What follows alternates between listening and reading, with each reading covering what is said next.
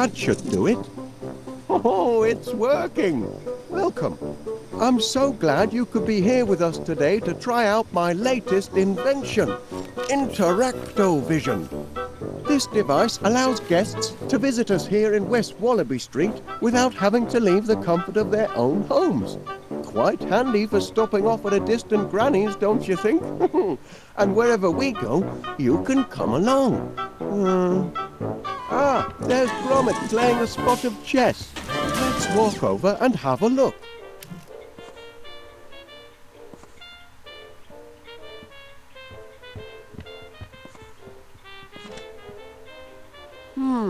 They're not playing.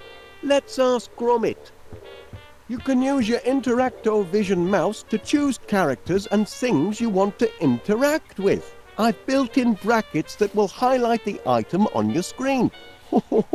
Dead handy that. Point at Gromit and click the left mouse button. Gromit doesn't seem very pleased. Point at Gromit and click the left mouse button.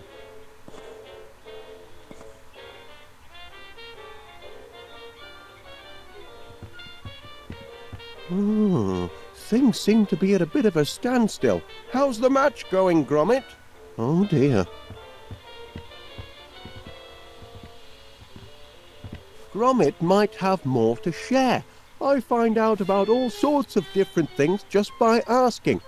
Let's interact with that broken chess piece the same way we did with Gromit just now. How on earth did that happen?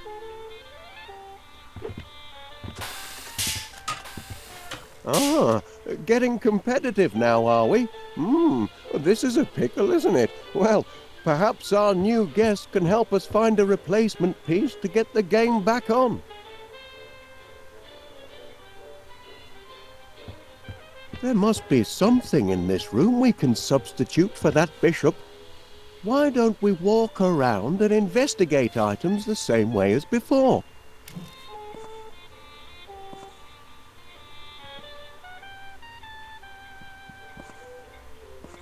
Hey, look at that.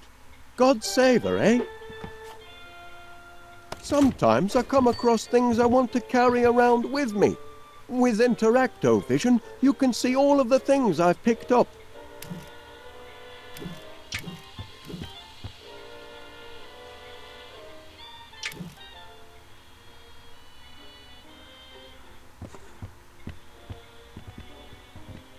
A piece for your game, Gromit. Oh, you've still got 2 queens. Might confuse things a bit, don't you think? So this won't do.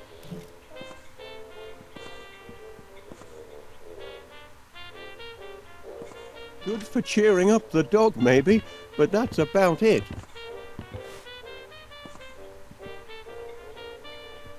The porridge gun, the latest in high-speed breakfasts and brunch defense.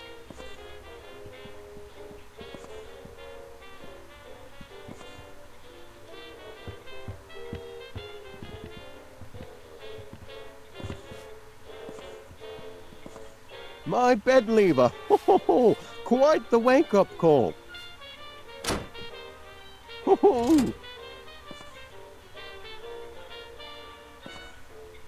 Nothing I need.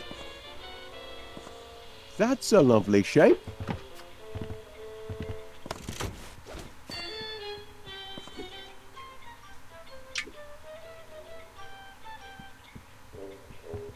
Here, Gromit, it's the spitting image of your bishop. This should work nicely. Bless you, lad. Well done and good thinking. You're getting clever with the Interactovision. Just the sort of ingenuity we could use around here, right, Gromit?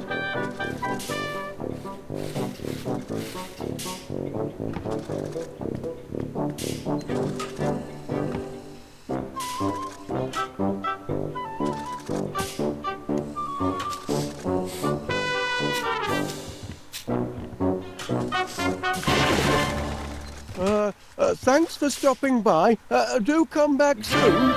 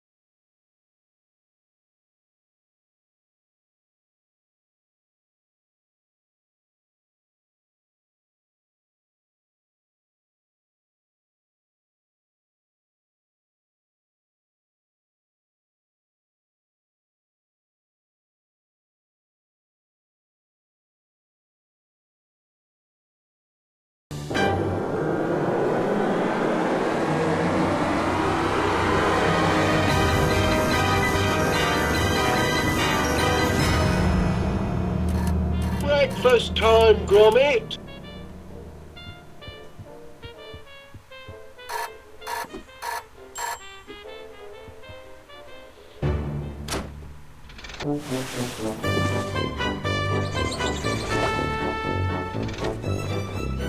Another perfect landing. Your turn to make breakfast, Gromit. Eggs, I think. And toast with honey today. Step to it, lad. I'm famished.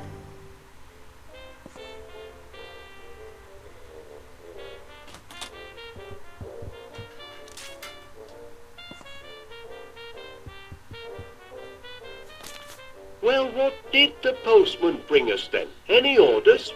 Hand it over, lad. The living room's out of bounds for now, Gromit. Had to use it for storage. Only temporary, mind. We'll need those crates once the orders start pouring in. No breakfast foods down there, Gromit.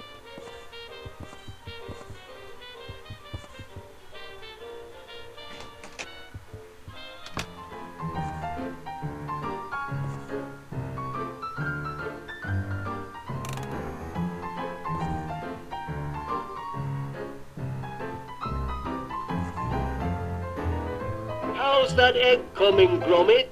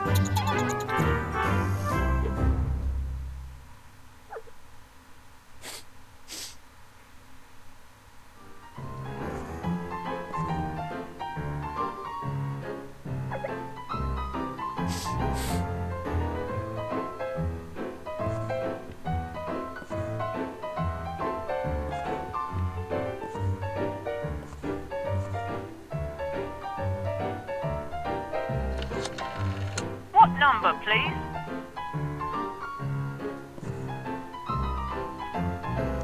Hi, old Wallace. Daniel here. Sorry to leave a message, but it's about that incident in my shop. That blinking mechanical mouse of yours has put me in a right pickle. Happening maybe a sniffer 3000 with advanced cheese tracking capabilities, but it chewed through all me fancy tail and me red lister too. Now, I know we've always been on good terms, but this morning I find myself not inconsiderably discombobulated, and I can't let it happen again, I'm afraid. I'm sorry to say that with the deepest regret, and following police advice, you and your blinking contraptions are barred from my establishment until further notice.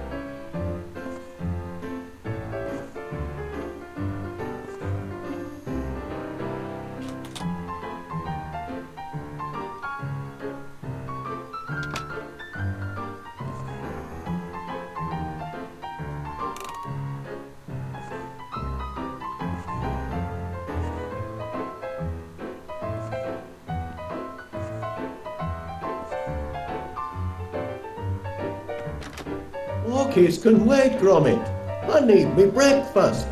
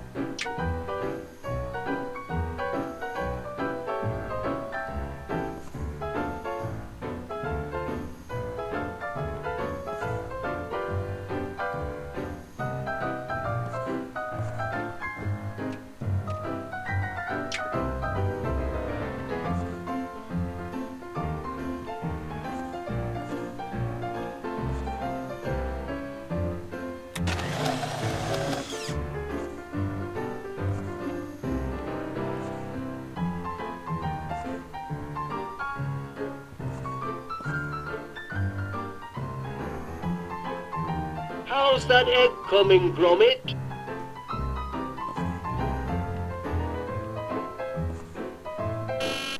Just a reminder, Gromit, in case you've forgotten.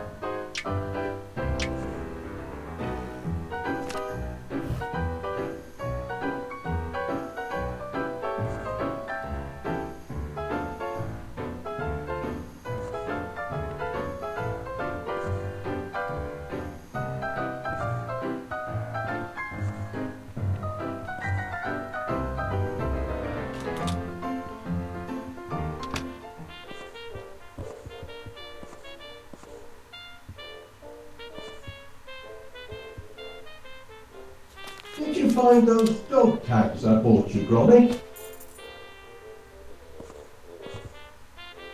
Walkies can wait, Gromit. I need me breakfast.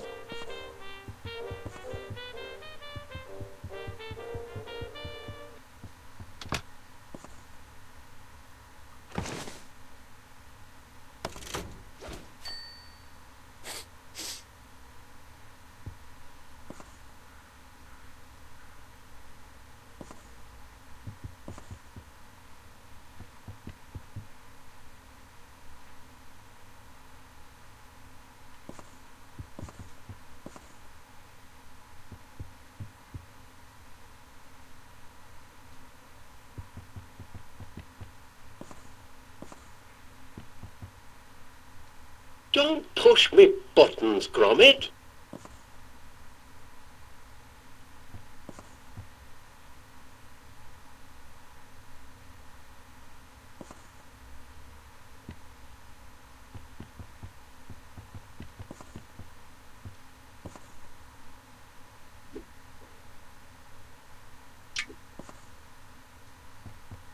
You won't find me breakfast up there, Gromit.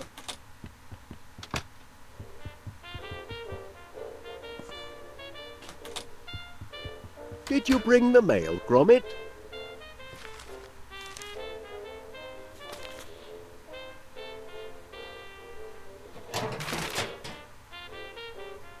Oh, no. Final demand? I don't know. There's payment due now. And a disconnection? Nothing but bills, Gromit.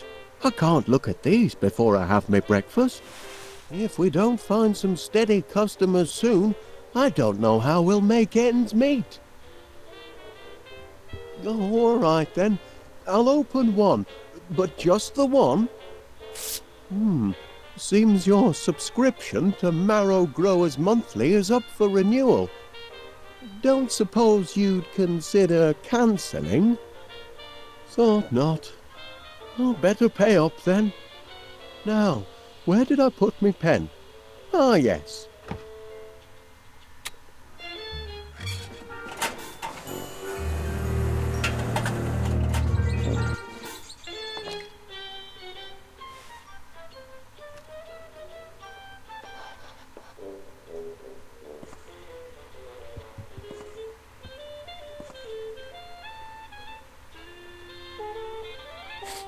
Silicon flowers, Gromit, a major contribution to our modern lifestyle.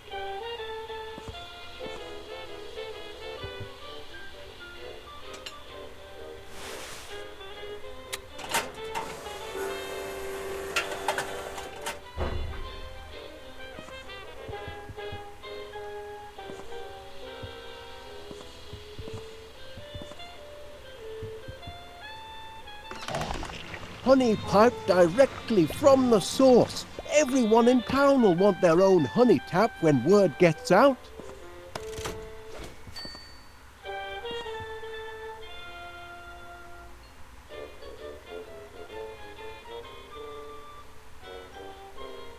They certainly pick a fine time to pile bills on a fellow just when the old piggy bank is empty. I'm trying to ignore them, but you do have a way of making me face up to the hard facts, Gromit.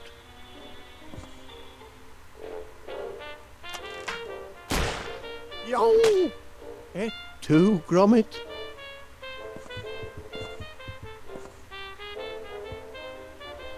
Don't push me buttons, Gromit.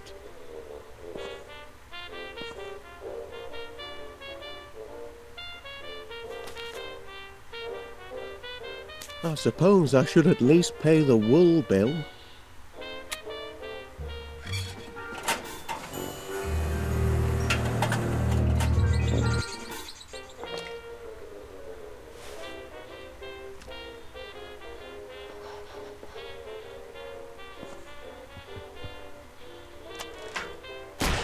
Huh? I'm going to have to put the safety lock back on. I wonder how long I could just let these bills pile up before the utility companies get miffed. It would make an interesting experiment.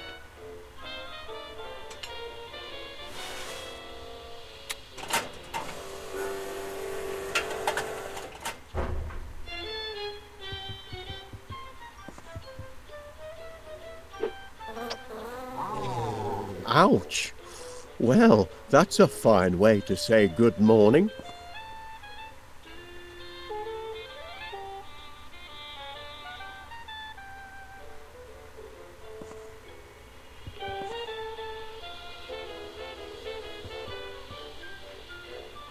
I'm down already, Gromit.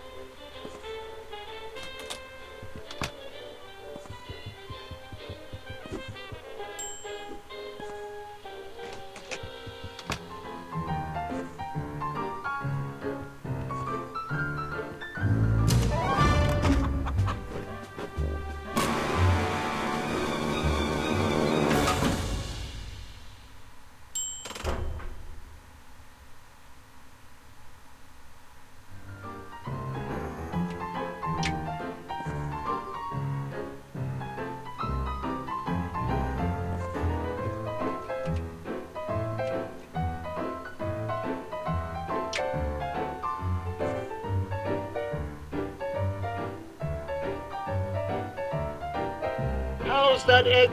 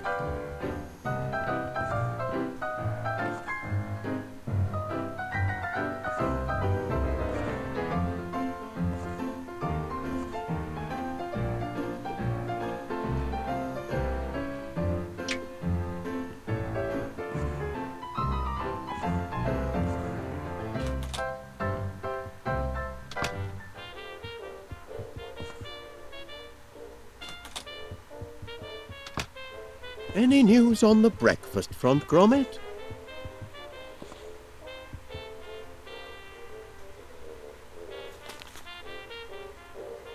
Ah, yeah, the electric's gone up. Once I convert the house to nuclear, electric bills will be a thing of the past. But for now, no choice but to pay up.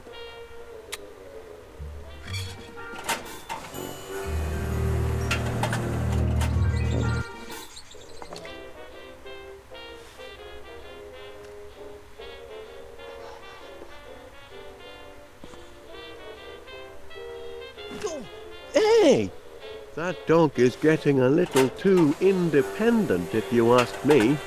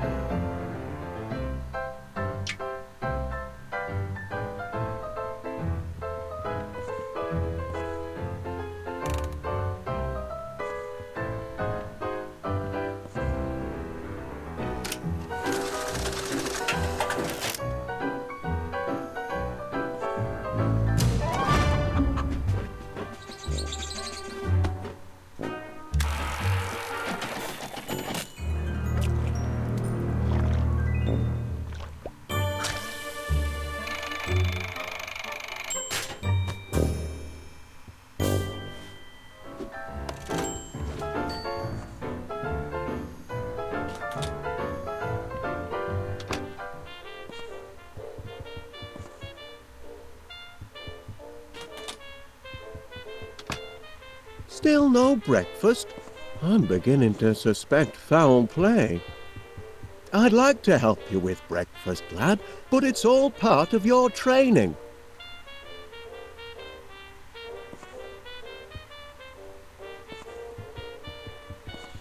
Eggs, toast and honey. I can practically taste them already. Hey! Eggs today, Gromit, not porridge.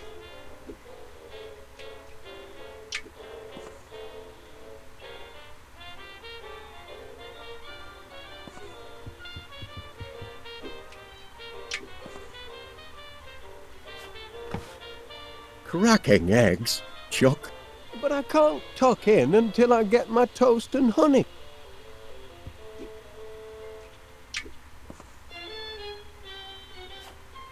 Done to a turn. My compliments to the chef. But I can't break my fast without honey.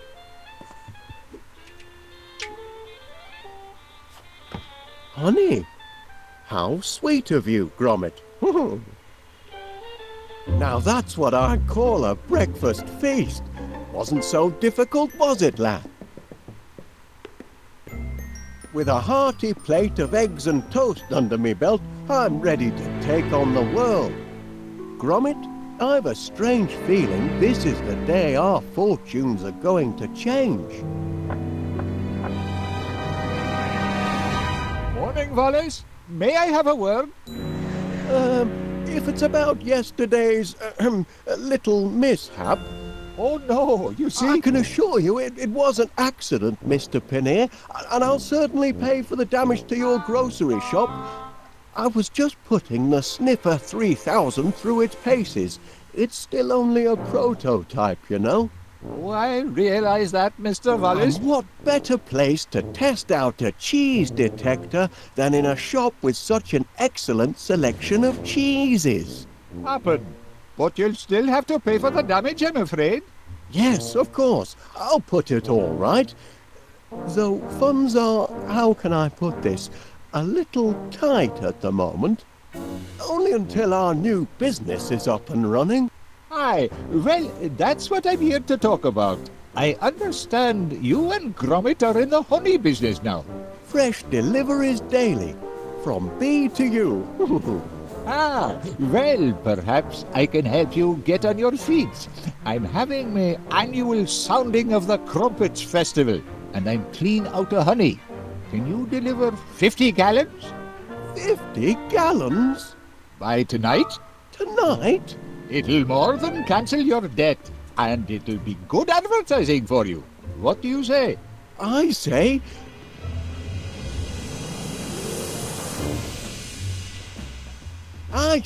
yes! We're in business, lad! Heads up, no time for slacking. From B to U has landed its first major order. 50 gallons of honey by tomorrow. I want this place to be a hive of activity. It's your chance to show the world what sort of workers you are. They're certainly buzzing with excitement. Or maybe they're hungry. Did you remember to feed them this morning, Gromit? Never mind, lad. I'll do it.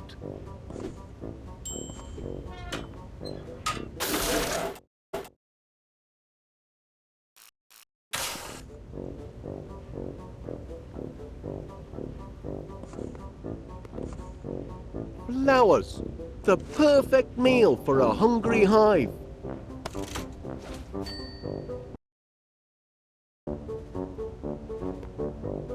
The remote control for my Sniffer 3000.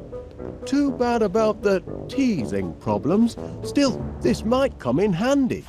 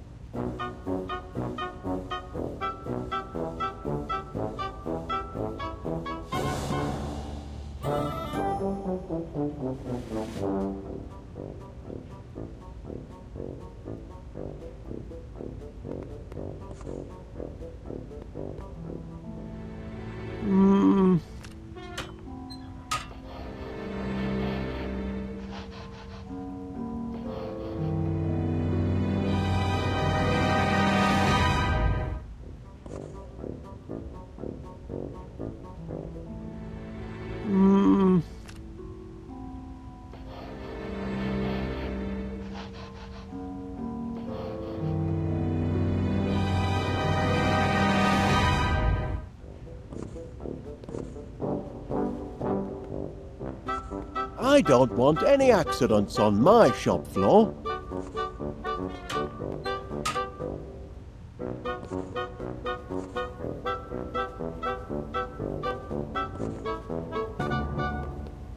Nothing like an inspirational poster to boost worker productivity. For some reason, my boys aren't terribly fond of this one.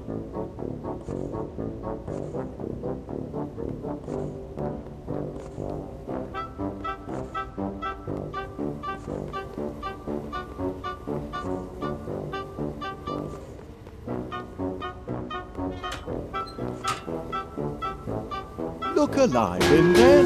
Ah.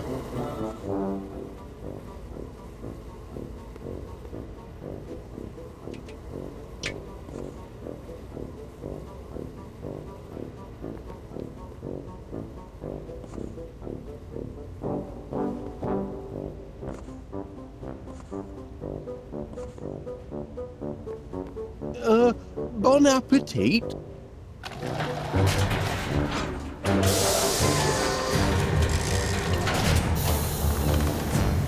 Oh!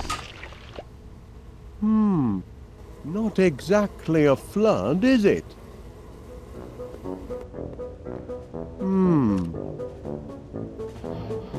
flowers, Gromit. That's the weak link in our production chain. We need more flowers. Now, where can I find a whole lot of flowers in a hurry?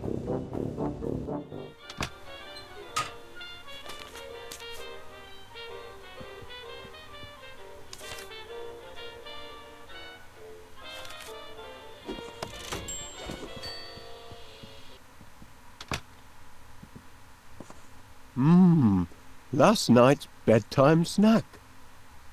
Gorgonzola makes a nice change from Wensleydale.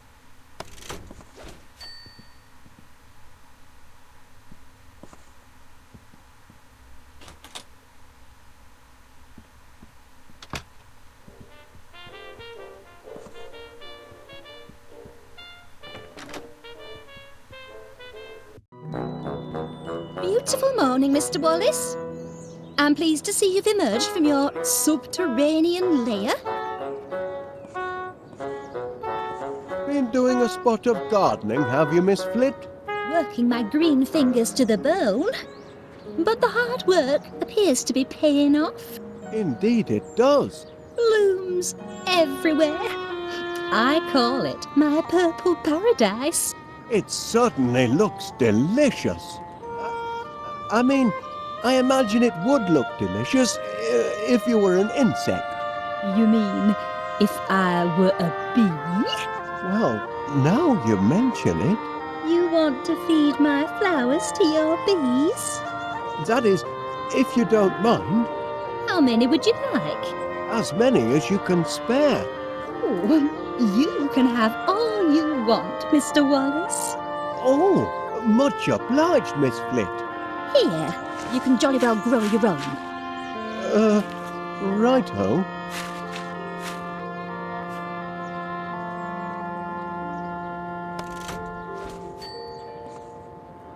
That's a healthy looking, what do you call it? Foxglove. If you want to grow them, you've got to know them. Such a fragrant bouquet.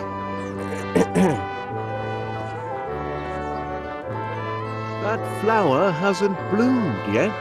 I know it hasn't, the lazy thing. Oh, but the wait will be worth it. Oh? This flower will be the piece de resistance of my purple paradise. And the scent, absolutement heavenly. I'm simply mad about the purple pansy.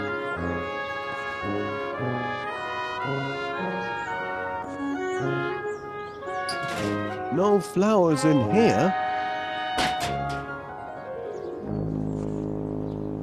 There's nothing growing here.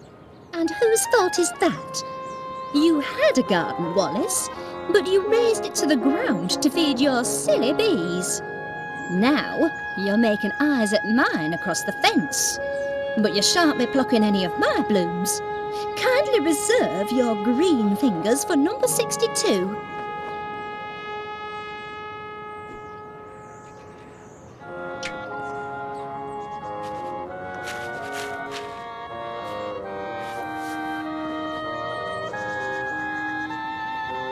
There now, with hard work and a little luck, you should have a nice bed of flowers in 2 or 3 months. I can't wait 2 or 3 months. I've got a deadline. This evening. Oh, you poor simple man. Nothing grows that quickly. I wonder. Rex Armstrong's Quick Grow Muscle Formula. Watch them sprout in seconds. If it works on people, perhaps I could adapt it to work on flowers. 3 miracle ingredients. Grow-ting, Energize, Strongium. Well, I need a miracle, and fast. Shouldn't be too tricky to knock up a batch myself. Then we'll see who's got the grandest garden in West Wallaby Street. The hive will be humming in no time.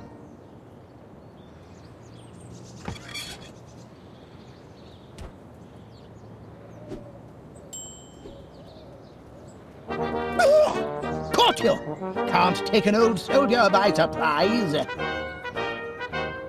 Morning, Major Crumb. It is, if you don't mind enemy invasions. I beg your pardon. Didn't you get my message? Received intelligence of a major air assault. Expect the sirens to sound any minute.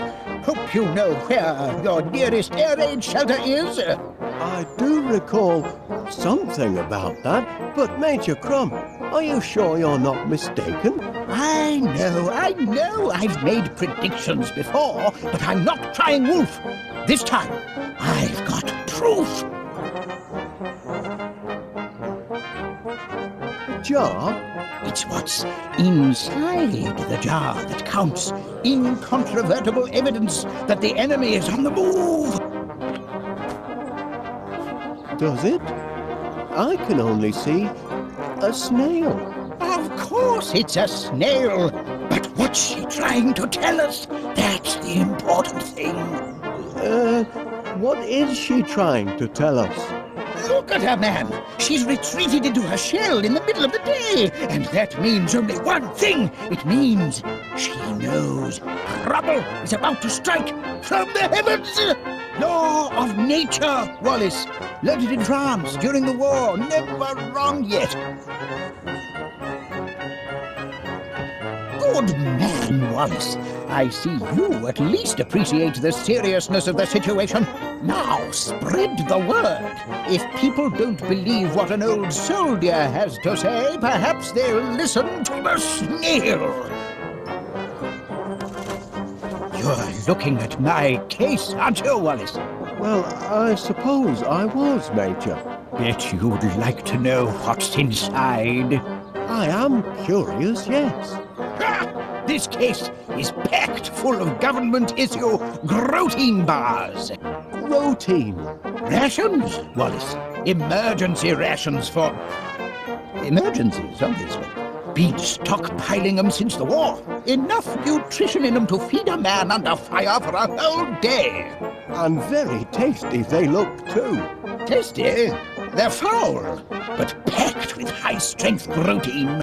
I'd love to try one. Out of the question, I'm afraid. You don't have clearance. And besides, protein bars are only issued in the event of civil emergencies. Orders are orders, Wallace.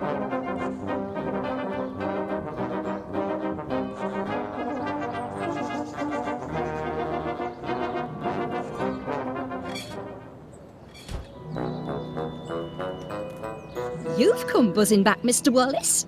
As a bee to a blossom, eh? Have you noticed? I put a new roof on Mr. Nutter's house. Mr. Nutter? Surely you're acquainted with our neighbour, Mr. Nutter, the squirrel. I'm not on first name terms with any of the neighbourhood animals, I'm afraid.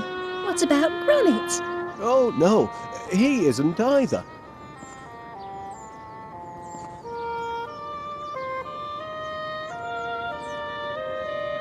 You're persistent in your attentions this morning, Mr. Wallace. I realise this may seem a trifle irregular, but Major Crumb insisted I show you this.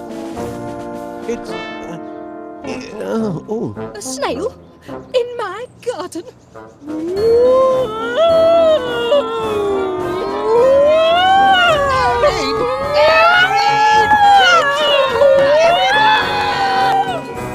Have you lost your mind, Wallace? I'm not sure, to be honest.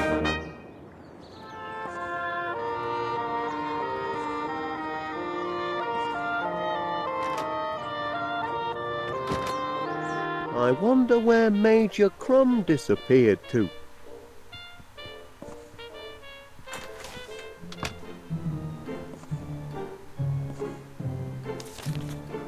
It's empty. I could have sworn there was a tea bag left. Hold on a minute. Strongium. That's one of the ingredients in Rex Armstrong's Quick Grow Muscle formula. I need that tea bag.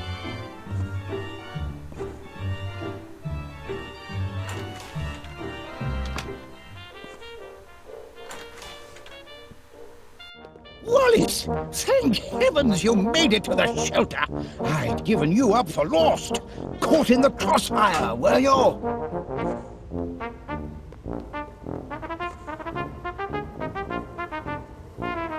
You've got to get your mind off the carnage up there. Would you like to hear one of my old war stories? I'd help pass the time. Well, I hate to... Of course you would. I brought visual aids. I can still see it perfectly. After all these years, it was toward the end of the war. There What a face! That's me kitted out for heavy combat. That helmet took many a dent before the war was through. Without it, I could have become seriously loopy. Take my advice, Wallace. Never go into battle without a regulation helmet like the one in this picture. As I was sitting... Who's that fellow?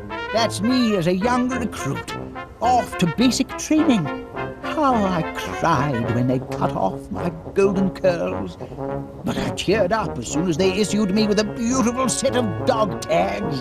Dashed useful dog tags. If you happen to forget your rank or name, you've got it right there. Never go into battle without your dog tags, Wallace. Now, there's a sight. That's me posing with Mother next to my 40mm Bofors. Look at the size of that monster. Big Betty, we called her. The gun, not my mother. Sounds like you were quite a soldier, Major Crump. Well, Wallace, why the past tense? Oh dear. Once a soldier, always a soldier. Something you civilians will never grasp. And I'd be happy to prove it by charging into the fray. That is, if I were recommissioned and had a proper helmet with a cute little brim, and if I could find someone to take charge of this shelter and distribute the protein bars. Pardon me, Major. About those protein bars of yours. Rations, Wallace. Emergency rations for... emergencies, obviously. Been stockpiling them since the war. Enough nutrition in them to feed a man under fire for a whole day. And very tasty they look, too. Tasty? They're foul, but packed with high-strength protein. I'd love to try one. Out of the question, I'm afraid. You don't have clearance. And besides, protein bars are only issued in the event of civil emergencies. Orders are orders, Wallace. By George, this is an emergency. Private Gromit! I hereby issue you one protein bar. Guard it well, and see that it lasts you all day. Wallace, here's one for you as well. Much obliged.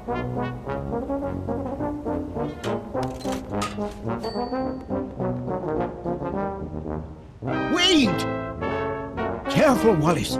You're heading into hostile territory. The enemy has clearly landed, and most likely set up camp in West Wallaby Street. Who knows what the blighters have done to our once peaceful neighborhood? If you make it back alive, you'll have to give us a full report. In the meantime, eat your protein rations. The protein will keep your strength up, especially if you're captured. Brave lad! We'll keep the home fires burning.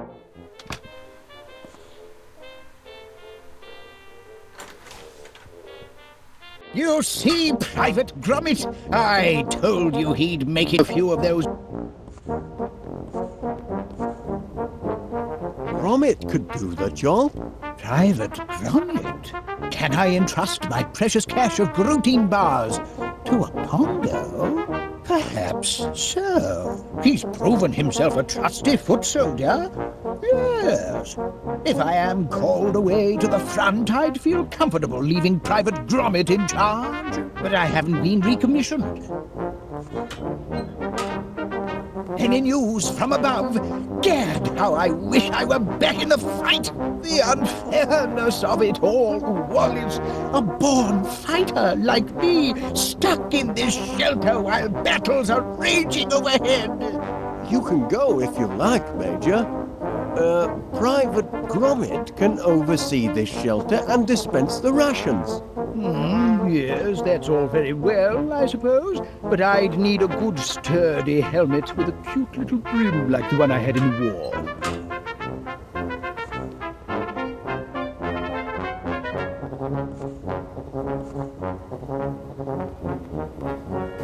Ouch!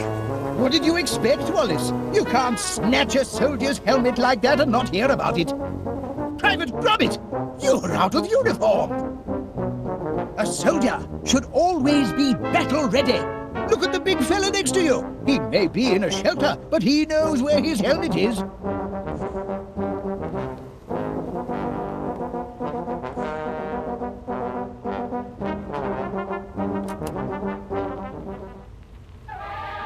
My workers are very devoted to their queen.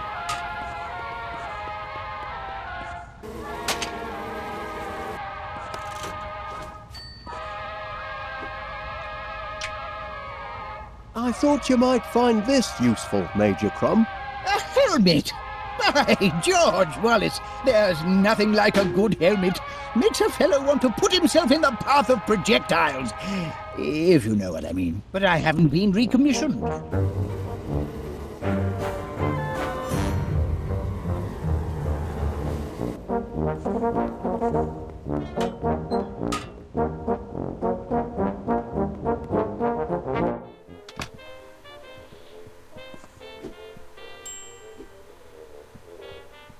So that's where the dog tags went. I'm sure Gromit will be glad to get them back.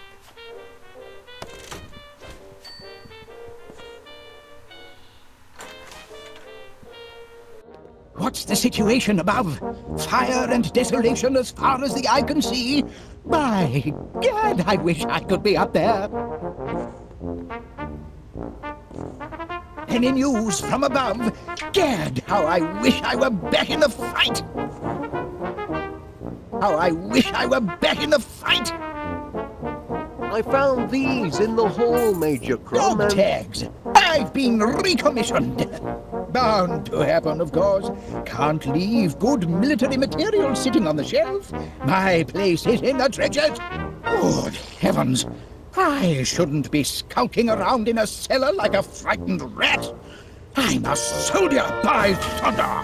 Private Gromit, I hereby appoint you officer commanding this air raid shelter. Here, you pass out the rations. I've got a war to win. Charge!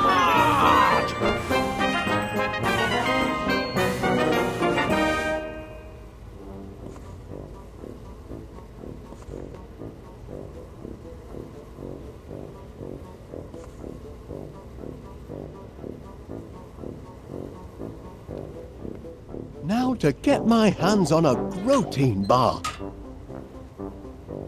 Gromit!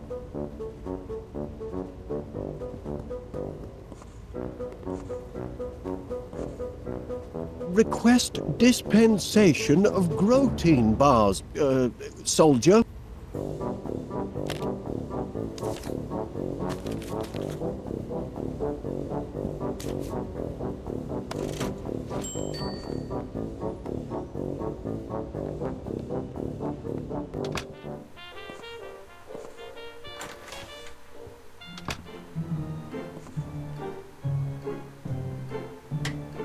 No more bread.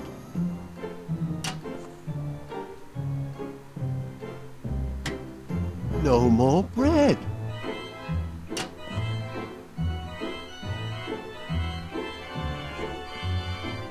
Cold toast.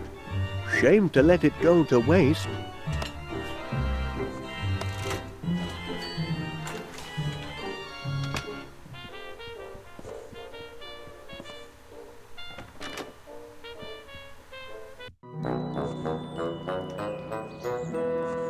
Oi, come back here, you thieving rascal. That's my tea bag. I won't have you threatening that dear little creature. Not while he's in my garden. Back again, Mr. Wallace? I'm flattered. Here you are, little fella. Try some toast. Yes, do feed him. I'm sure the little mite's hungry.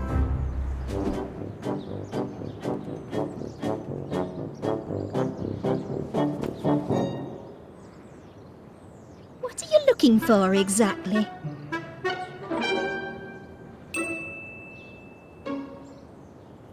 You've come buzzing back, Mr. Wallace. As a bee to a blossom, eh? I wonder, Miss Flit, if you would be so kind as to, hand me that tea bag. Tea bag, Mr. Wallace? What tea bag? The one on your, ooh. Are you feeling quite well, Mr. Wallace?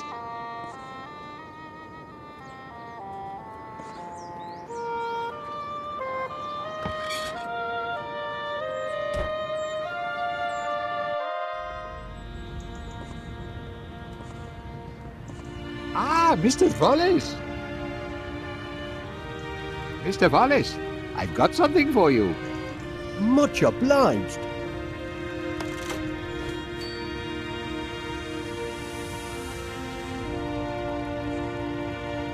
That looks like... Can it really be cheese? Indeed it is, Wallace. Wensleydale, your favourite? And am I to take it that these are... Yes, free samples. Go on, duck in. Don't mind if I do, Mr. Paneer. One for now. And one for later.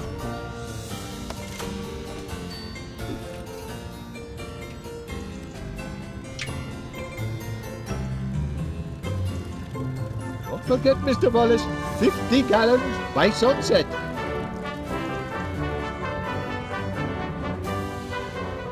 Well, if it isn't Wallace. I had a notion he'd be nosing round the police station this morning. Morning, Constable Dibbins.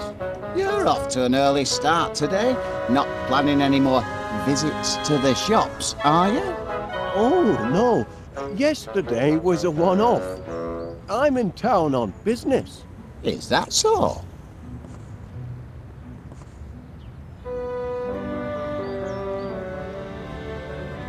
Oh, there's Miss Sniffer 3000, banged up like a common criminal. Oh, breaks my heart. That cheese detector's not a bad machine, just a bit overkeen. It's all the energites in its system. Energites? It seems to me, yes. Energites is one of the ingredients in Rex Armstrong's Quick Grow Muscle formula. I used my last Energite battery to fuel the sniffer. I'll have to get it back if I want to finish the formula.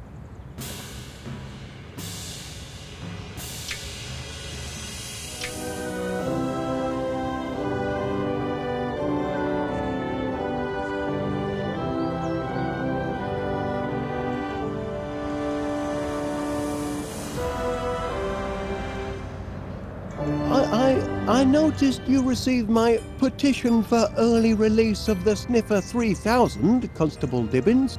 Yes. And I notice it's attracted the signatures of just one man and his dog. We're only appealing for natural justice. But your blinking cheese detector thingamy, what do you call it, destroyed an entire grocery store. Teething problems. It's still only a prototype. A prototype? It's a villain, if you ask me. A diabolical device. You can see that in its face.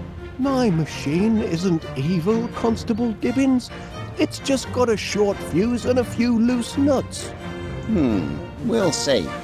I'm going to formally interview this glorified tin can of yours, and if it can convince me that it's not a menace to society, then perhaps I'll release it into your custody.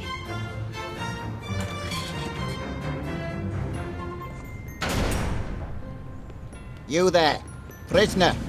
Kindly look at me when I'm talking to you.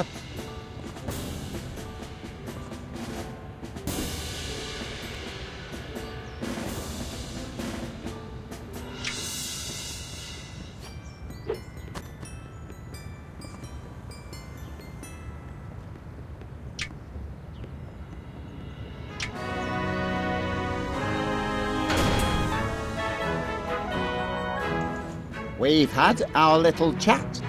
And? I'm afraid there's no talking to your sniffer. Hardwired for criminality, I'd say.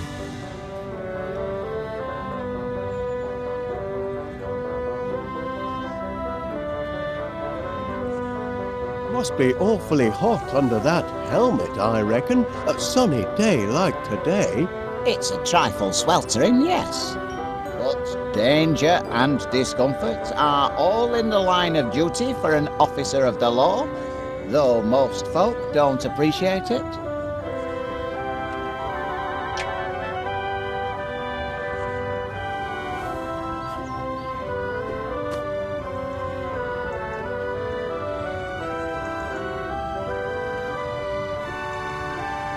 Can you see fit to grant my appeal, Constable Dibbins? Not on your Nelly. That heap of nuts and bolts is now but trouble. Couldn't give me a single straight answer when I tried to interrogate it.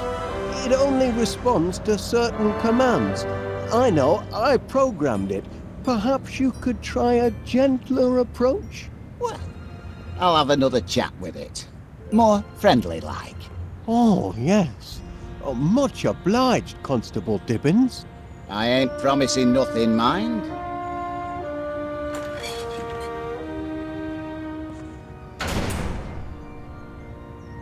Time we had a little chat. Look at me when I'm talking to you.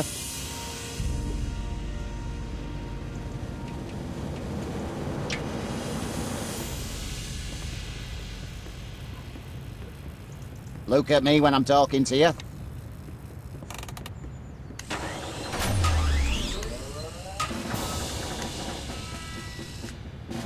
That's more like it. Now you've had time to think, what can you tell me about what happened yesterday? Feel bad about what you did, do you?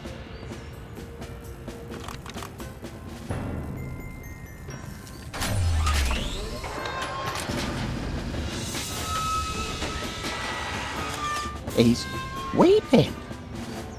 Maybe this contraption's got feelings after all.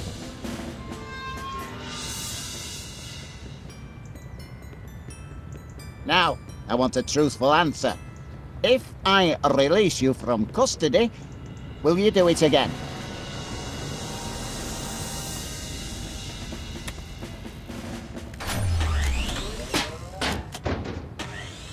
Well, I'll be darned. The prisoner has been interviewed. Yes? And having exhibited signs of repentance, I am prepared to release you into your protective custody, provided, Wallace, you give me an assurance that you'll keep your blinking eye on him. Or it. Or whatever he answers to.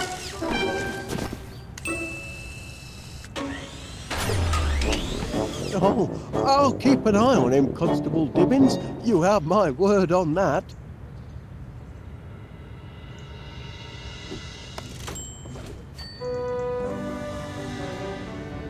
Hey up, Wallace, love. How's business?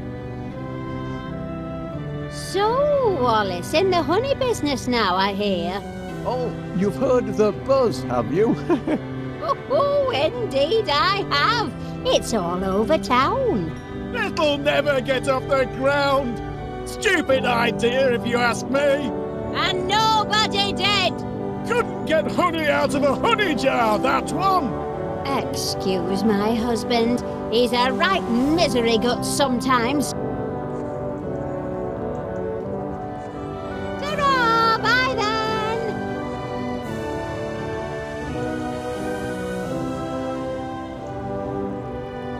Could those be? I couldn't help but notice the flowers on your window ledge, Mrs. Gabberlin. Aye, lovely, aren't they? Bring a touch of summer to the town square. Especially the purple pansies. Always been partial to pansies, me. You should see the flat. It's full of them. They're blinking weeds, if you ask me. Can't abide them. Oh, go and suck a lemon, you moaning ninny. Ah! Oh, now look what you've done, you clumsy oaf. And open up that window when I'm yelling at you. All right. But only to prove your insults don't get to me anymore. I can deflect them all. Is that so?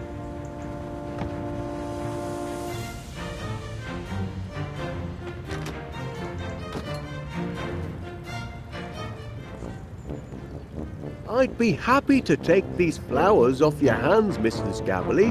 That is, if they make your husband unhappy. That's a good reason to keep 'em, to my way of thinking. But go ahead if you want 'em. Much obliged.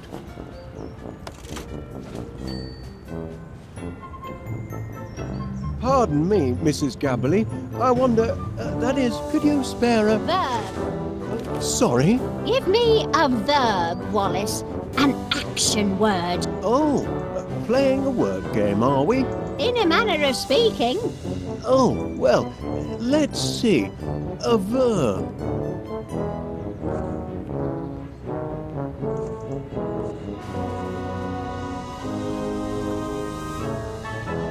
I'm sorry, what was it you wanted?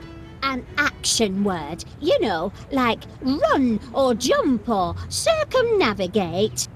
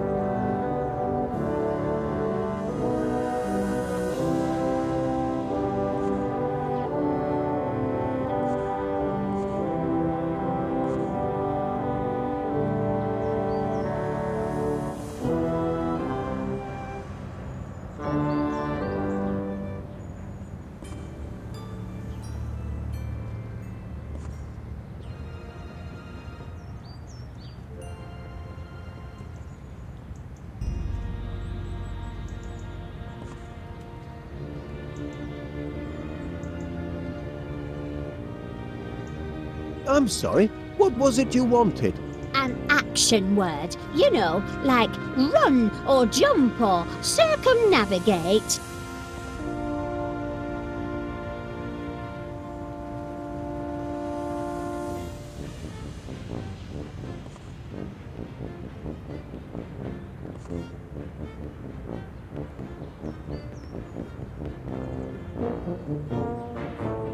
Hop is a nice action word. Ooh, I like that. That's a good one.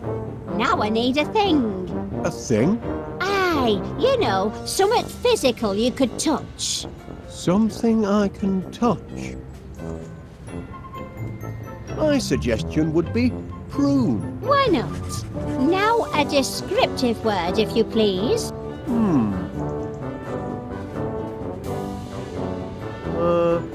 Mild? Oh, that's a corker, that is. Last one, nearly done. I need another thing. Or like a person or animal. A person or animal? Now, let me see now.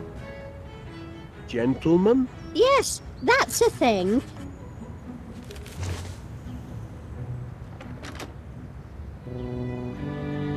Hey! What is it now? Go pop! A prune, you mild gentleman! Hey! You do know how to wound a bloke, Winnie.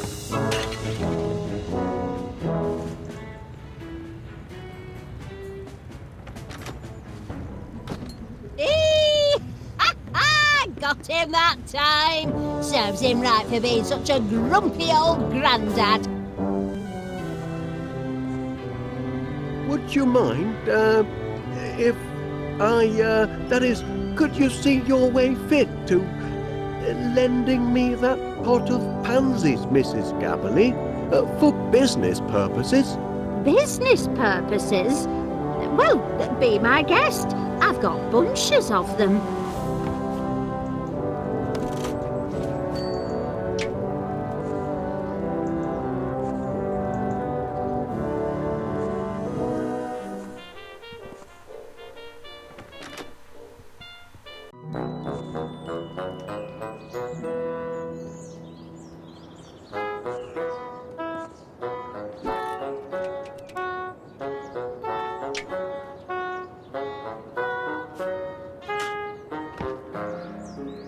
Miss Flit, if you'll just take a look at the pansies, I think you'll... I told you, Mr. Wallace. I refuse to let those yellow hooligans have the satisfaction of... Oh, purple. You see? They're mending their ways. They just needed a firm talking to, that's all. Mother forgives you, you naughty little pansies. Sweet satisfaction, Mr. Wallace. Yes, indeed. Very sweet.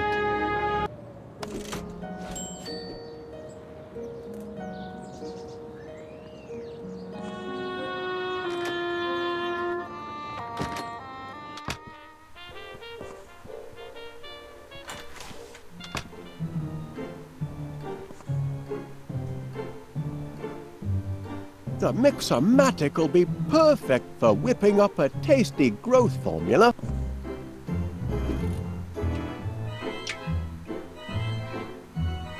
One generous chunk of protein to give it texture.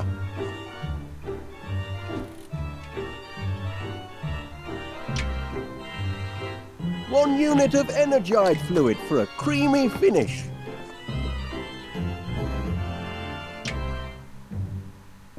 One dose of strontium into the mix. Now to mix up my very own quick grow muscle formula.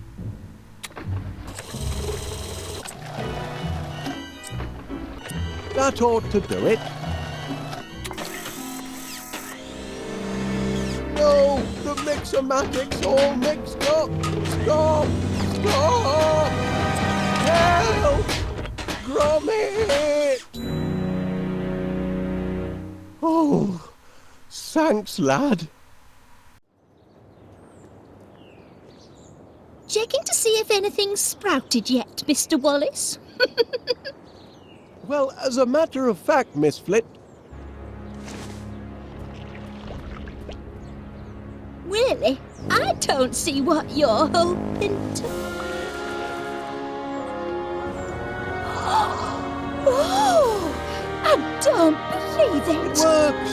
It works! The homemade quick grow miracle muscle formula works! We're in business, lad. You see, Gromit, look where a bit of enterprise can get you. If I hadn't found that flyer you chucked in the bin, I'd never have been able to concoct my miracle grow formula. And then where would we be?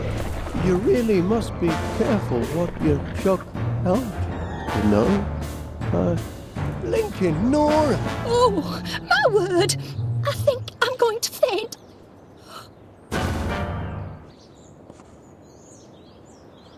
This ought to be plenty of fuel for the old pollinator.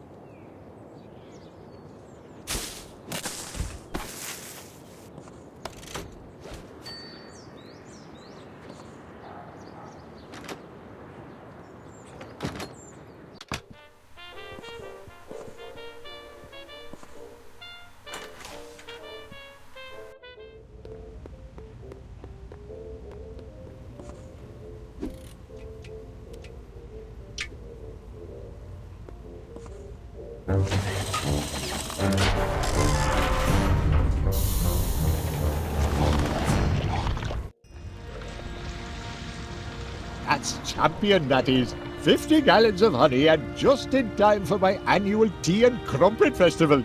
Pleasure doing business with you, Wallace. Always aim to please, our bees. That's the last of our bills, Gromit, and we've got just about enough left over for that little holiday we've been planning. This year, I fancy Blackpool. Oh, yes, lad. I think our money troubles are over at last. Air raid! Air raid! Petrol Oh, dear. stations everywhere! Not this again. Excellent vantage point. Prepare for a crash landing, you devils! Sorry, Wallace, but I'm going to have to commandeer your dining room. Now, just a minute, Major Crumb. No time to argue, old man. The whole town's under bombardment. But Here they come!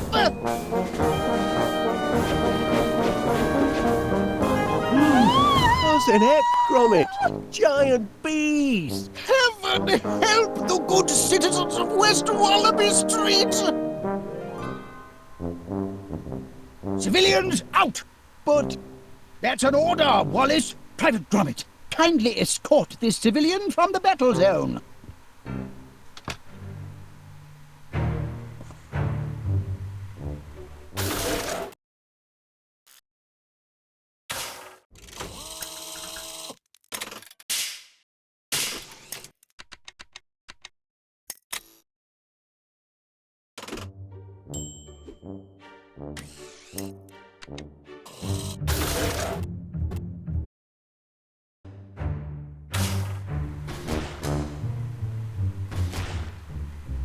That's right, soldier!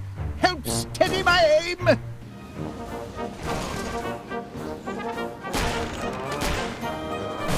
Missed him! Not the blatter!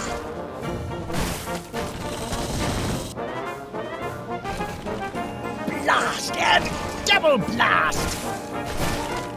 Bullseye!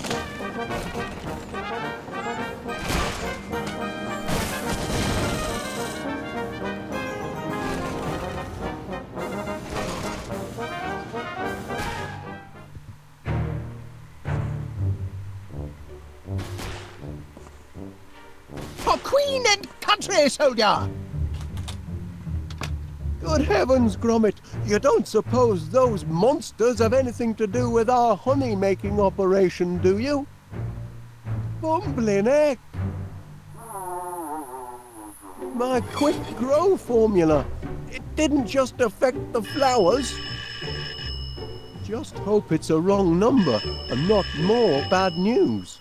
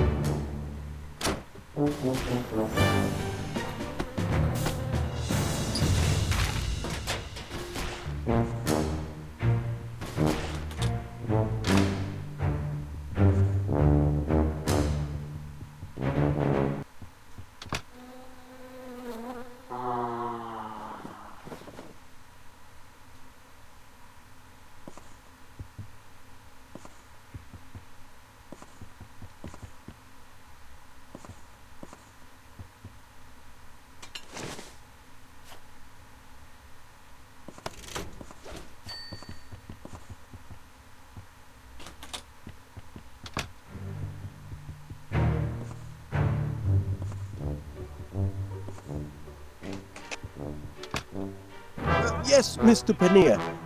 Well, of course you're upset.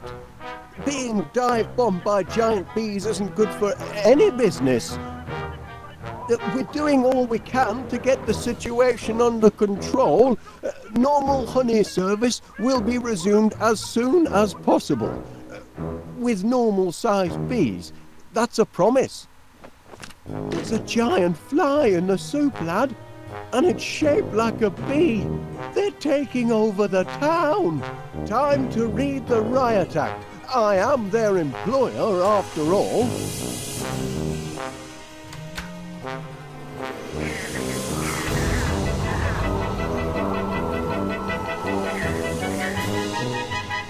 Oh! They won't listen. They're completely out of control. This honey business has a sting in the tail and no mistake. Oh! Do something, Gromit! Hello, from B to... Oh, Constable Dibbins. Well, of course I'll try. Ah, Mr. Gabble here. I ain't much good at eating humble pie, but I spoke out of turn yesterday. You're not a daft apers after all. What I said to you, I take it all back. You're a credit to the town. Just a minute. What's this? Ah! Giant bigot bees! Oh my giddy heart! There's only one nincompoop round here what could have caused this! Yes, I know. It's terrible. Oh. Careful with the auto-flip frying pan, lad. The timer mechanism is very delicate. It's liable to spring at odd moments. Yes, I know, it's terrible.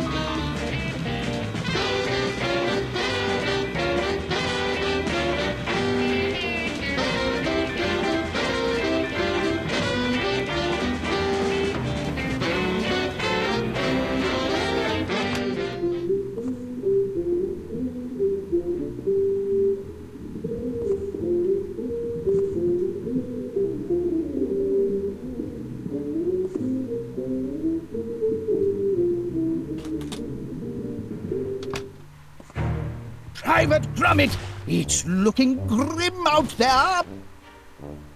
Good man, Private Gromit. Help me bring these blighters down.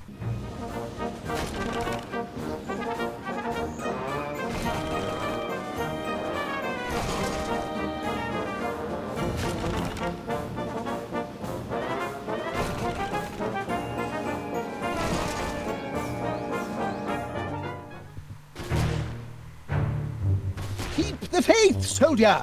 West Wallaby Street needs you!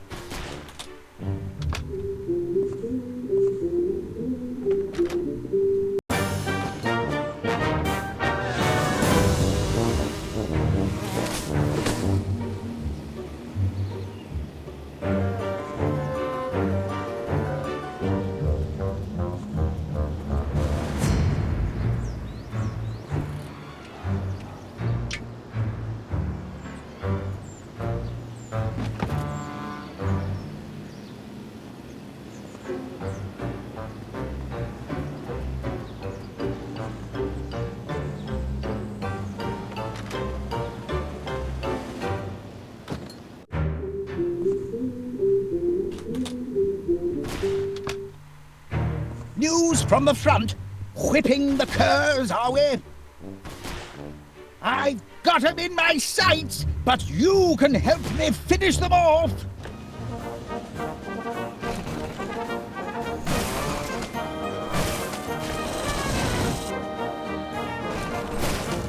Bullseye!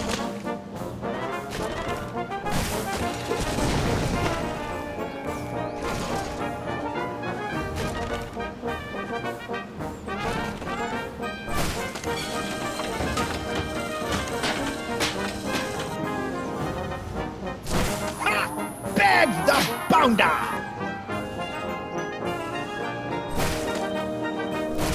Confound it! Try getting out of that one, fly boy!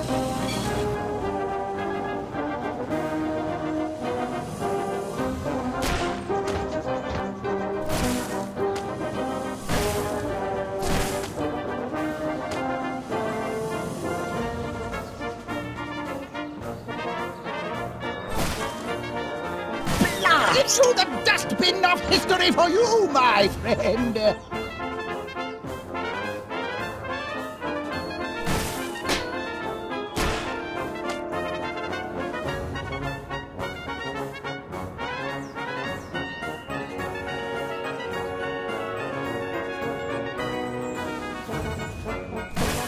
Back in the air, blast it! Into the dustbin of history for you, my friend!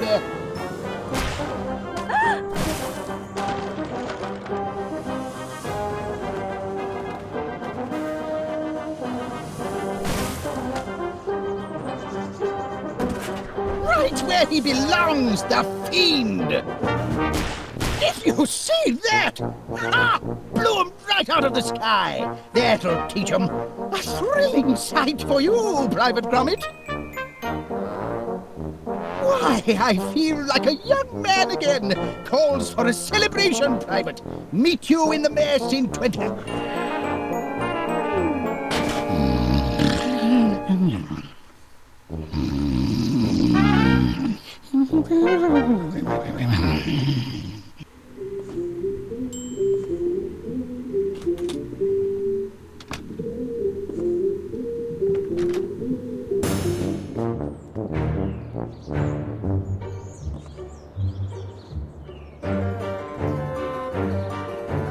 Yoo-hoo! Gromit! Up here! Now, listen to me, nice doggy-wuggy. I'm trapped in this tree by giant bees. Do you understand? You must take a message to your master. I need him to get me down from here. Can you tell him that? Oh, wait a minute. Give him this. It's a note. Oh, tell him to hurry. I can't hold on much longer.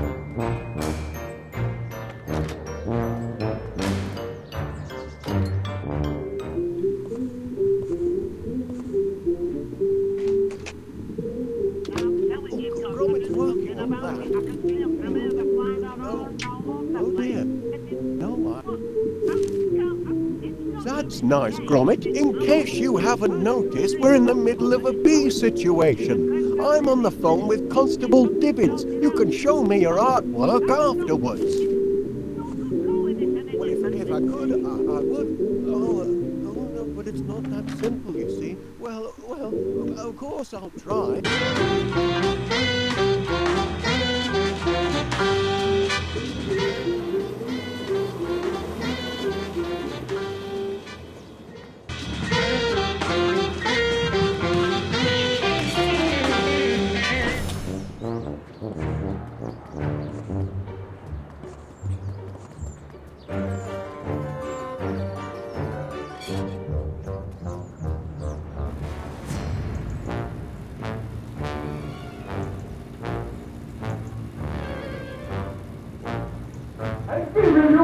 Somebody call the police! Get the army! Do something about these bees! I am stuck in my room! I cannot get out!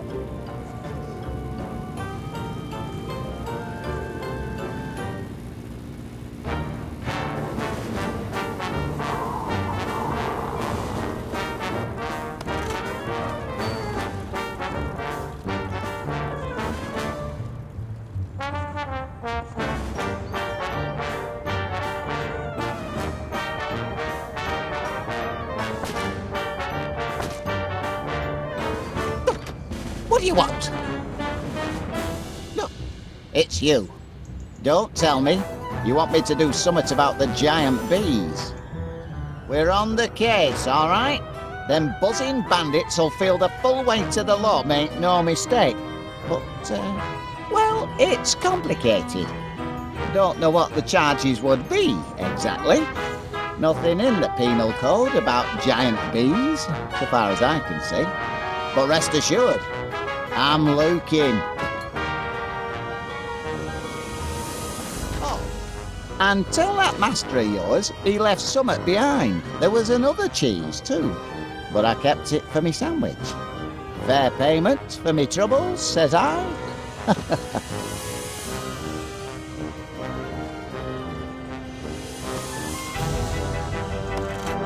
Hello, Chuck.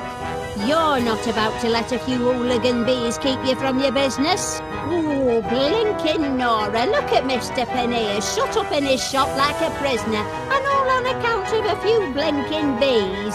You don't see Winnie Gabberly chucking in the towel. Didn't close during the hedgehog riots of 72, and I ain't closing now.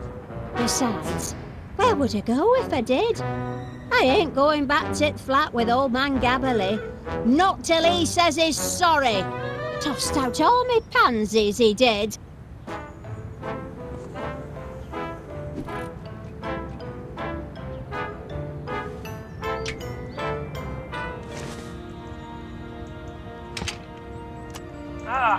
Mr. Gabble here. I ain't much good at eating humble pie, but I spoke out of turn yesterday. You're not a daft apers after all. What I said to you, I'll take it all back. You're a credit to the town. Well, fighting dogs come limping home. There now, weren't so hard, were it? Is that you, Winnie? Breaking code of silence, are you? No need for silence now you've shown a bit of humility. Humility? Me? Never! Oh, you don't fool me. You're just a big old softy, and I know it. Hey, I need me head examined. Keeping shop open when town's crawling with giant bees. What's got into you, Winnie? Stay back, I say! Oh, Winnie Gabbly!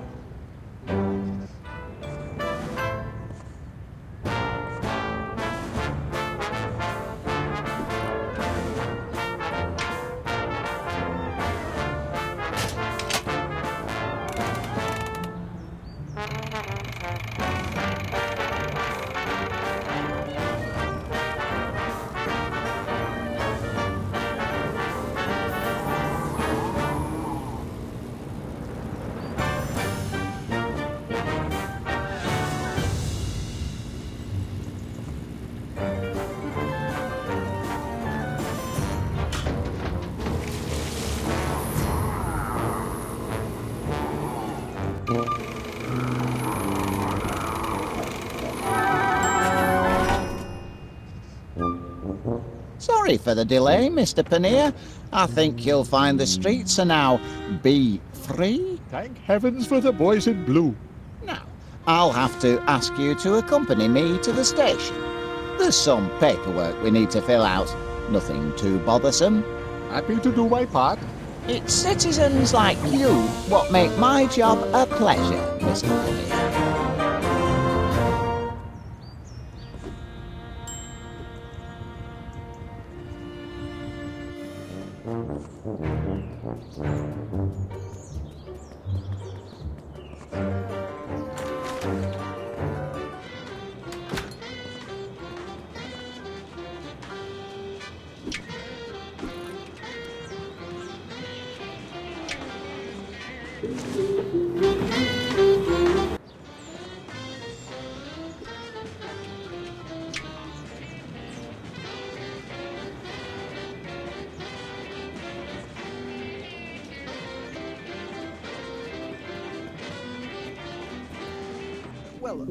I know Constable Tibbins. Well, yes, like I said, he's very well trained. Right then. Goodbye, Constable. Good work, lad.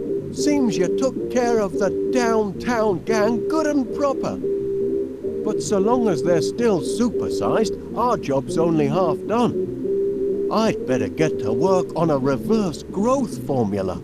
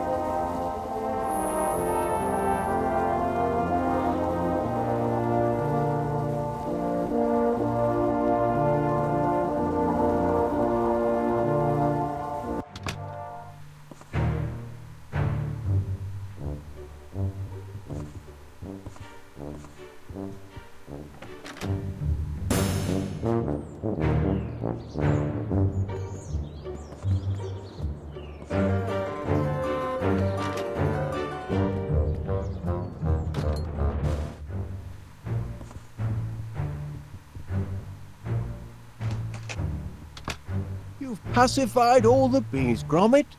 Good lad. I knew I could count on you. Help! Wallace! Someone! That sounds like Miss Flit. Help! Get me down from here! Don't panic. I'm coming, Miss Flit. Oh, it seems I'm underdressed. Gracious!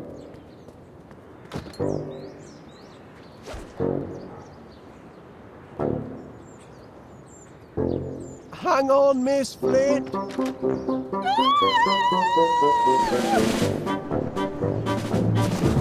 My saviour! So that's the story, Miss Flit. I'm afraid my miracle growth formula led to some supersized problems. I hope you're going to get rid of the infernal stuff. Oh, I am. And rest assured, all the bees have been dealt with safely and humanely. Well, that's a relief. But weren't you scared facing down an angry swarm of giant bees all by yourself? Frightened? Oh, well,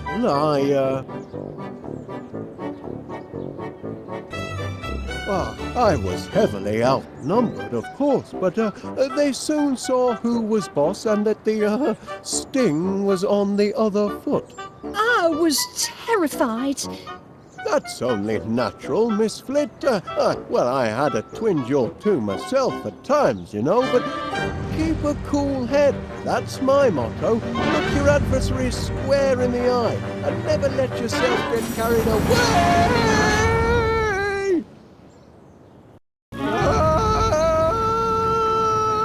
Put me down! Get off! It's got me! Lincoln Nora! The Queen's trying to turn me into royal jelly! The ingratitude! After I've built her a hive in solid brass and a magnetronic pollinator thingamajig to take all the hard work out of money making. Oh, I'm beginning to think I should never have mixed this growth formula at all. I ought to chuck it away. Hey! Easy, old girl. No need to get excited. Put me down gently and no one will get hurt. Oh dear, nothing in the beekeeper's manual about aerial abduction. Help! Help! Gromit! Attaboy! I knew you'd come through! Raise the ladder, lad!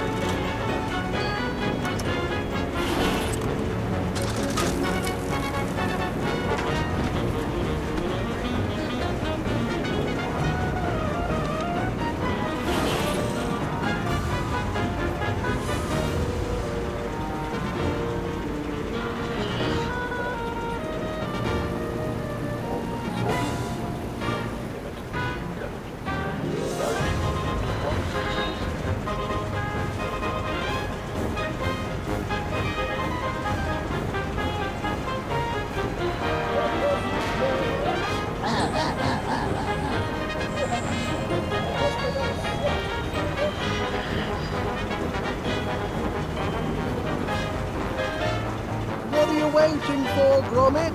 Raise the ladder!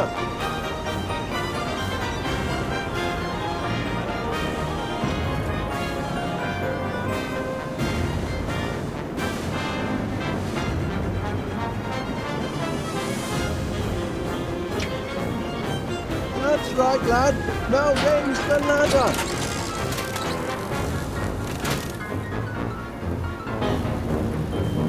Oh!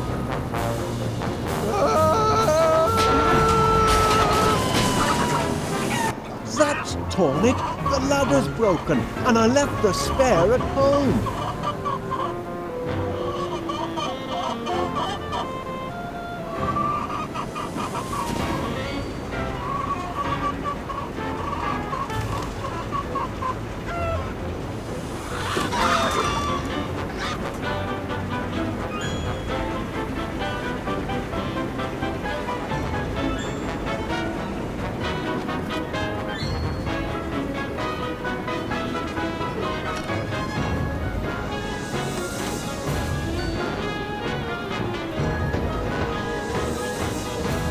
Lend me a hand, Gromit.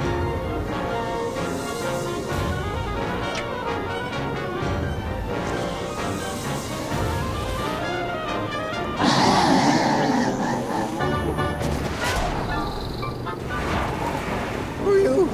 Back on terra firma. Well done, Gromit. Gromit? Gromit! You all right, lad?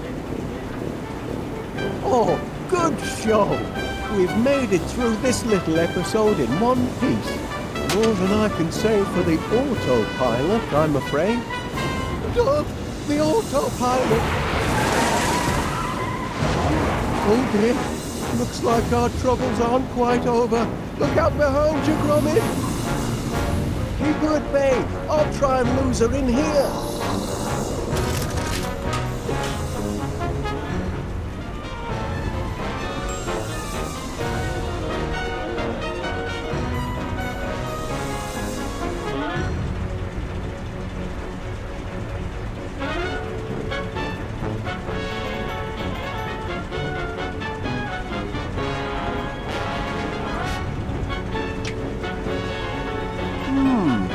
Perhaps the honey could use a little kick.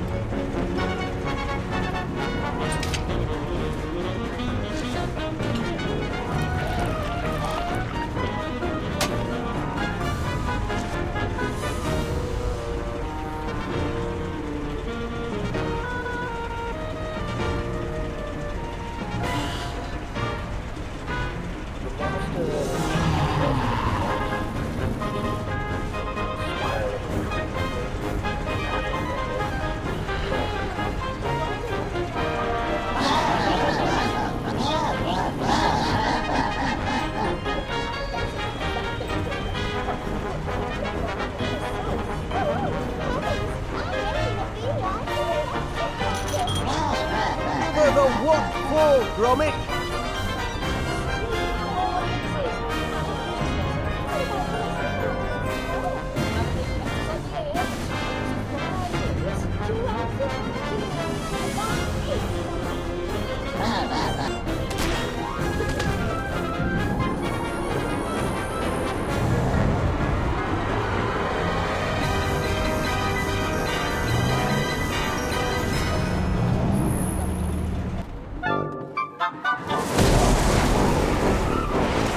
Bagged her, Gromit. Ooh, cracking teamwork, lad.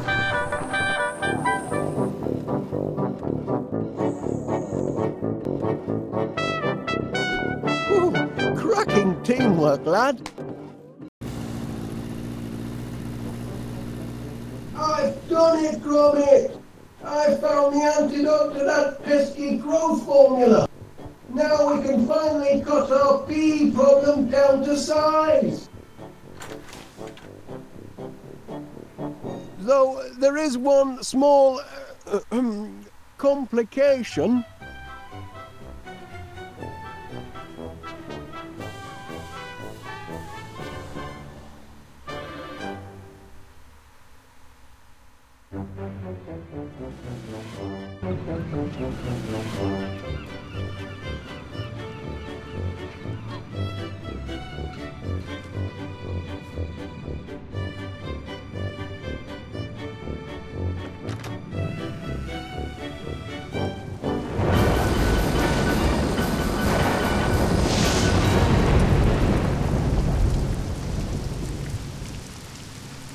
Help!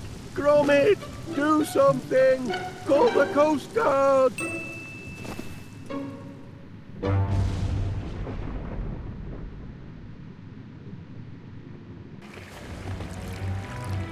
Talk about raining cats and dogs, our plumbing's in a right pickle.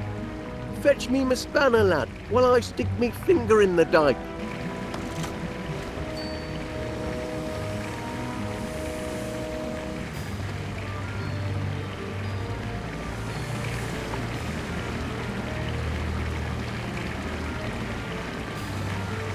I shouldn't bother with that, Gromit. It's still only a prototype.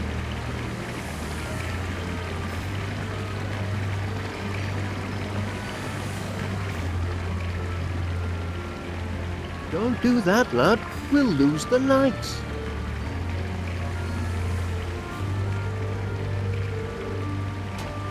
Just the job. Bring it here now, will you, lad?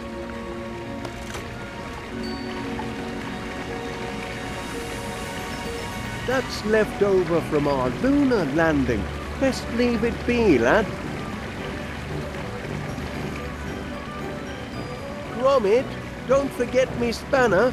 It's down here somewhere.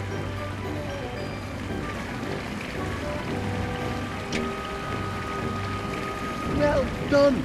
Our troubles are over. Whoops.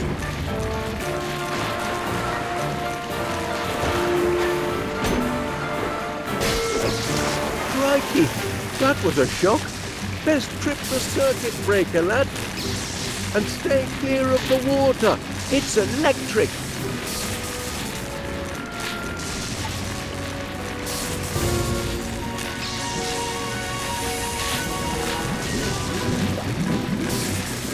Look out, lad. The tide's coming in. Best find another way to the circuit breaker.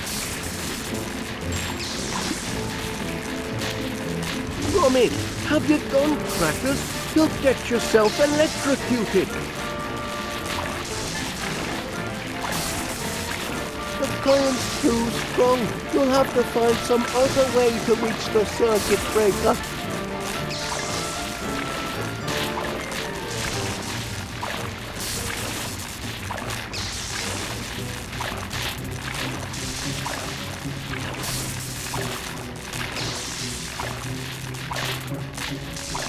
If you can't reach that circuit breaker, we'll be fried. Careful, lad. That's extremely volatile compressed rocket gas, ex-NASA.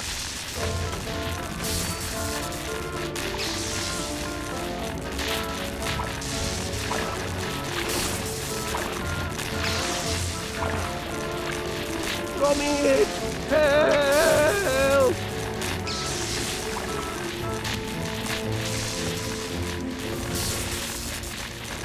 Don't do it, lad. You'll blow yourself to smithereens. Blinkin' Laura.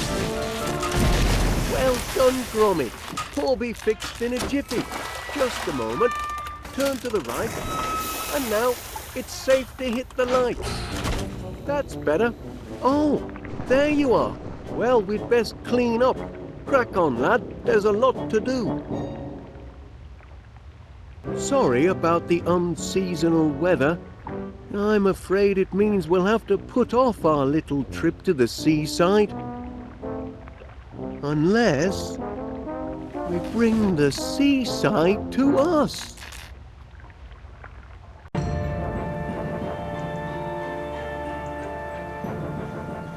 Look here, we've already got a cellar full of water. Just a few more items. There we are. And we can enjoy the seaside from the comfort of our own home. Ho, ho, ho. Won't that be something, lad? We'll stay home for the holidays and have our own beach to boot. Lucky the rain's let up for now. I'll be back in a trice with all the necessaries. Sun, sand and beach umbrella coming up.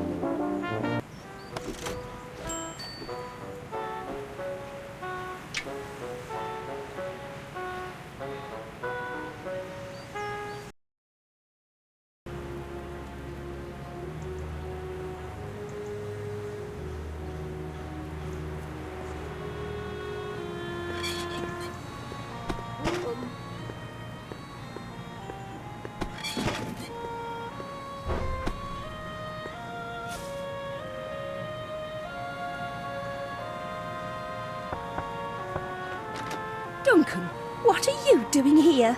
Picking you up, lassie. With a date. Surely you're not still thinking of the beach? It's freezing cold and might rain any moment. Ach, a little wet never dampened the spirits of my biscuit. Grab your wellies and we'll be off. Duncan, I really don't think so. You must admit, it's hardly beach weather, is it? Don't be ridiculous. Oh, hello there, Wallace. Come and meet Duncan McBiscuit. He's an old friend. Uh-huh.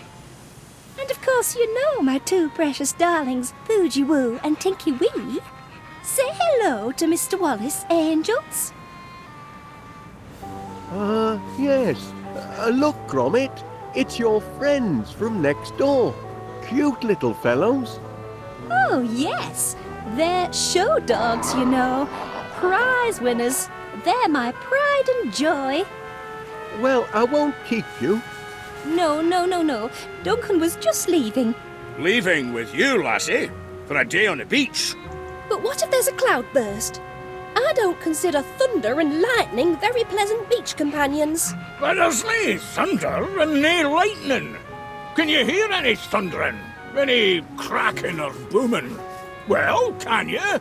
Maybe I can. Just hush your tongue a moment, will you? You canna hear no thunder, can you? Not even a wee tinkle. I suppose not. Rather stay warm and dry here at home if you don't mind.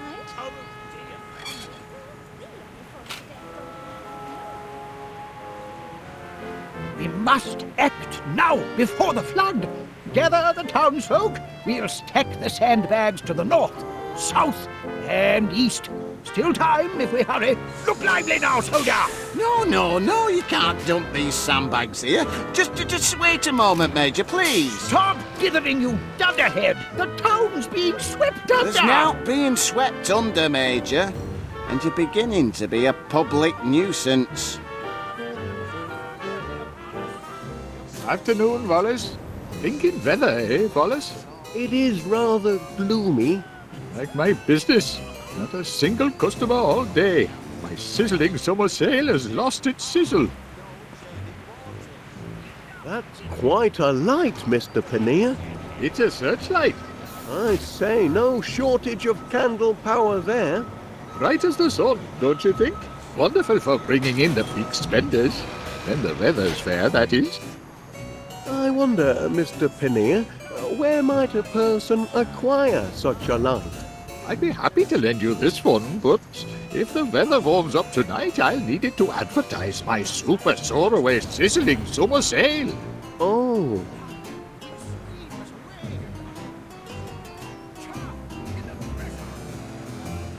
What's the latest cheese of the week, I wonder? Stilton. And that reminds me, I just sent the truck out with your delivery. When you return home, you'll find it waiting patiently on your doorstep. Ah, just like Gromit. You know, Mr. Wallace, there's nothing like coming home to a faithful, loyal Cheese, I quite agree.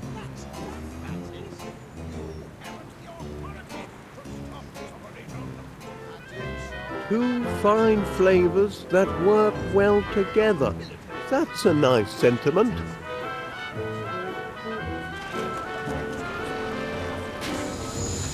Oh, no, but you can't do that. Wait a moment, Major, please. Lucky I'm a gentleman. The flood won't say please when it dreads your loved one. Yes, soldier, out with it. If you'd like to unload these sandbags, I know just the spot. Just as I told you, the people are pleading for sand, and we've got to give it to them. I'd like to give it to you, you loony old goat. But if you've got a need for sandbags, Wallace, I hereby grant you permission. Oh? You grant permission? Indeed. Take all you want, Wallace. Infernal cheek! I'm the commanding officer here, you jumped-up Jobsworth, and I hereby revoke permission. Can't you be cooperative just this once, Major? Cooperative? Don't know the meaning of the word. Sounds subversive to me. All right, Major, how about this? Why don't we ask Wallace here who's in command? This young Pongo? Very well. Why not? Tell us, soldier, who holds rank here? Remember your training.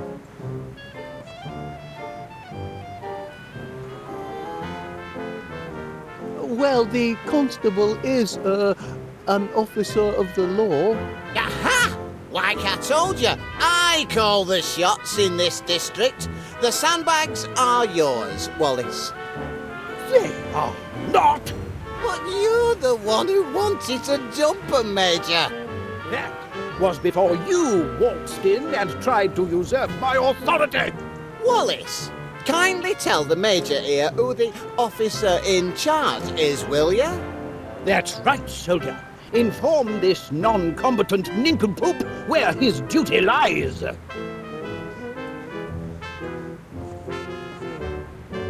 Two fine flavours that work well together.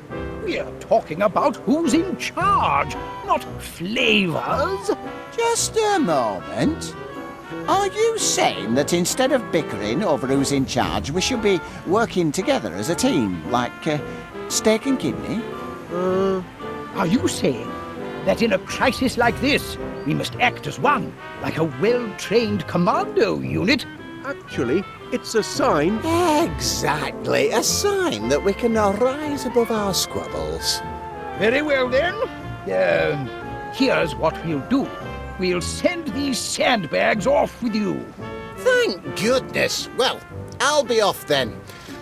I can hear an hot meat pie calling me name, yes I can. Ernest Dibbins, it's saying. It's tea time. Fetch the blinking ketchup, Ernest. Now then, soldier, all I need is your requisition form. Requisition form? That's right. Got to play by the book. Can't let the spies sabotage operations, can we? Spies? Surely you've heard about the spies from abroad. They're everywhere. Don't look so rattled, man. Just bring me your requisition form, and you'll soon be neck-deep in splendid sandbags. Oh, right then.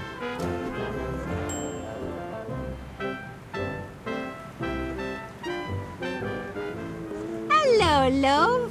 Afternoon, Mrs. Gabberley. Hello, Wallace. Lovely weather, isn't it? Well, I'm joking, Pat. I know it's rotten. Had to cancel me holiday. That's a shame. Certainly is being stuck with old misery guts here. I heard that! He don't miss a word I say, except when I ask him to do summit. Ah! Sitting behind a till all day ain't exactly hard labour. What would you know about hard labour? I could run this place a sight better than you, if I had a mind to. If you had a mind. What will it be, love?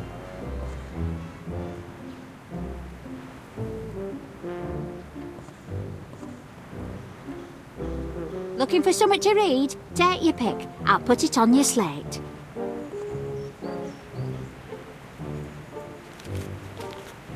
More rotten weather on the way tonight, they say. All set. Hey, make sure he don't nick any sweets. Mind your own business! That old misery guts thinks he could run this shop. He couldn't run a bath.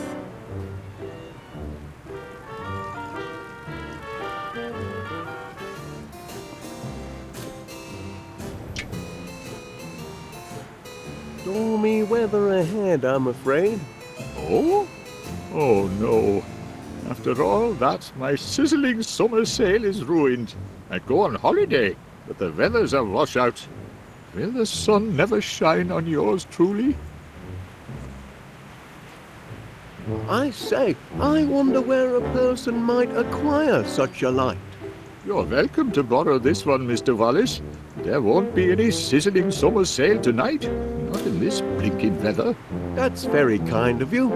Always happy to help. Oh, this light'll make a smashing sun.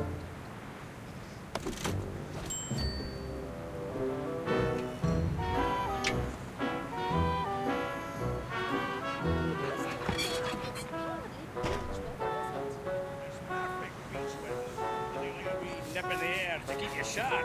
I'd rather stay warm and dry here at home if you don't mind. Our day of fun. It won't be any fun today, Duncan. Ho ho! A special order for 62 West Wallaby Street.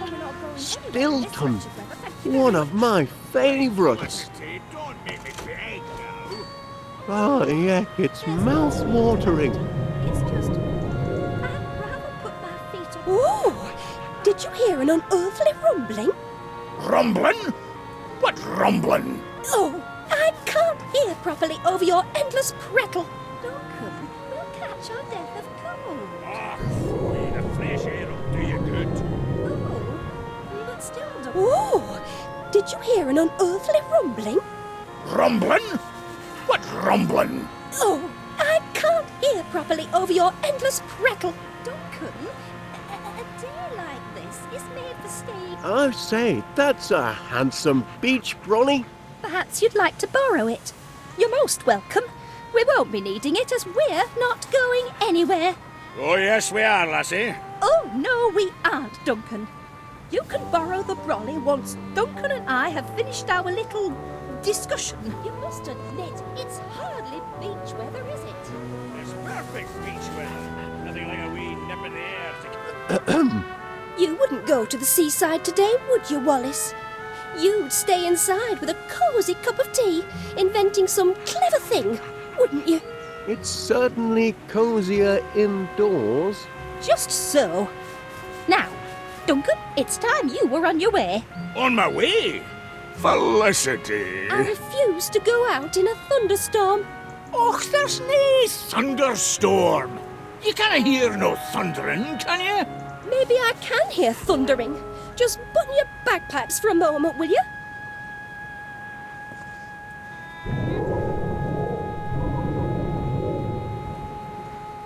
Oh, my gracious! That's thunder, all right. And it's nearly upon us. Och, but sure it may be thundering, but did you see lightning?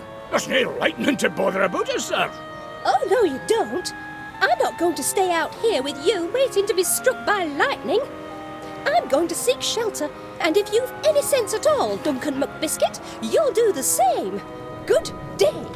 What? Oh, What are you looking at, Jimmy?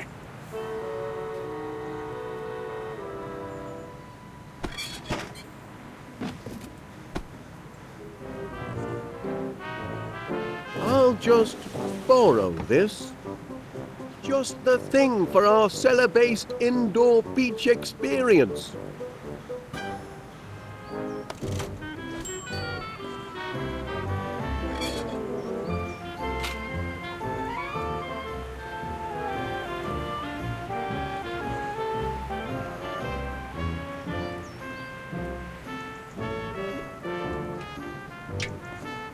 It's only for cheese, but...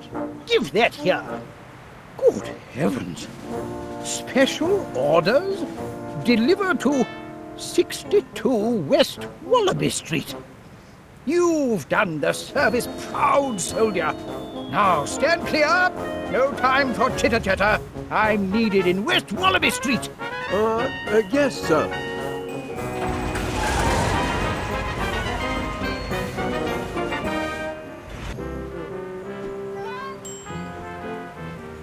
Nice to see you, Wallace.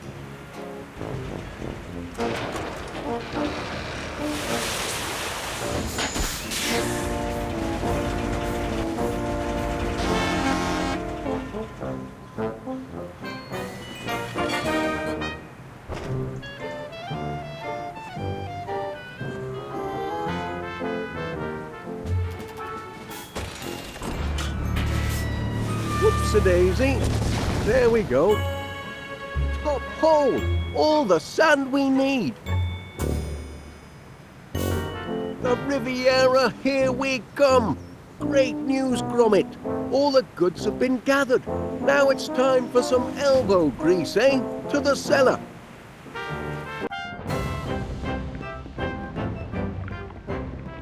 Job done, Gromit.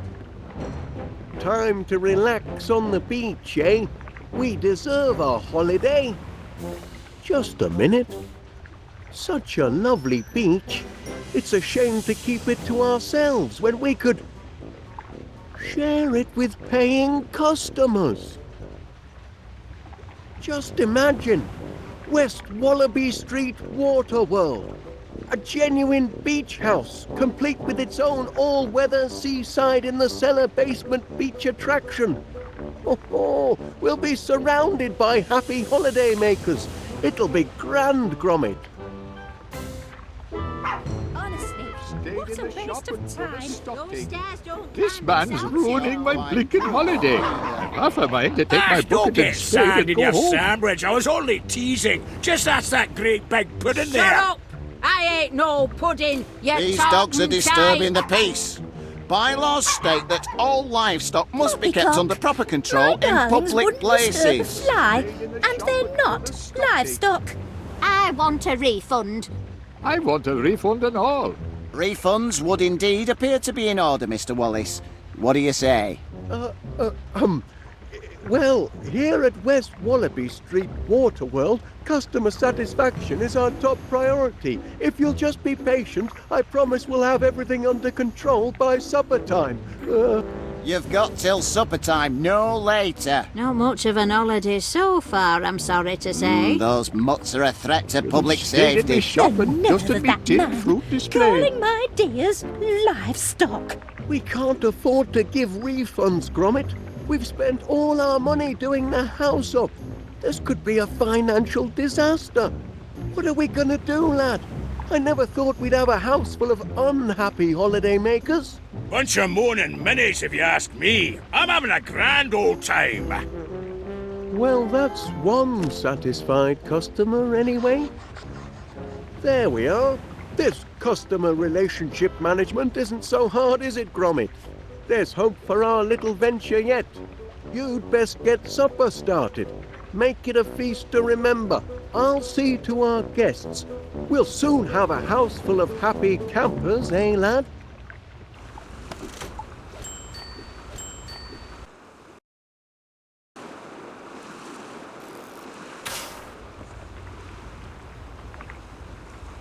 Your searchlight is just what West Wallaby Street Waterworld needed, Mr. Paneer.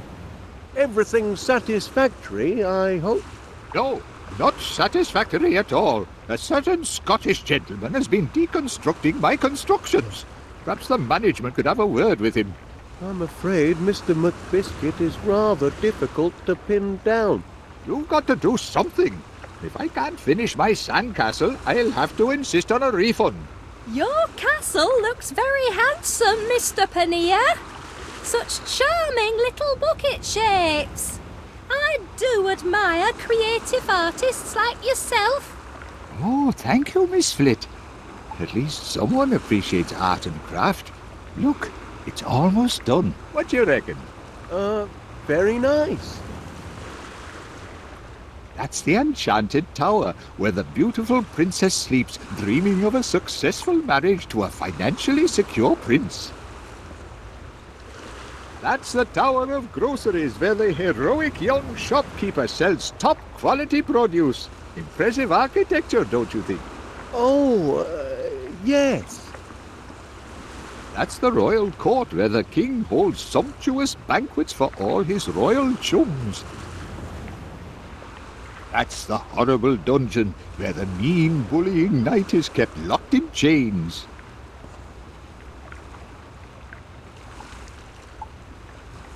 I should look in on our other guests. But I'm nearly done. Just one last touch. There. The perfect finishing touch. The mark of finest quality produce. Miss Flit's going to be impressed. Oh, aye, she'll be ever so impressed, I'm sure. Oh, no. Whoops, my foot slipped, silly me. My castle.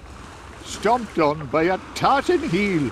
See what I have to put up with? A holiday's not a blinking holiday if I can't finish my sandcastle. Now I have to start all over.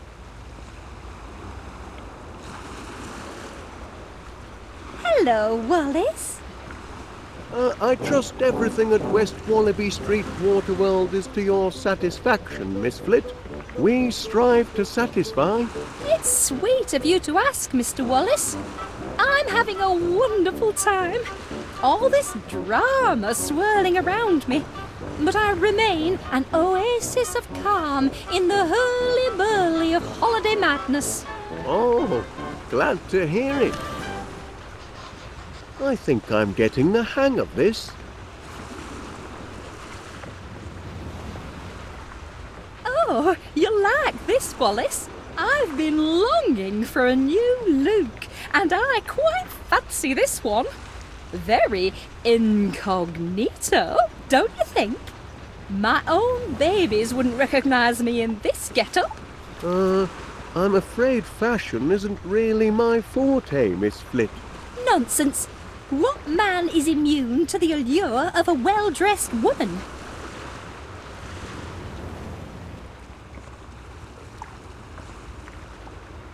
Enjoying your holiday, I hope, Major? Oh, yes, absolutely. Dashed comfortable billet you have here. Oh, thank you. We strive to achieve complete customer satisfaction. That wasn't so hard. Put that thing down and pay attention. Oh. I am about to reenact one of the greatest desert battles of history, the Siege of Aqaba. Not many know the tale. It was late 1914, or was it 1916? It was an even year of that, I'm sure. On the one side was a single British soldier, T.E. Lawrence, better known to you civvies as Sir Lawrence of Olivier. On the other, the invading army of the Ottoman Empire, thousands strong. You know the story. Lawrence single-handedly defended a desert fortress from a massive attack. He had only one rifle and no ammunition. He was all alone, just like this. Lawrence watched the enemy from a secret vantage point sheltered by enormous red boulders. Anyway, as the enemy massed, vultures began to circle overhead, crying out in their desperate thirst for blood. Anyway, now at this point your average Joe would have thrown in the towel and anything else he had to hand. But what do you think our Lawrence did? He took tea. Anyway, Lawrence was about to dunk his digestive when suddenly... Oh, blast and bother. This isn't right. Not quite historically accurate, I'm afraid. I'll have to start again.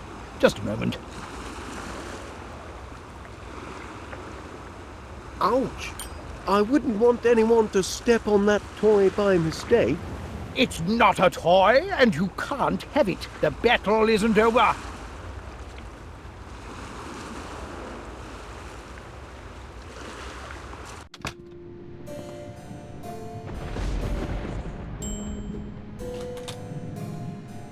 Hard at work, eh, Gromit? That's what I like to see. We'll soon have a house full of happy holiday makers, never fear. Oh, cracking idea, lad. Everyone loves a copper. You'd best attend to your pots and pans, eh?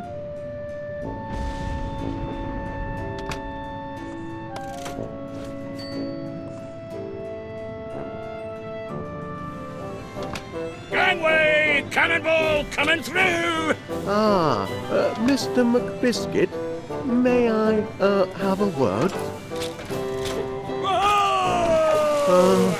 Later then. Crikey, the infrastructure's getting a lot of wear and tear. Very fashionable.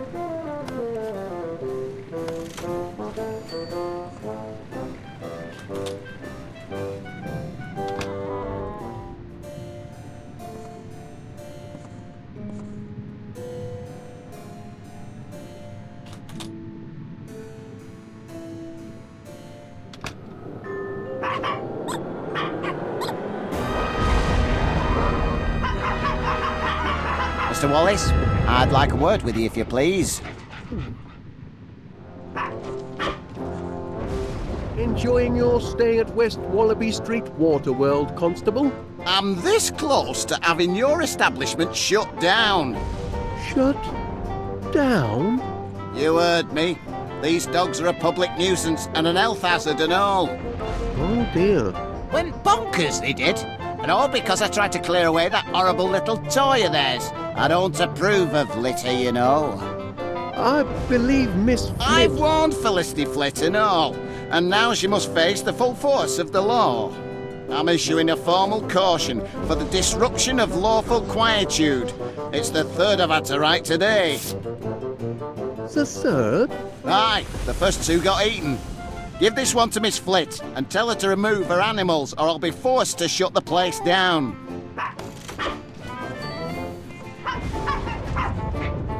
Gromit won't mind if I borrow this.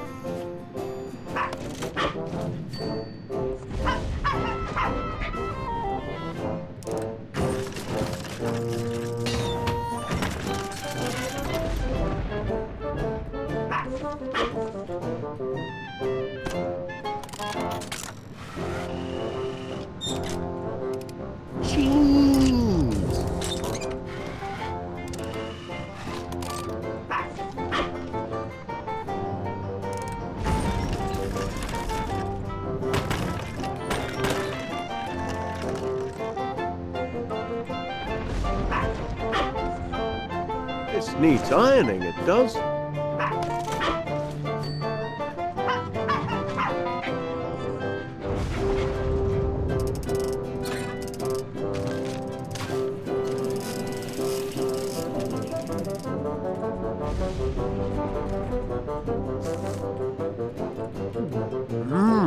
Well, that seems to be in working order.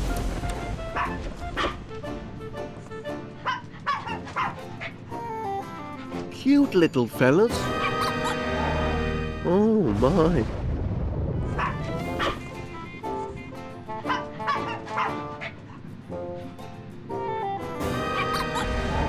Oh, I say, Gromit never reacts like that.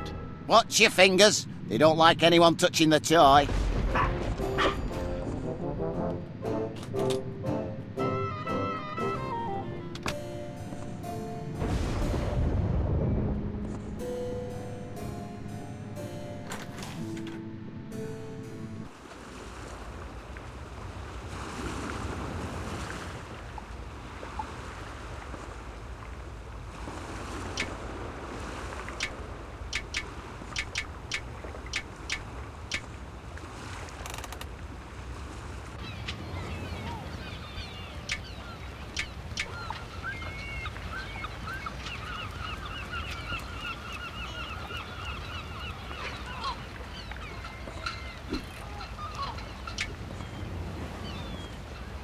Any interest in this? Perfect! Just like the great boulders of the Aqaba Desert.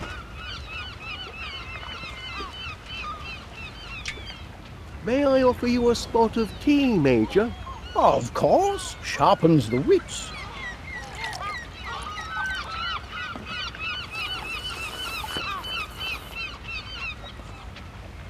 You're in luck, my boy. I was just about to reenact the Siege of Aqaba. You know the story. Sir Lawrence took cover under massive red boulders. Just like this. Vultures circled the sky, crying out for blood. Just like this, our Lawrence, cool as a cabbage, took tea. Just like this. Lawrence was taking tea and about to dunk his digestive when suddenly 10,000 howling Ottoman soldiers charged the fortress. Tea was ruined, obviously. But did Lawrence of Olivier give up? Never! He took his rifle and levered the great red boulders down the dunes, rolling them straight into the enemy horde. With the invaders in disarray, Lawrence, armed only with his bayonet and still desperate for cover, counterattacked.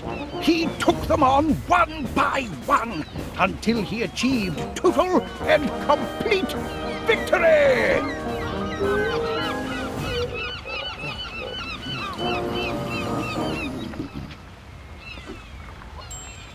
I'll just tidy this up.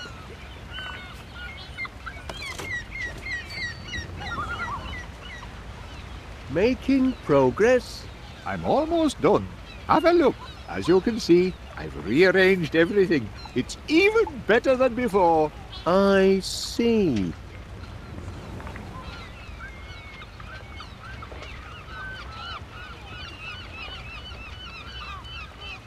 That's the royal court where the king holds sumptuous banquets for all his royal chums.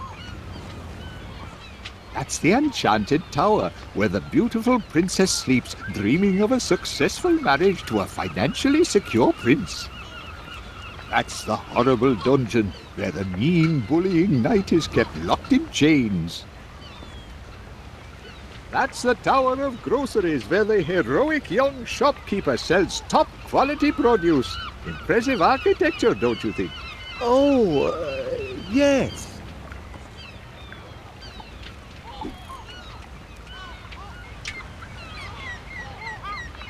Hey, this little fella might enhance your sandcastle. A knight to defend the castle, eh? Why not? It couldn't hurt. Just one last touch. There! The mark of finest quality produce. I can't wait to show Miss Flit. And I'm sure she can't wait to see. Oh, no. Oh, my foot! My poor tender foot! It was a blasted sand trap! Oh, ow! Ow! Ow! Ow! Well then, should be able to work in peace now, I reckon. Oh, well, jolly good.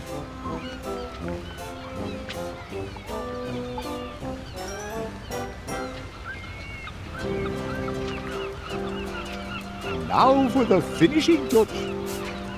The defender of the kingdom. However do you manage such lovely creations, Mr. Paneer? It's a knack, Miss Flit. If I hadn't made it into grocer school, I might have been an engineer. But of course, groceries are my first love. Anything else I can assist with? No, thank you, Mr. Wallace. You may consider me a happy camper and most satisfied customer. We do aim to please.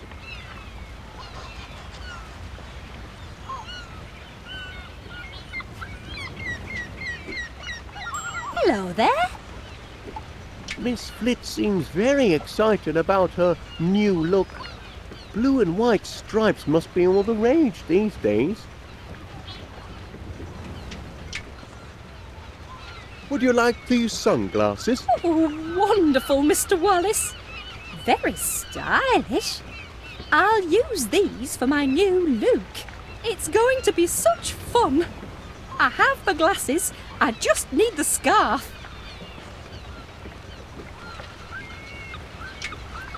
Any interest in this? Oh, thank you, Mr. Wallace. What a lovely scarf. Actually, it's, Such vibrant colour and such a pretty pattern. It's perfect for my new look. My new look is complete. Just a moment. You're in for a surprise. Ta-da! What do you think, Wallace? Am I not mysterious? Quite mysterious, yes. Oh, where's Felicity? Where did Miss Flit go? Here I am! We do have fun, Wallace, don't we?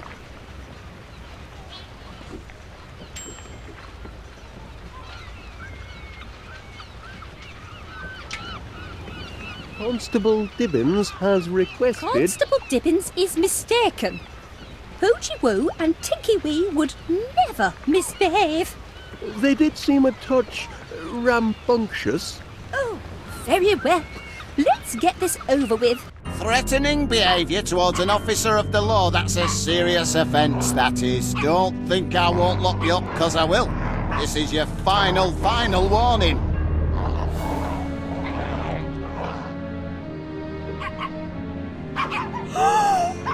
Poochie Woo! Tinky Wee! How could you behave like this? Mummy is very disappointed. Very, very disappointed. And what did you do to upset my precious cupcakes like that? Cupcakes? My darlings, did the bad man upset you? Don't be scared. Mummy's here now. How about a little dressing up game to make it all better? Do you want to play dress up? Oh, yes you do. Yes you do. Oh, come along, my sweets. She's lucky I didn't throw those mutts in the kennels. Hour this close hour, you can only push PC Ernest Dibbins so far. I hope your holiday is proceeding in a satisfactory manner, Constable. Satisfactory? Yes indeed. Everything appears to be quite satisfactory, peaceful and in order. Thank you, Wallace. Champion, we're getting there.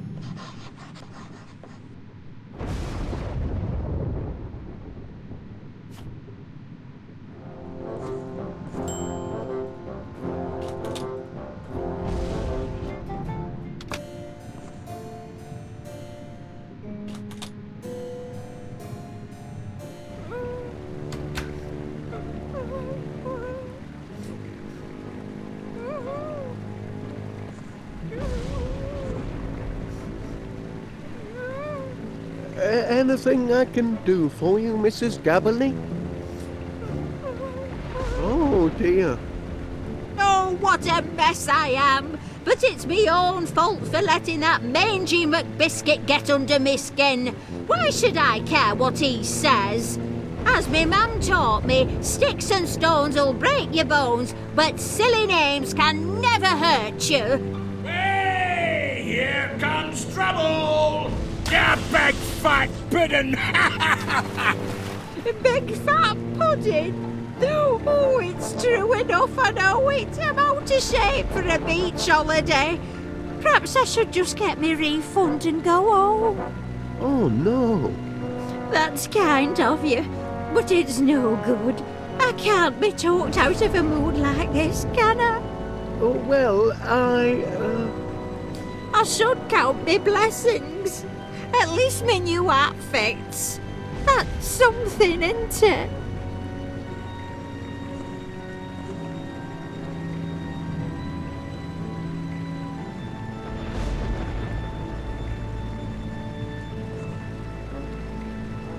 A sad thing. Sad?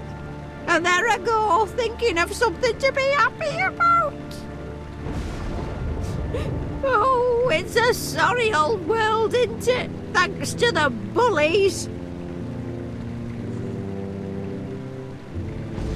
A bit of romance. I can't say as I understand you, Wallace. Hey, you're in a right mess, you are, Winnie Gabberly, and no mistake. What to do? What to do? Fresh as a daisy. I'm not sure what that's supposed to mean. Oh, what do I know? I'm going soft in the head, aren't I? Health food. I'm afraid you've lost me, Chuck. I'd go home to Mr. Gabberly, but there's no point. Won't get no sympathy from him indoors, will I? It's a sign. I can't say as I understand you, Wallace. Abner may be knocking on. Too old for a beach holiday, that's for sure.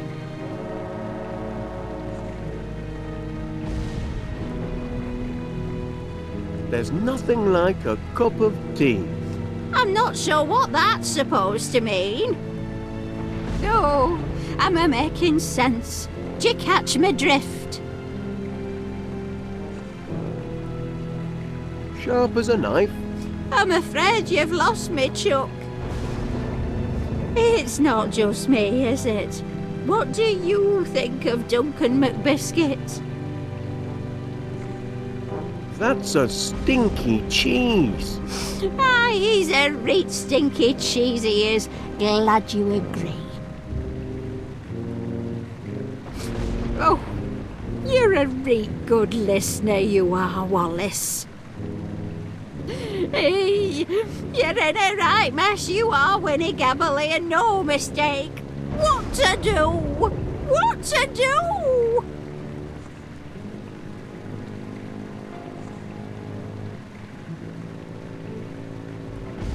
Health food. Oh, are you saying I'm fat? Oh, am I kidding? I've always been big boned. Oh, what do I know? I'm going soft in the head, aren't I?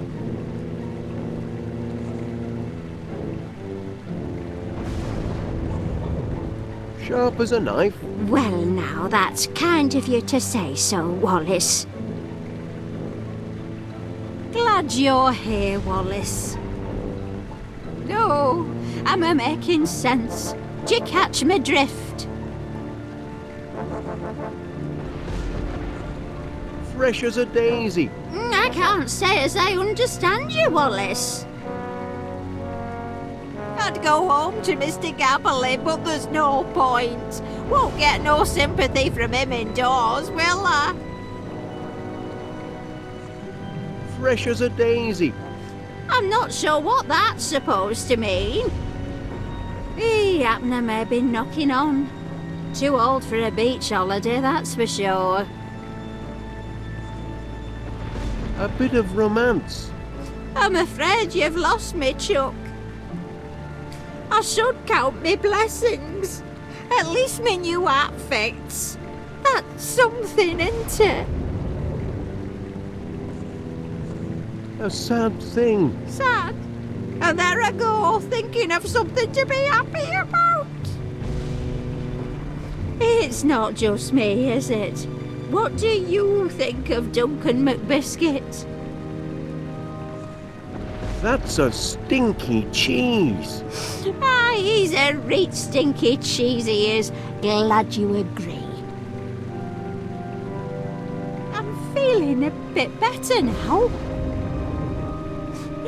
Oh, it's a sorry old world, isn't it? Thanks to the bullies.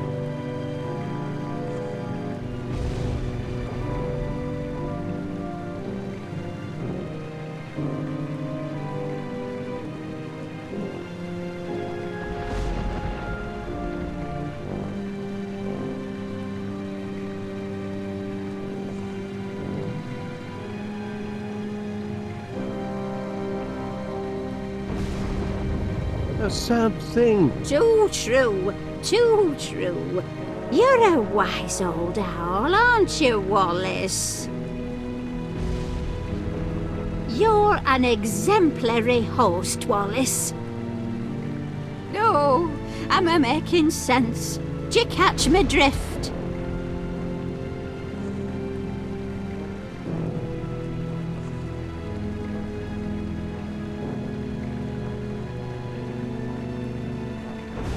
It's a sign. I can't say as I understand you, Wallace. I should count me blessings. At least me new outfits. That's something, isn't it?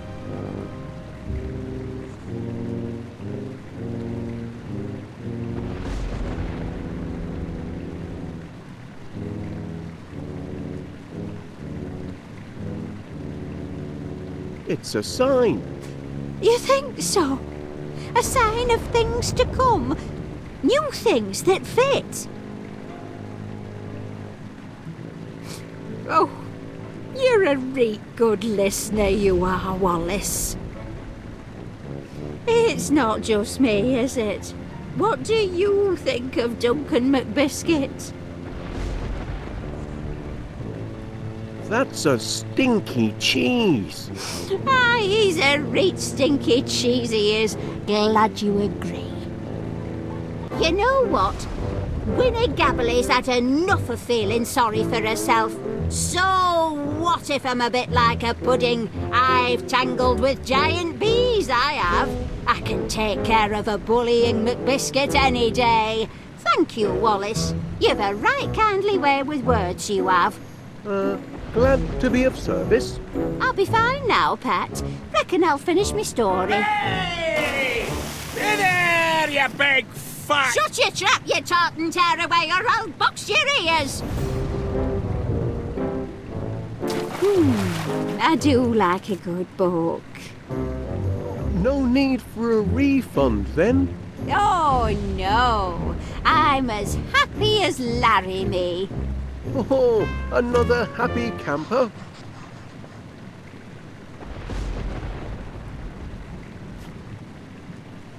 Ha ha!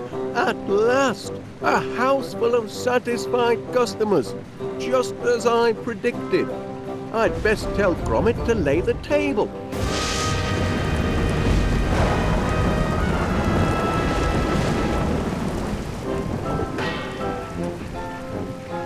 I must compliment our host. I've had a cracking holiday. Ooh, thank goodness for that. It was a near thing though, wasn't it? Ooh, smell those fish and chips. We can look forward to superior chow here in the offices, Mayor's one. The tableware doesn't seem to be in breach of any health and safety regulations. Enforcement's the key, of course. You smell like heaven, lassie. Did you buy a new perfume for our date? Oh, really, Duncan? That's just the flower in my hair. And I'm not sure I'd call it a date. Before we tuck in, on behalf of the management, that is, Gromit and me, I'd like to welcome you all to our new venture. West Wallaby Street Water World, the only holiday destination with its own all-weather seaside in the cellar basement I have a beach few attract- words to say myself. Raise your glasses. Raise them, I said. To a great day with a great lass. The sweetest sights I ever smelled. That's right, I'm talking about... Hey! Who turned out the... Ah! What's all this? Who's there? Leave off! Blinking Dora, this is a rope do. That them right Duncan here? was Oh, right my there. God. Big as life. Spies Jenny up and vanished. infiltrators. Saw it with me all night. Everyone, Bring me my calm spider. down a sec. I must insist on calm. This is not what it's done. Quiet! Whatever's happening to me?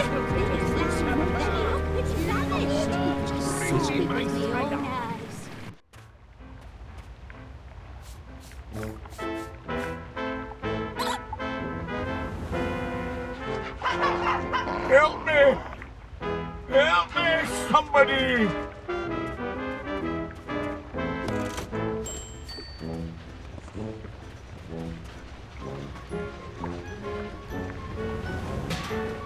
Is someone there? Help me! I can't move! Thank you, whoever you are. I was this close to taking my last breath. You found me just in time. I've located the victim. Mr. McBiscuit has sustained a nasty knock to the noggin and don't remember naught about it. Happily, he will recover. However, aggravated thumping is a serious offence, and I've no choice but to treat every one of you as suspects. Outrageous! But I never touched it. Suspects? Until our thumper is caught, nobody leaves this house. Nobody comes in, and nobody goes out. Not till I know the person who done it. I know who did it. Spies from abroad. Saboteurs from the South Seas. Thank you, Major. That's enough of your doolally chatter for now. Only cold, hard facts can solve this mystery. Solve this mystery? That's right. By the book. You know, burden of innocence and proof of purchase and all that. That's how real investigations... Now, what's that contraption? My latest prototype, Constable. The Deductomatic Mystery Solver. Deductomatic? Is that what's been taking money out of my savings account? Oh no, Mrs. Gabberly. The Deductomatic harnesses unused brain power to solve mysteries. If you're pointing the finger, Wallace, any accusation must be backed up by hard fact and proven according to the law. Well, that is, it should be working.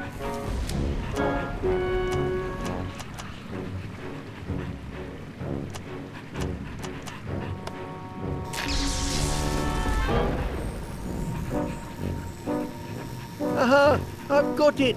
Right then. Tell us, Wallace, who thumped Duncan McBiscuit? Who done it? Who done it? Oh, that can't be right. We're waiting. Just a moment. Any idea who done it, lad? You wouldn't mind pointing him out, would you?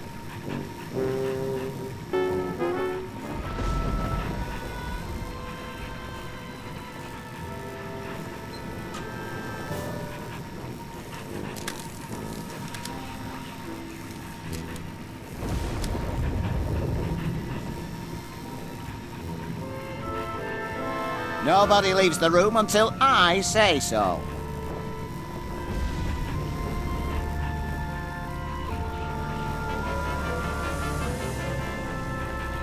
It was Poogie Woo and Tinky Wee.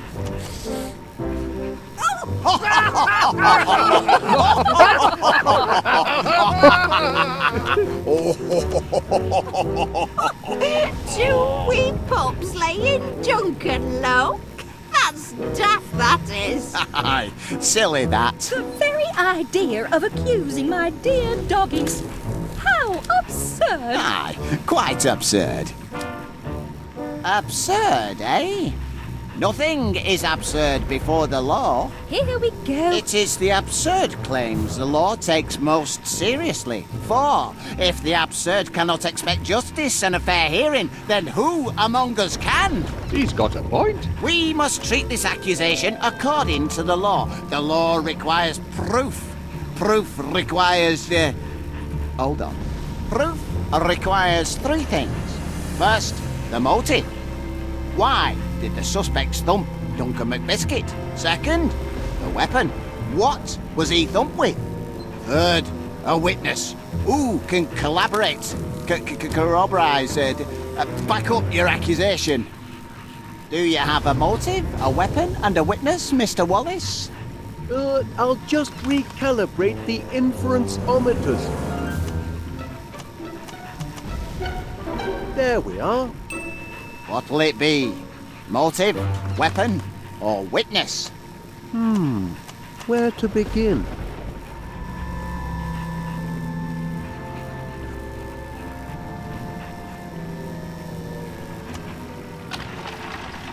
Right, that's the one.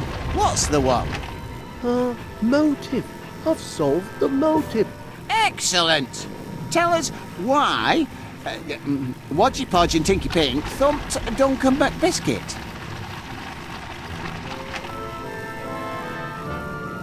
Well, out with it, man. Just a moment. Can you spare a motive, lad? If you've got one, give it here.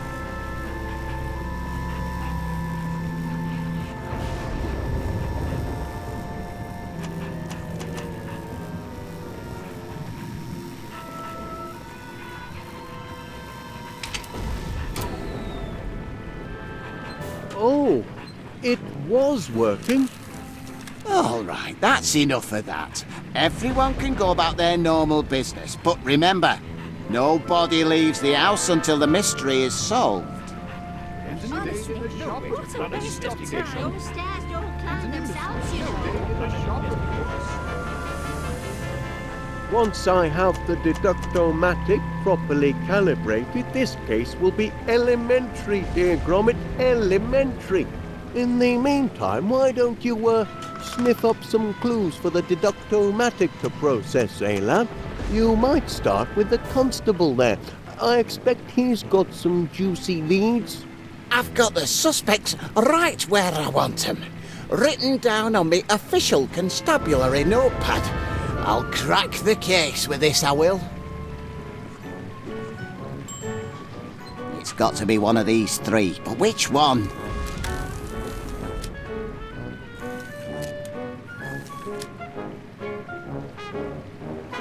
Do you sense something, boy? Yes, I'll have a little chat with the Major. Perhaps he knows something he doesn't know he knows.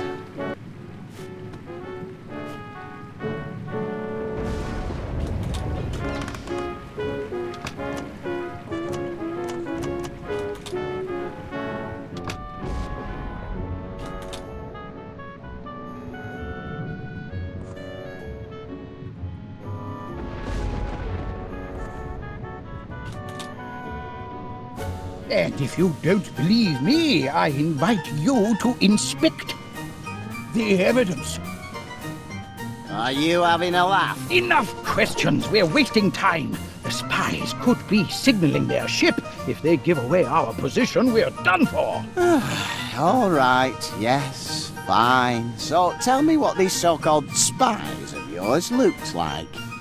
Don't mind if I do. It was dark. Dark as a darkened room. Then the door cracked open, and I saw them. Swarthy little men with sunken eyes and primitive tattoos, dragging Duncan's limp body. Sailors, judging by their uniforms, natives of the South Seas, I'd say. Stake my reputation on it. Did they look like this? No. Eyes more sunken, with heavy brows. That's better. Add nautical tattoos round their necks, and don't forget the uniform. There we are. A hint more menace. Just a hint now. Yes, now you've got it. Those are the villains I saw. Right, so this is what they look like, eh? Post that picture to every jack-tar in the Navy. We've got to stop them before they make landfall. That's just what I'll do.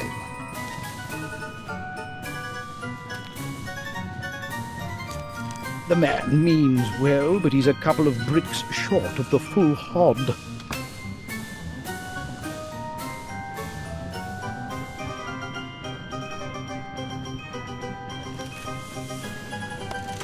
Good to see you, Private.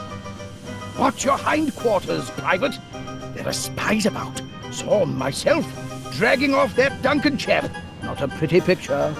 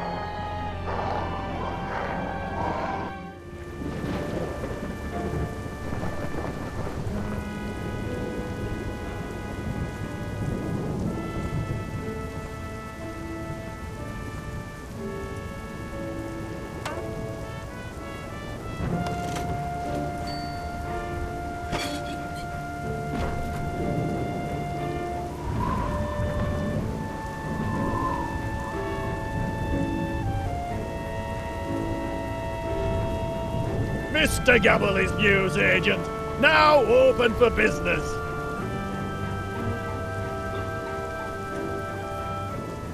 Is that a customer I hear? Oi, you want to shop here, you gotta follow my rules. Do you hear?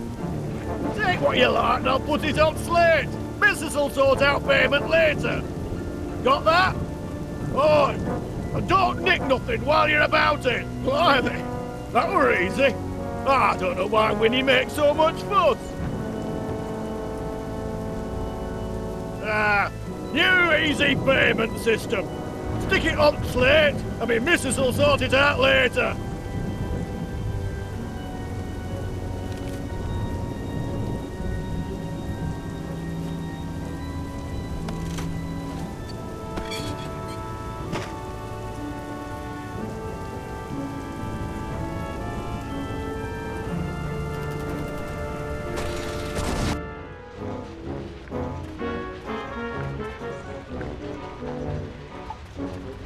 He took quite a thumping, didn't he? Can't say he didn't deserve it. Still can't leave him to rot all on his lonesome. Someone's got to tend to the great lug. Oh. He's coming round. Oh, my head. Somebody stop the spinning. Is that a whirlpool I'm in? Don't fret, Pat, you've had a nasty knock. Did you see who thumped you? No, but I can almost remember what hit me. The terrible weapon that laid me low, it's... You saw the weapon, what hit you? I think so. It was... Oh, I can't remember a thing. My brain's been boggled. Ooh, you've got amnesia, you have. Amnesia? Oh, not that, as well as a bang to the head. Is it fatal? Just take things step by step, Chuck. What's the last thing you can remember? Well, I were upstairs, getting set for a jump down yon slide, but something wasn't right. Them little dogs of Felicity's were underfoot, and they wouldn't shut their yaps. Duncan McBiscuit doesn't take guff from yapping wee dugs, so I grabbed that bone toy of theirs and took it away. They didn't like it one bit. Oh, no! Best part was, when I squeezed the wee toy, it drove them crazy, because it made this noise. This noise. Och, what was that noise? I can't recall. My brain's turned to haggis. Don't fret, Pat. Just rest. It'll come back to you.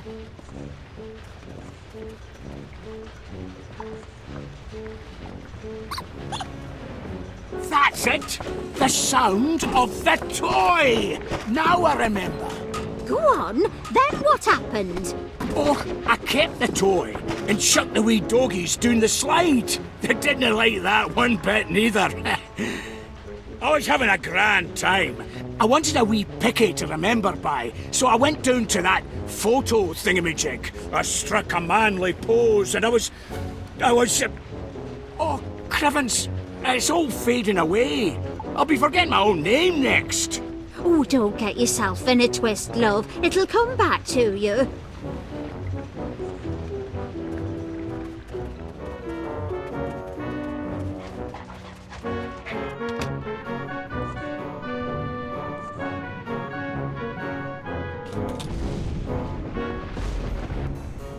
You shouldn't eat candy floss, Mr. Paneer. Bad for your teeth. Oh, I'm not eating it. I just like having something to hold. You must try to stop worrying so. But the thumper, who knows where he'll strike next? I don't think there is a thumper. I think Duncan just fell over and wandered off by himself. He's a clumsy oaf, you know. Aye, he is heavy on his feet, that's for sure. He'll bounce back. He always does. It's Poogie Woo and Tinky Wee I'm worried about. Those silly accusations hurt their feelings. I just hope playing dress-up will lift their spirits. A new look is a tonic for the soul, don't you find? Afraid I don't know how to play dressing-up games as it happens. Doggy dress-up, silly. I just need to pick the right outfits. Oh, so many to choose from.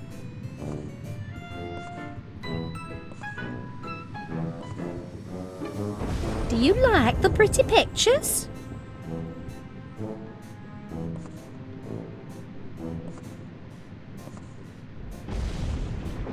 He's like a little boy, crazy for candy floss.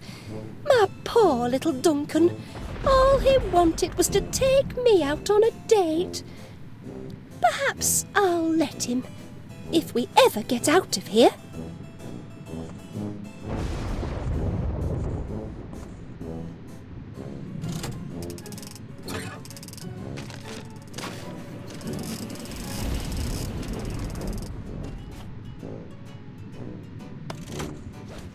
I just can't decide.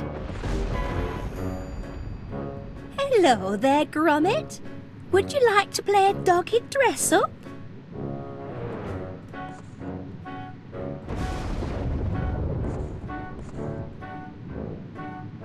Ah, Gromit, you must know what the debonair dog likes. why don't you help me pick an outfit for my precious darlings? Use your doggy fashion sense and choose your favourite hat, glasses and colour.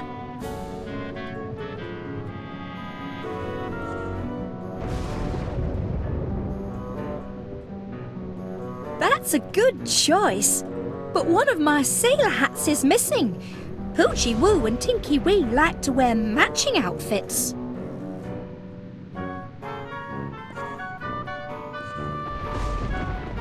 They're show dogs, you know.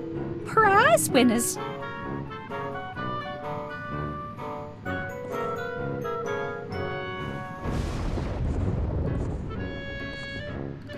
Rugged. Rugged.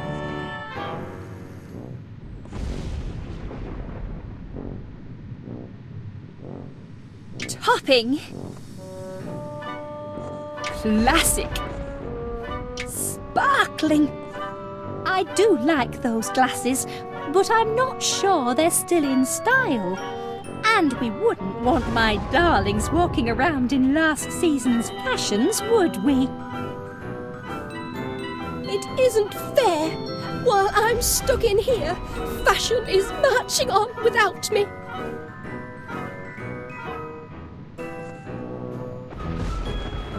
Poochie Woo and Tinky Wee will love this. Poochie Woo, Tinky Wee. Time for dress up, my dears. Oh, look at this. Hello. You found Mr. Squeaky. You clever things. I was afraid he'd never turn up. Now we're really ready for some fun, aren't we? Let's get dressed up. The poor things are shy. Would you mind leaving us alone for just a little while?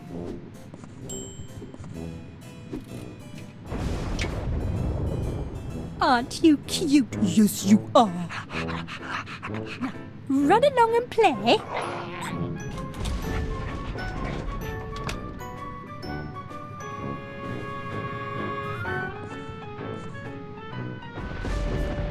Oh, you found it. Good boy. Now Poochie Woo and Tinky Wee can play sailor again.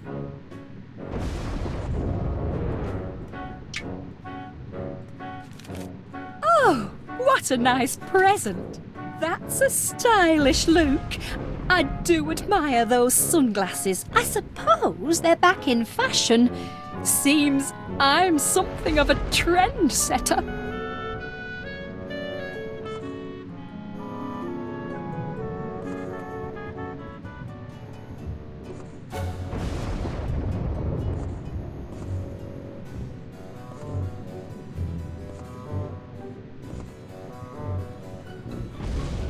I wonder what the best dressed dogs are wearing this season.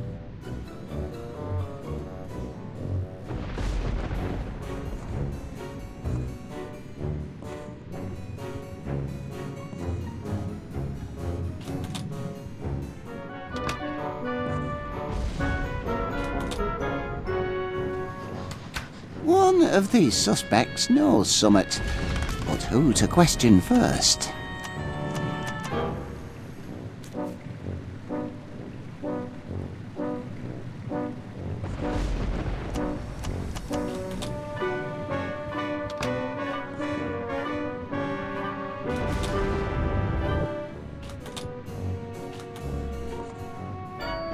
Does the nice doggy woggy want to choose another outfit? Show me what doggies like best. Aye, aye, Captain. Jaunty.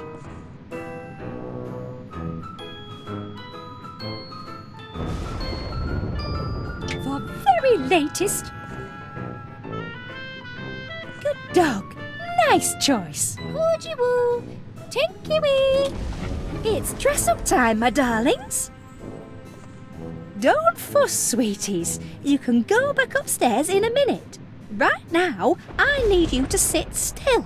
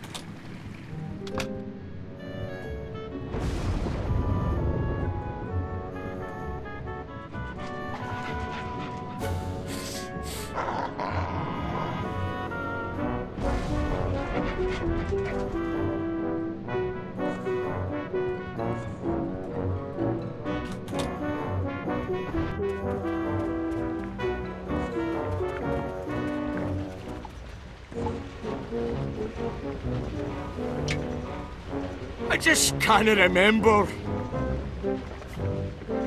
That's right. I remember. Go on. I was taking a picky, holding a stick of candy floss. Oh, I love that stuff, me. I got my hunger up. Just then, like an answer to my prayers, the gong sounded for supper. I came to table, and there I found Heaven, my lovely lass, Felicity. I remember the fine, sweet smell of her, like... She smelled like... Oh, blast it all. My nose is a blank. I cannot recall.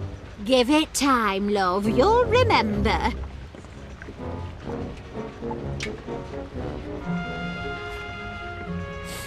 That's it. The sweet scent of Felicity. How could I forget? I remember everything now. I'm cured. You've cured my ham knees. You cured me, and I were a right numpty with you, weren't I? Still are, I reckon, but don't go weepy on me now. Tell me what happened after you sat down at supper. I was making a toast when the lights went out. My eyes were adjusting to the dark when... Thump! Who thumped you? Och, I never saw who, but I saw what. The supper gong mallet! That's what hit me! The supper gong mallet? You sure, Chuck? Sure? Oh, aye! Look what it did to me! Ooh! That's a crime, that is. No wonder your mind's been a blank. What kind of person would do that? They should be locked up. You go back to sleep now, love. Get some rest.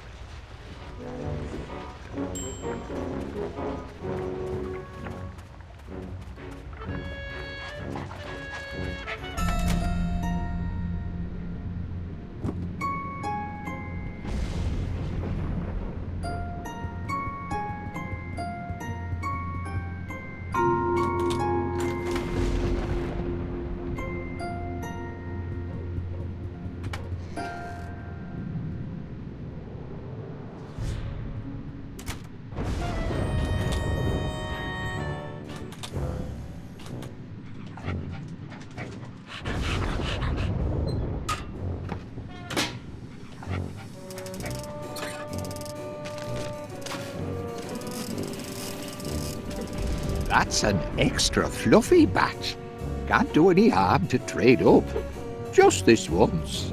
Oh, crikey, it's heavy. Must be family-sized floss.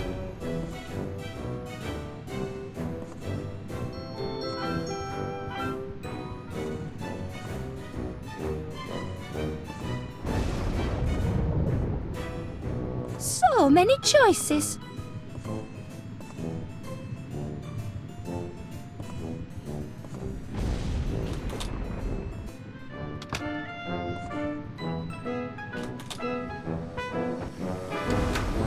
Three little suspects. One of them's got to be the thumper. If I keep staring long enough, I'm sure I'll detect something eventually.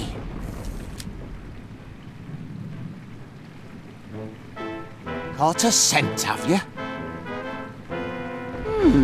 His motive is clear enough.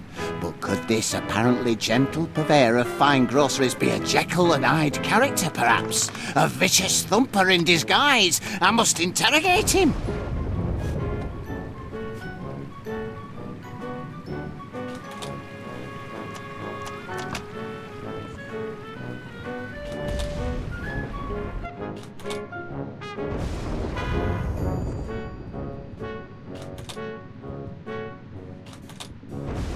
And put that candy floss down while I'm interviewing you, if you please.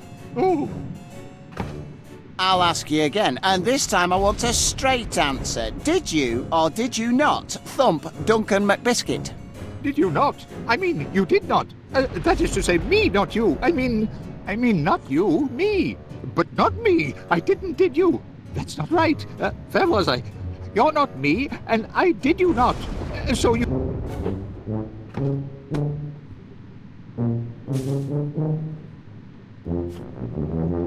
All right, that's enough. Just you watch yourself, Mr. Paneer, or I'll be watching you. Got it? Not another word. Phew. What happened to my little friend and protector? I'll have to spin up another.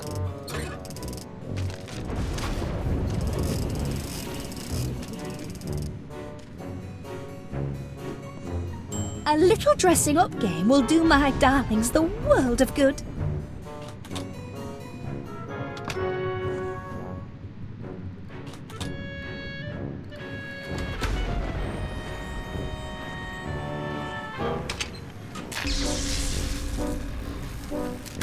Eureka! I've got it! You sure this time, Mr. Wallace? I'll summon the suspects. Right. You have accused Felicity's diminutive dogs of thumping Duncan McBiscuit. To prove it, you need a motive, a weapon, and a witness. Where do you want to start?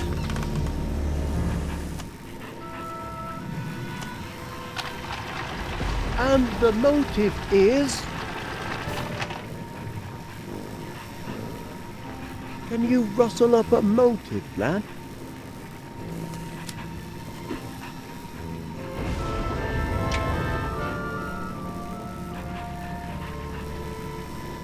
The motive is this chew toy. Really?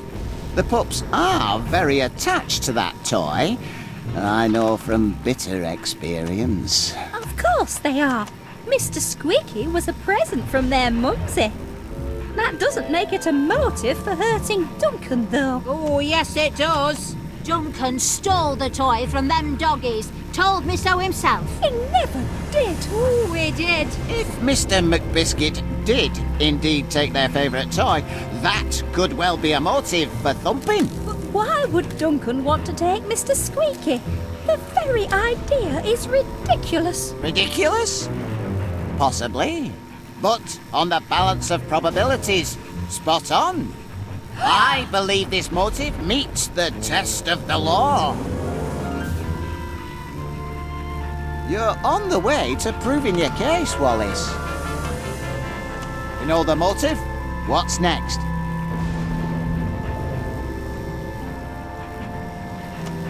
Of course. Now we'll get the facts. Get what facts? The weapon. I've determined the weapon. Well done.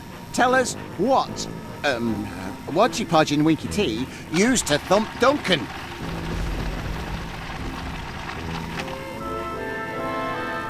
Well, out with it, man. Just a moment. Do you have anything resembling a weapon, lad? I could use one sharpish.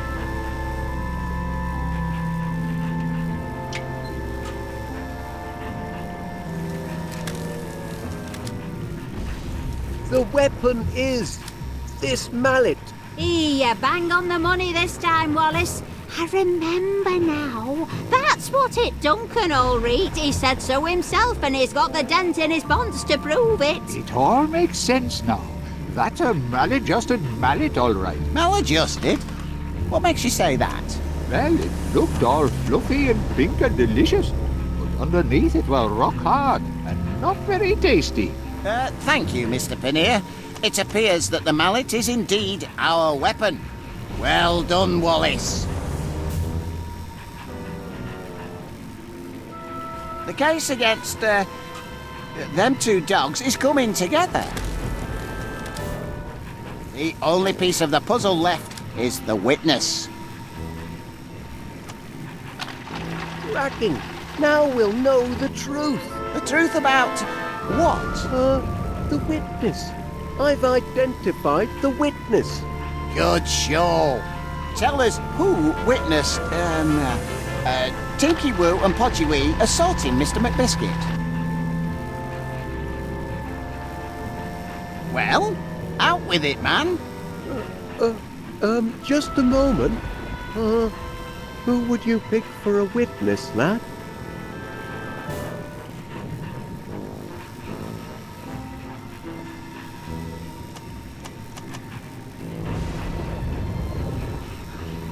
My witness is Major Crumb.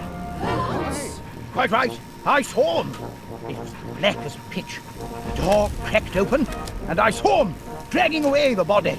Short, hairy fellows with sunken eyes and tattooed necks. Sailors from the South Seas. Spies! Spies from abroad! Not this again. I think we've heard enough. Wait, Major. Did your spies look like them two? Good heavens! That's them, all right. I'd recognize them anywhere. Put those spies in irons. Don't be silly. They're puppies. Dogs of war, more like. What war? Oh, there is no war. What? All right, let's let sleeping dogs lie, shall we? The main point is, the Major saw these two dragging away Mr. McBiscuit. Isn't that right, Major? It most certainly is. In that case, according to the law, he is a legitimate witness. Wallace, you've shown us motive, weapon, and witness. And according to the powers vested in me as an officer of the law, I now pronounce the case solved.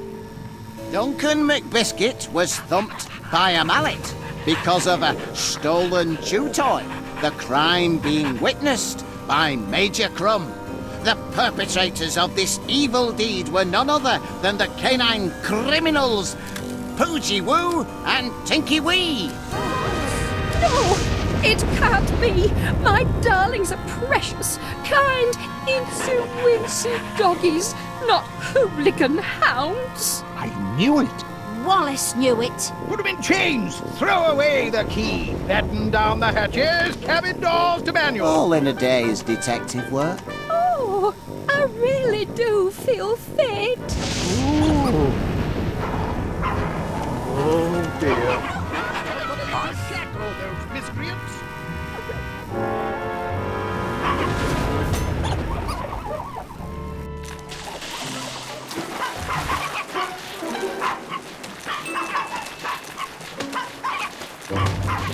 Oh, look, lad. The drain must have come unplugged. That's handy. Oh, seems to have created a bit of a current. Help, Gromit! I've got that sinking feeling. We're all going down the drain!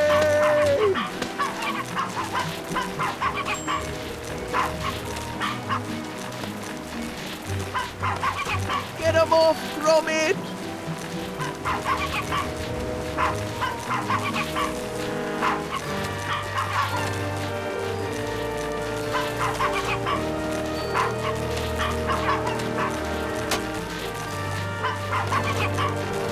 Oi, get off! Shoo! Go and play somewhere else, you tykes!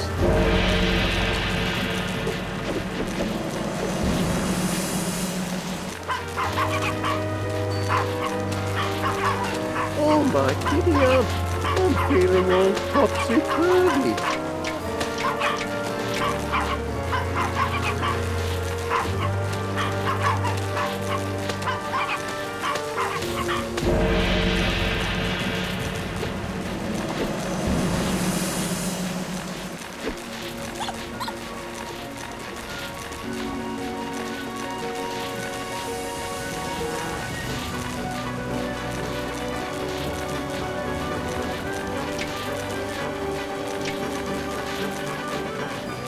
Stop all this spinning, Gromit!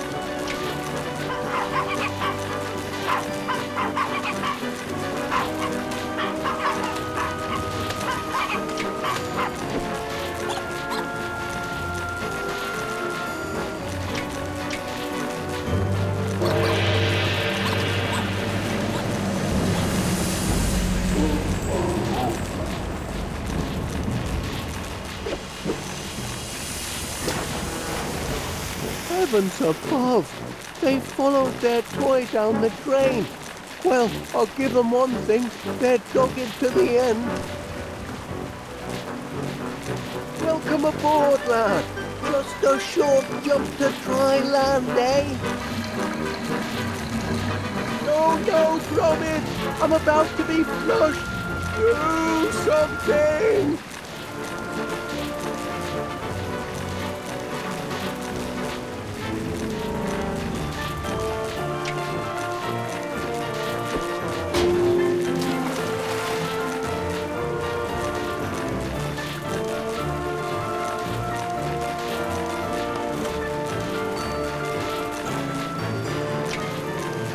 Don't do it, lad. You'll blow yourself to smithereens.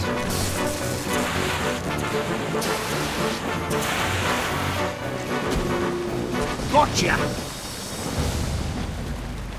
Thank heavens, we've made it, Gromit. We're back on dry land. That's one you owe me, pal. I do hope everyone's had an unforgettable holiday, and that you'll consider visiting West Wallaby Street Waterworld again next year.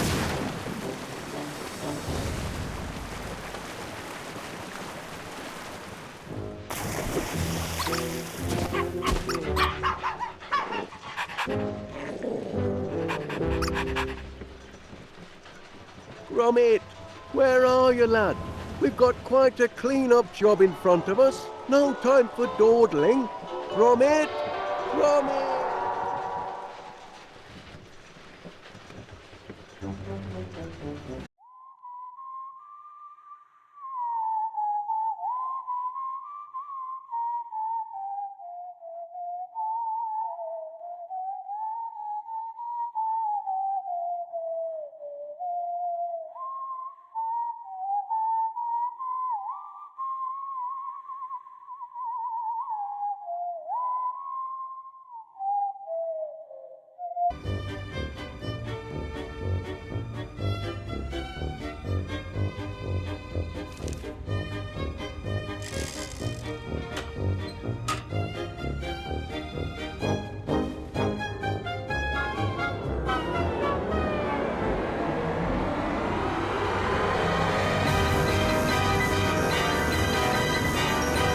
That should do it, lad. Our brand new Infini flavour ice cream maker's ready for business. Patent pending, of course. Its infrared taste analyzer can sample any flavour and turn it into a delicious ice cream. What do you say, Gromit? Fancy pushing the button on our inaugural batch? Wensleydale cream, anyone?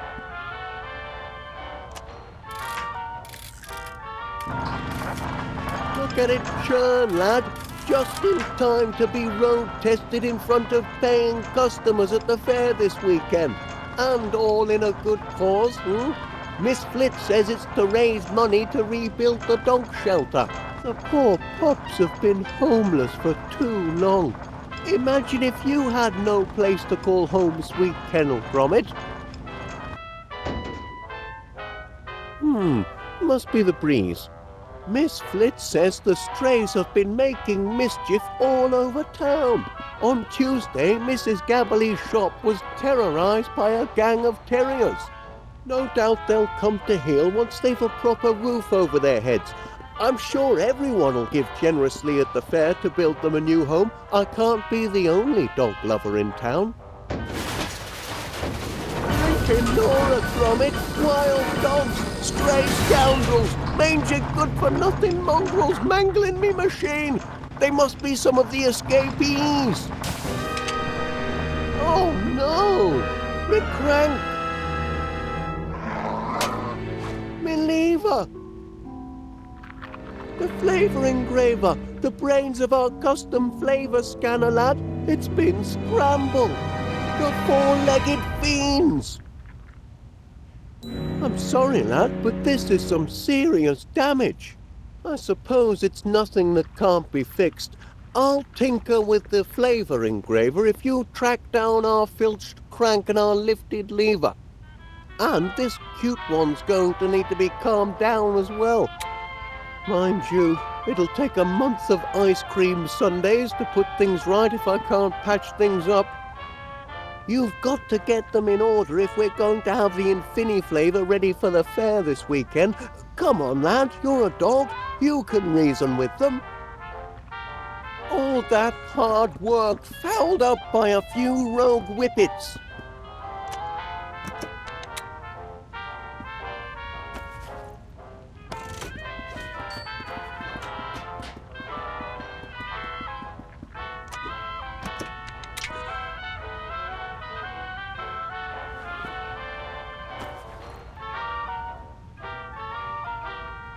Your old toy certainly did the trick, didn't it, lad? Oh my, you used to be so attached to it. Took quite a spell to wean you off it, in fact. Now we can focus on getting this machine up and running.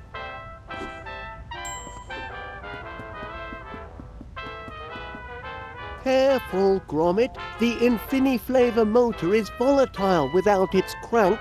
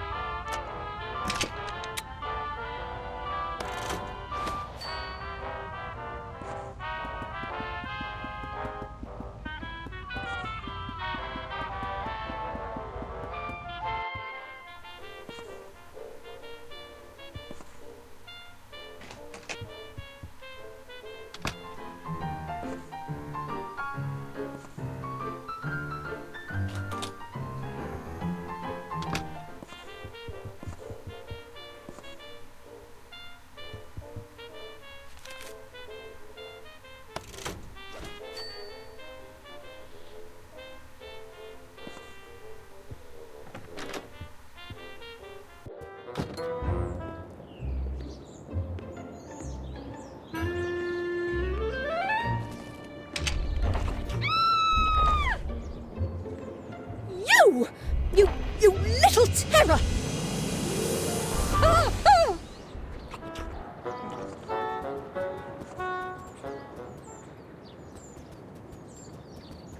Morning, Private. At ease, Private, at ease. I'm sure by now you've received intelligence about the morale-raising ops this weekend. Should be a jolly old time, like when Ensa used to come and rouse the troops, reminded the squaddies what they were fighting for. I remember being stationed in Algeria, and the association organized a whole day of fanfare. Unbelievable!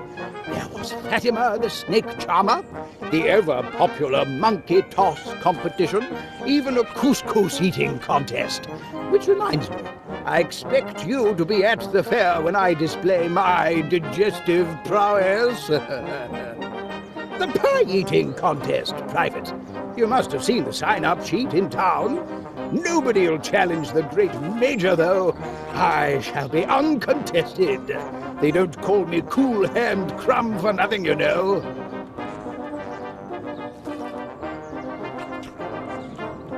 Those are my biscuits, Private, and very delicious they are, too.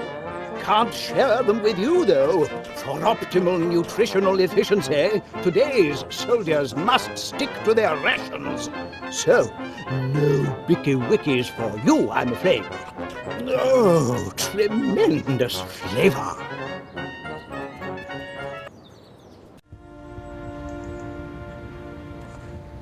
Hello, Gromit lad. How's Mr. Wallace? Have you heard about the fundraiser? I've never been to a proper town fair before.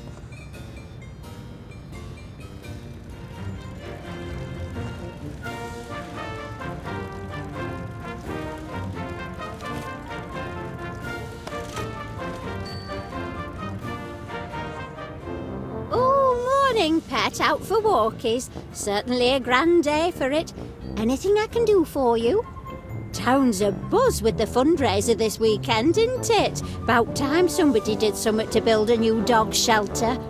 Ooh, I've had run-ins with all sorts of strays of late. Terriers, spaniels, mutts, even an Irish wolfhound. Should have seen the size of him when he went for me pork scratchings on top shelf. Sent me tumbling backwards and brought me awning crashing down. Ooh, I gave him what for, and no mistake. You mean you opened your gob and poor brute took fright? Ooh, mind your business and quit interrupting. This is why you haven't got any friends and spend all day talking to the birds. I'm just in need of some intelligent company. Anyway, it's high time town got together to put the shelter back up. Wouldn't you say, Chuck?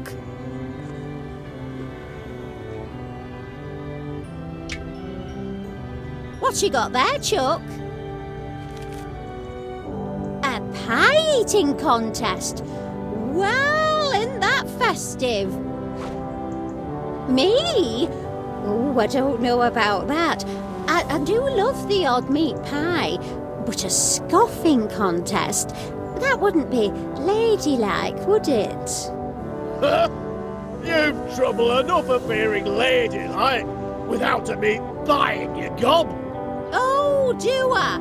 Tell that to Postman. He seemed quite taken with me this morning. It's only 'cause he's got an eye defect. Oh, shut up, you curmudgeonly codger. You know what, Chuck? I will sign up for the contest. I think it's a splendid idea, and I plan on winning in a most ladylike fashion, naturally. Let's see. Oh, just me and the Major, is it? He's no match for Winnie Gabberley. There you go, Gromit. I expect you to attend my victory party.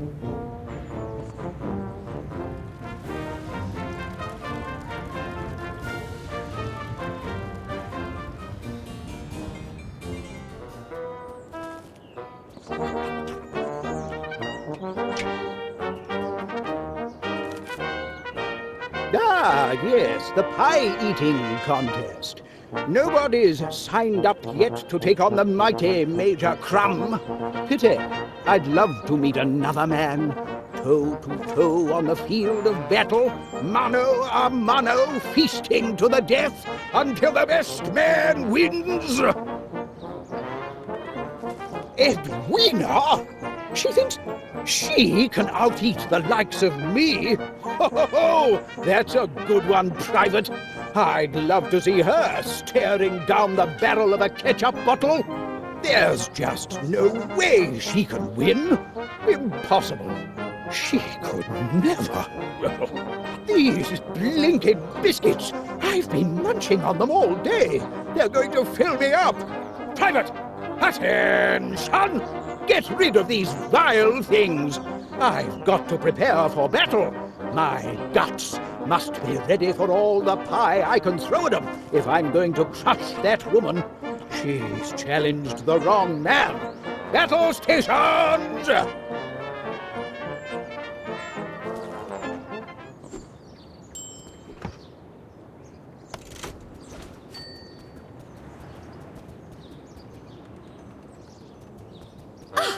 Did you let the dogs out? This mangy whippet is ravaging my roses. Came hurtling out of your master's house with some sort of bone in its mouth. Feeding the strays really is the last straw. Now he's gone underground and Lord knows what he's doing to my roots. And where's Wallace when I need him? Are there no real men left in this world to protect a woman's property? Don't just stand there. Do something. You're a dog. Can't you reason with him?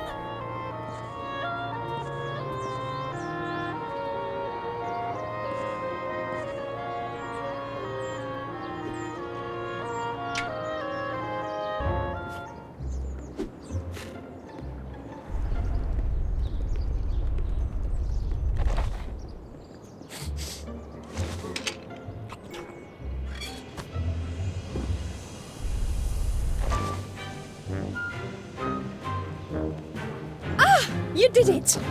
Thank goodness! You've rid my garden of the nasty little rascal, and with little damage. Now be sure it never happens again. I don't want to see any more of your canine companions on my property. Do you understand?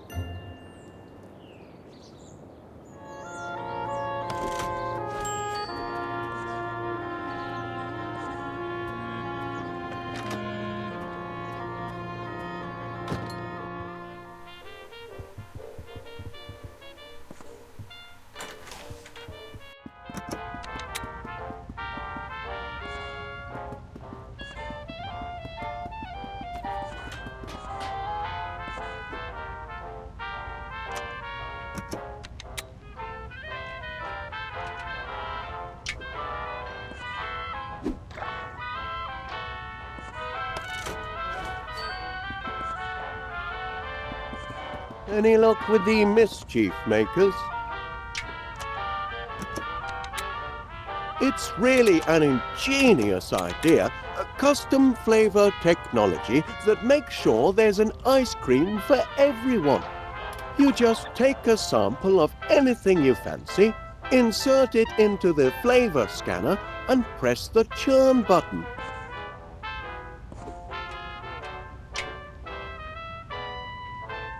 Ah, doing a little customizing, are you, lad?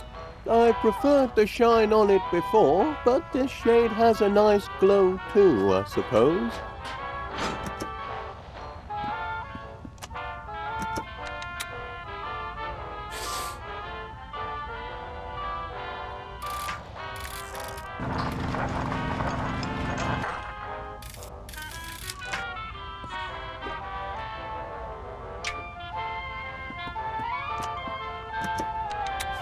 I suppose that lever does look a bit like an old bone, doesn't it? No wonder the crafty canine went and buried it. Give a dog a bone and into the ground it goes. It's their nature. Oh no. Did our fastening nut go missing? It holds the lever in place. It's a critical part of the apparatus, Gromit. This is no good, lad. That was my last number 12.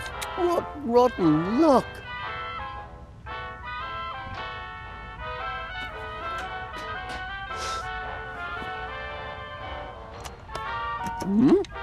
Look at that! He found our nut! Fantastic, Gromit! Perhaps I was a bit hard on him before. I didn't know the little one had a penchant for tinkering. Oh, he's just afraid. Heavens above, he's a positively petrified pooch. Poor little lad. We ought to call him Twitch.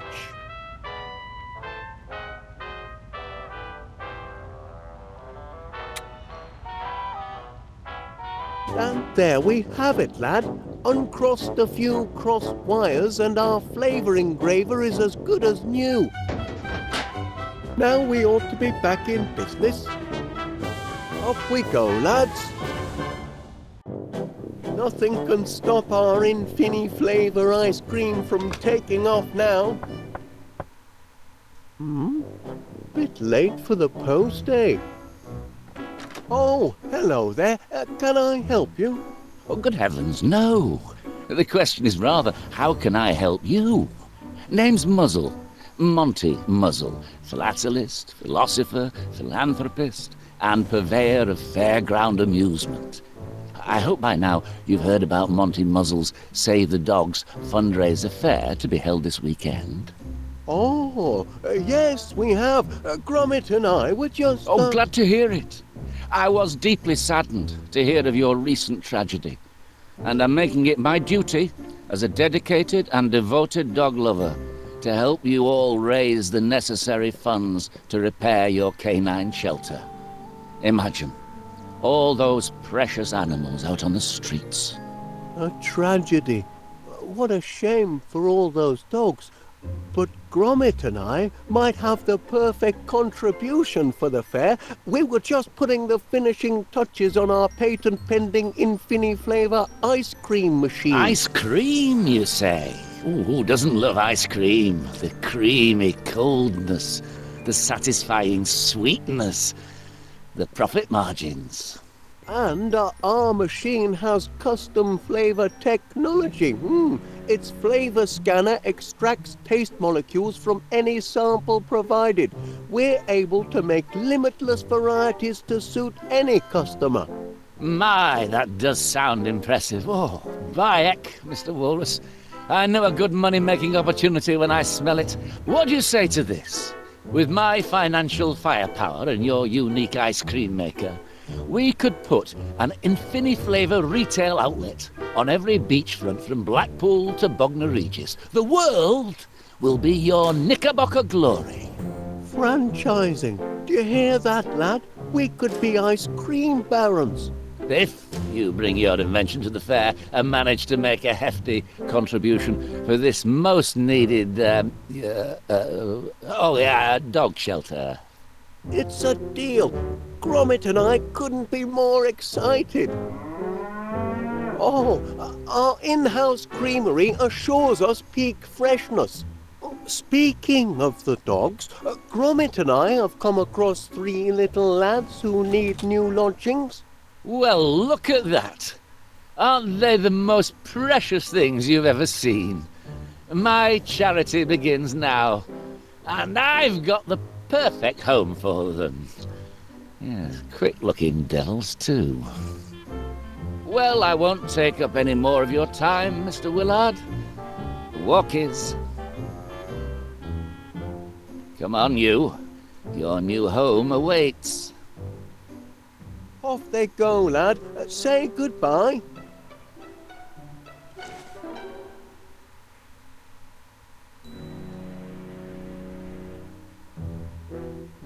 Be seeing you and your contraption at the fair, Mr. Wallace, and be sure to bring your wallet. Roll up, ladies and gentlemen. Welcome to Monty Muzzle's fundraise affair. It fair warms my heart to see so many charitable souls here today.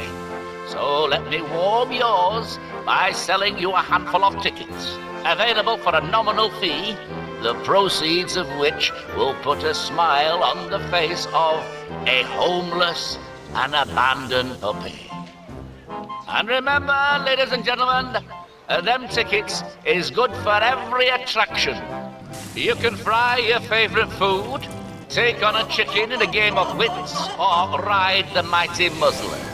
Every penny goes to charity, every ticket, in short, will wag a tail. I say, Gromit, isn't this a thrill? And such a noble cause, rebuilding a shelter for your canine companions. Oh, your new chum must have dropped his toy in excitement. I bet the little fella's having a grand day out. Probably never been to a fair before.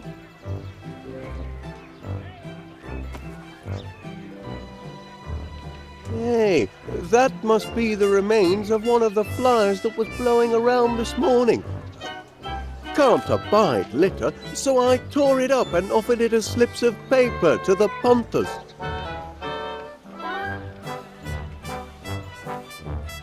Here are some tickets, lad.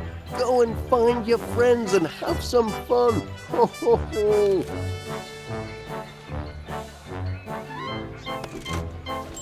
Have a pie to enter, do you? Give it here, and I'll get to it in due time. Quite the turnout of entries I've got. Bound to find a master of ceremonies in here somewhere.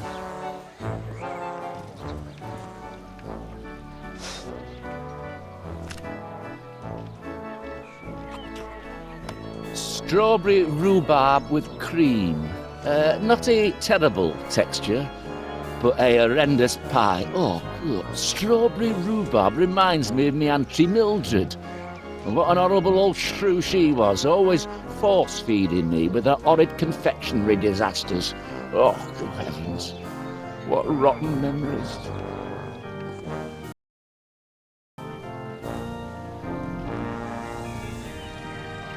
Now, where was I with this filth?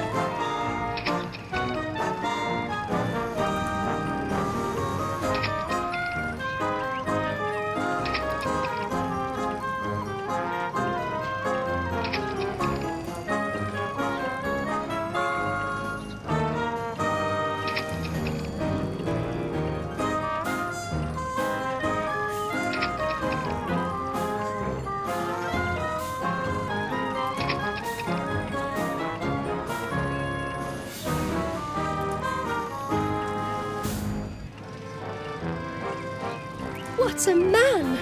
Selfless, heroic, charitable. Hello, Gromit. Enjoying the fair? Must be easy to enjoy such simple pleasures when you're a dog, not knowing the pain of unrequited love. You just wander through life, sniffing and scratching your way to happiness, while I must endure the loneliness of living without a man worthy of my hand. Oh, but then there is Mr. Muzzle, raising all of those funds for our poor, homeless pups. I've never seen such altruism in all my years. He may be of meagre means himself, but he's rich in other ways. Oh, and what a handsome partner he'd make! Certainly compared to the rest of the town's buffoons. Are there no real men here worthy of the name? I want someone strong, brilliant and brave to lavish me with praise. For instance, I had my hair done this morning, and did anyone notice? Not one of them. I'm sure Mr. Muzzle would have, had he not been so busy. But what does a woman have to do to attract attention?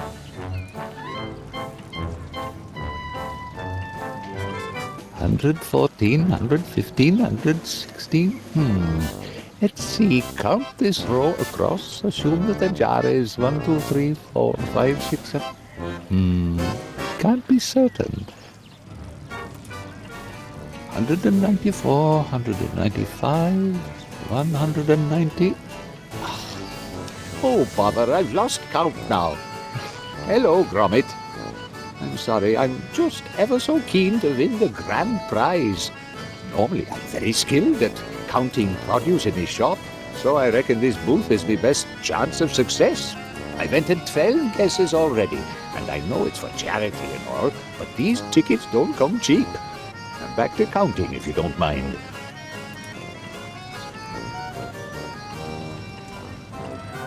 Hey!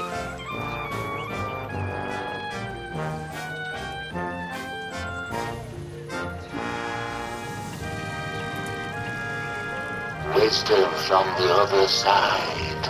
Just can't I find the right bloomin' words?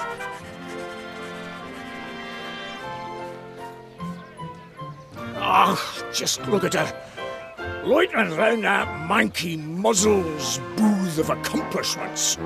She's smitten, she is, by him. Disgusting. Makes me so angry I could blow me top. Ooh, I'm Monty Muzzle. I'm the most charitable, sensitive gentleman there ever was. I'm a bloomin' hero. Fair. Big pile of wet lace, if you ask me. And what do you want, mutt? Can't you see I'm working here? She wants a sensitive man, does she? Well, that's what Miss Flit will be getting. I'm composing her a poem. Near finished, too, except for the last line. Got the whole thing memorised, even. I just cannot write the ending. Dearest Felicity, your eyes are as deep as the murkiest log. Your teeth are as straight as Blackpool rock. Your haunches are sturdy. Your bearing is bold. Ach, I've got nothing. Look at me, talking to a dog. Pah, going crazy you are, McBiscuit.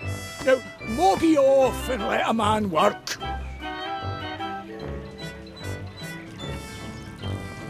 Imagine your life with less strife.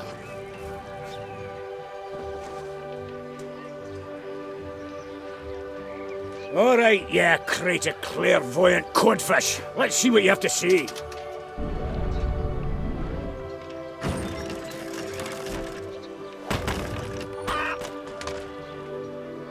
Cravens, what a bunch of rubbish.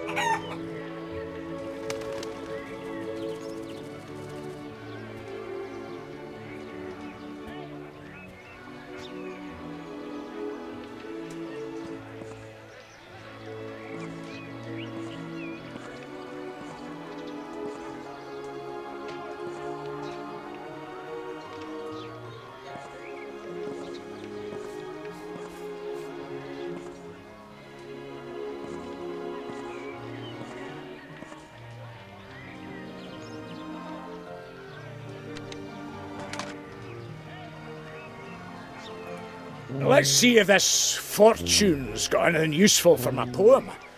Your hair could be mistaken for pirate's gold.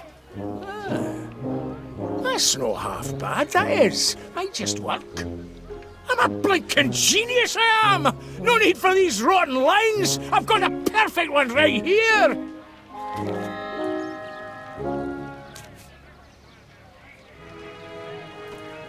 Hello there, Felicity! Oh, hello, Duncan. You look ravishing today. Why, thank you, Duncan. In fact, I've written you a poem in honour of your astounding beauty. What? You've written a poem? Every last word. Really? Well, let's hear it then. Dearest Felicity, your eyes are as deep as the murkiest loch. Your teeth are as straight as Blackpool rock. Your haunches are sturdy, your bearing is bold, and your hair could be mistaken for pirate's gold. I don't know what to say. Brilliant, eh? You noticed my hair! I did. Oh, Duncan! Who could have guessed you're so sensitive and attentive to detail? Aye. My rugged Highland handsomeness may fool some, but inside I'm nothing more than a caring and loving lamb. Come here, my little sugar plum fairy. A caring and loving lamb that's been rolling around in the barnyard too long if my nose isn't mistaken. Oh, that's just my unique musk. Let's go down and stare longingly into each other's eyes.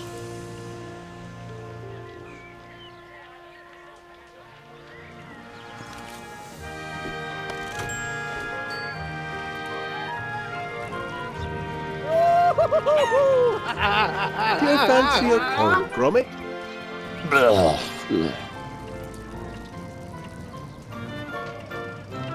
119, 120, 151, 122. There you are, you coochie coos, you! The missus says I need more mates, does she? Well, I've got the birds in the sky and bugs on sill to keep me company. You won't find me making up numbers at some flipping fair. Good, because you're not invited. Here, birdie, come to Papa Gabberley.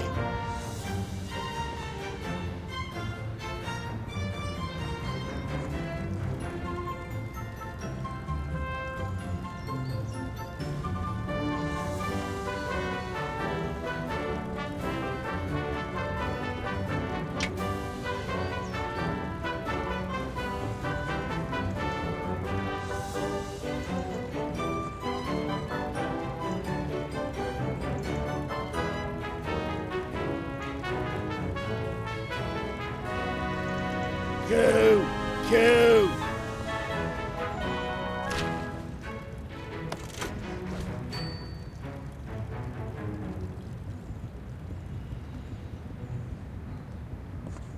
Hello.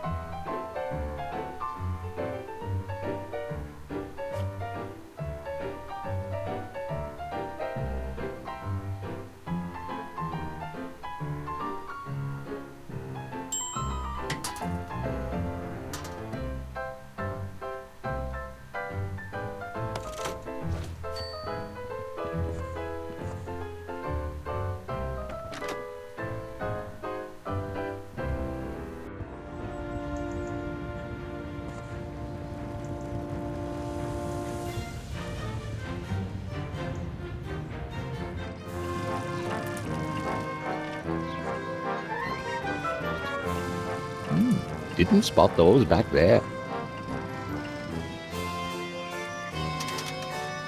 Don't think a little teamwork is against the rules, eh? Here, lad, you have a go.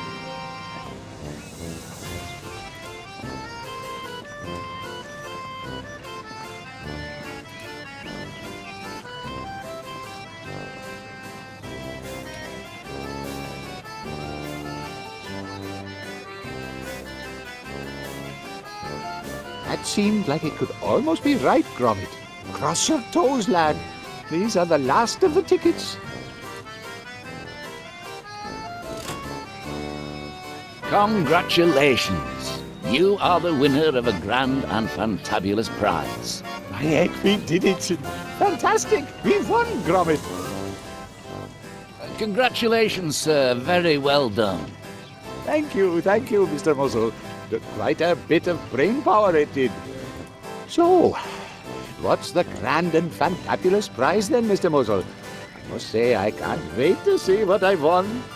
Yes, well, yeah, just as it's always better to give than receive, I say the satisfaction of your triumph, plus our undying gratitude for the charitable donation you've made towards our noble cause, are prizes in and of and by themselves, wouldn't you say, Mr. Paneer?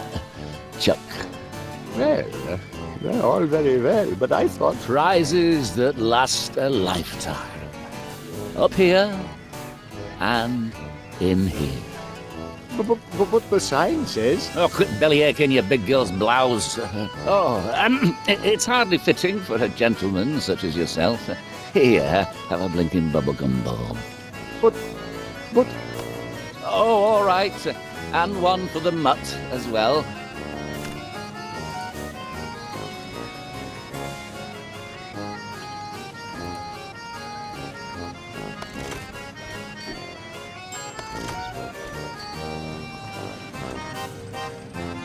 Take care. Disgusting.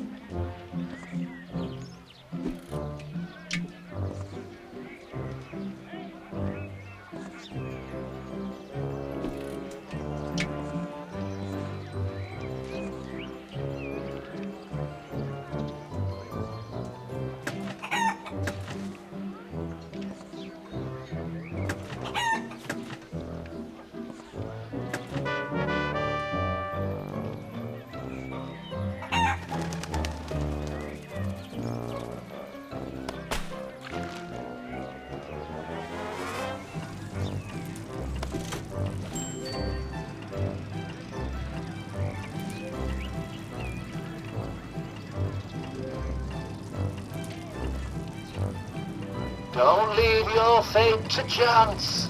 Buy in bulk.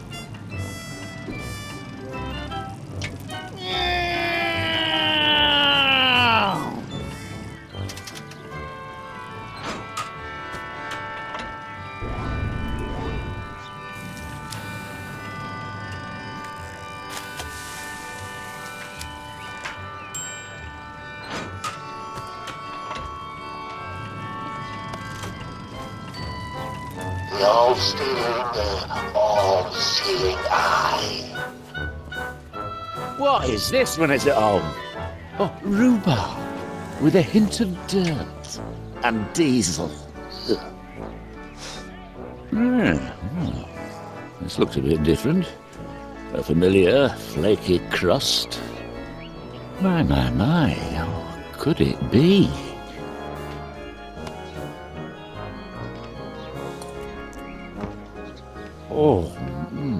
Oh, yes, this is more like it. What a belter this one is. Oh, a crisp outside with a warm potatoey inside. Oh, this takes me back to my days as a boy. But it's still missing something. Some key flavour from it past. Now, still, I'll hold on to your entry as provisional for now. If you think of something to give it that definitive je ne sais what, come back and I'll consider it. Till then, the competition's still open.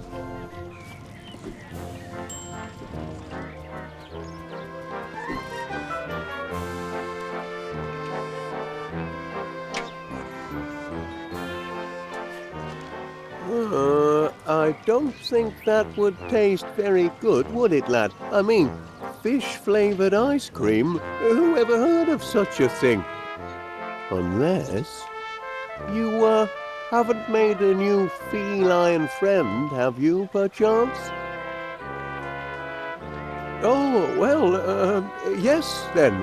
One fish-flavoured ice cream coming up. Step to it, lad.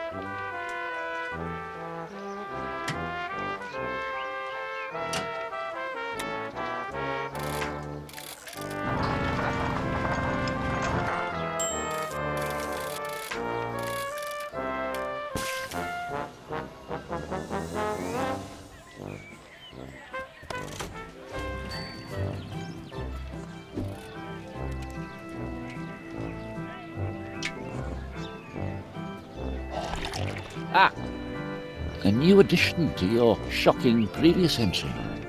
I have no doubt that you almost certainly cheated, but without actual proof. I'll have to let that pass. Let's see how you did.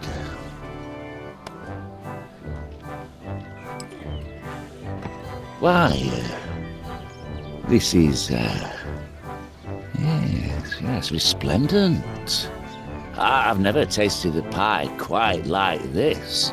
A savoury crust, enhanced by a one-of-a-kind flavour, if I am not mistaken, of lightly battered cod. Oh, yes. Your entry triggers deep and happy memories. Oh, I can see myself as a slip of a lad behind the counter in my mother's chippy. I'm the happiest lad there's ever been, eating complimentary portions of freshly fried North Sea cod and chips. Stupendous! How you did it, dog, I'll never know. But you've won. Congratulations. You're the first beast to become the master of ceremonies of the pie-eating contest. I'll be meeting you on stage then.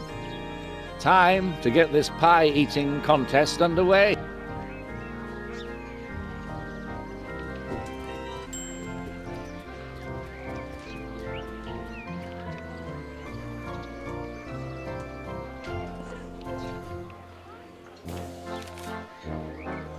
Gather round, ladies and gentlemen, gather round. Our first order of business is to celebrate this fine figure of a dog as winner of the pie baking contest. Atta boy, Chuck. I knew you could do it. Hey! And to honour this achievement, Fido here will preside as master of ceremonies of the pie-eating contest to commence shortly. I'm here. The Major doesn't stand a chance. Ha! I once ate a kidney pie the size of a Shetland pony, and I had room for dessert and coffee. Your starter's pistol, doggo. And now, I'd just like to say a few words. Where are my blinking notes? You were up here just a minute ago. It's not every day that tragedy strikes a helpless town like this. But I'm most honoured to be here in your moment of need to help you all collect enough funds to rebuild the orphanage. That is, the orphanage for lost dogs. And I'm delighted to say that I haven't seen such an outpouring of charitable giving among fairgoers since the great Lancashire earthquake of Oh, let me see now. Some years ago. I don't remember hearing about that. Oh, dreadful it was. Teapots tossed from their cozies. Sheep shaken right out of their fleeces. Most dreadful indeed. So, keep up the good work here today, and be sure to spend at our wonderful attractions, as it's all in such a very, very good cause. Now, without further ado, Colonel Crumbs and Mrs. Gobbledygook will go head-to-head in the pie-eating contest. Now, Mutt, pull the trigger.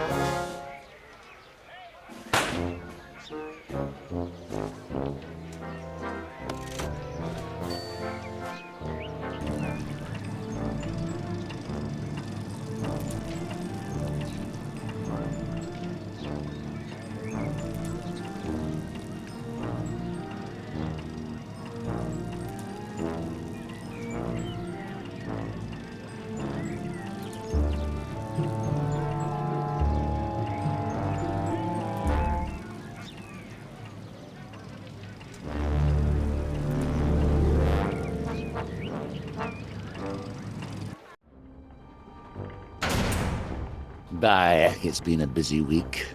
Just one good deed after another.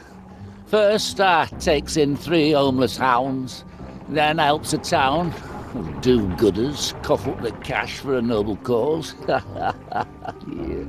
And now I've trapped me a tricksy little trespasser. Now listen here, mutt. I built this fair up from the sweat of me brow and a pile of scrap. And if you think I'm going to let a mollycoddled mongrel chuck a spanner in the works, you don't know Monty Muzzle. Aye, your time on wheel comes soon enough. And being man's best friend, you wouldn't want to stop the ride and disappoint your punters now, would you? But until it's your turn, you can blinking well stay put. Oh, and don't start whining and yelping for help. You'll have my security system to deal with if you don't keep the noise down.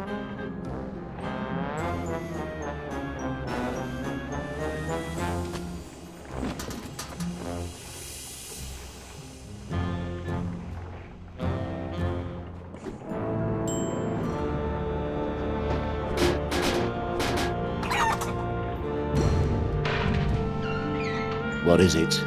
What's going on in here? Up to something in here, are we?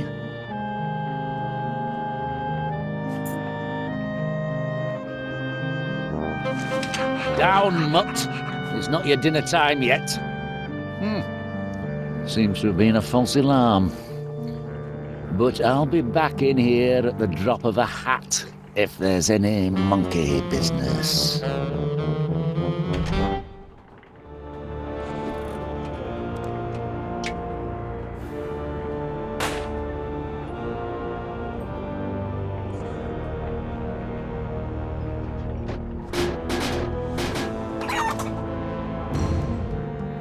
What's going on here? What's all the racket about? Oh, another blinking dead dog. The Workshire whelp hadn't even been for walkies yet. Pity. Get off me, you filthy beast! That'll be an extra few hours pulling duty for you. No more out of you.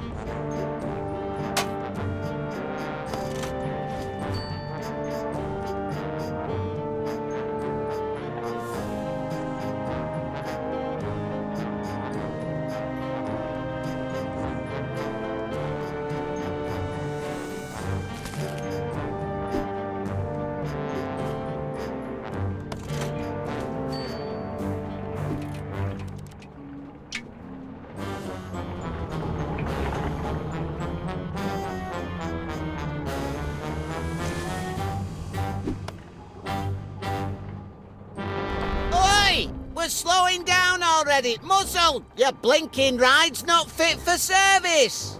Blinking engine must have, died again. Ah, there we go. Woo!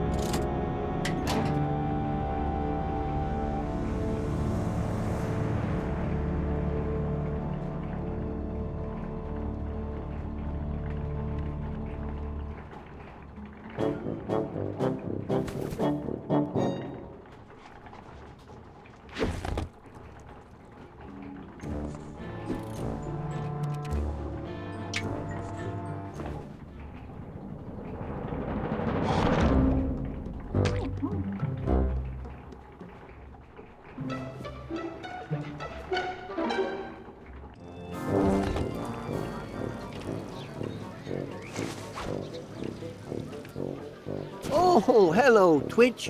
Gromit was looking for you. Enjoying the fair? Oh, I see. you'd like to have a go on the ride. Well, I don't know. Where the heck's Gromit? He should be showing you around. No, well, I suppose I can take a break. Let's go. I don't know if they let dogs on board, Twitch. Steady on. I know it's not fair, Twitch, but we can always ask. Easy there, boy. Got quite a bit of strength for a little fella. Blinkin' Lola. You mean poor Gromit's inside the ride? What happened, lad? Monty Muzzle? Heavens above. Twitch, you better stay out of sight. I've got to see about getting Mr. Muzzle to shut down his ride.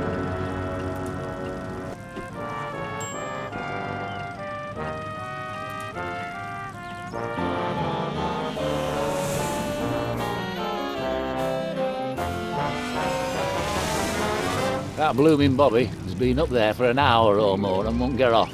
Says he's carrying out an inspection, but he won't find anything untoward on any of my rides.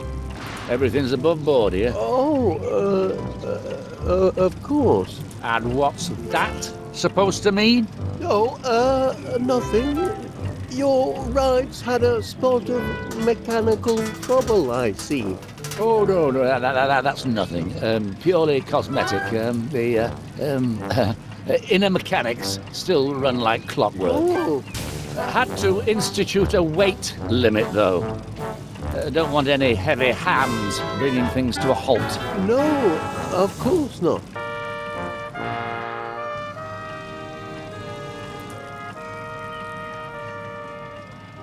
The contest hasn't ended yet. Why, no, it's a last man... woman standing competition.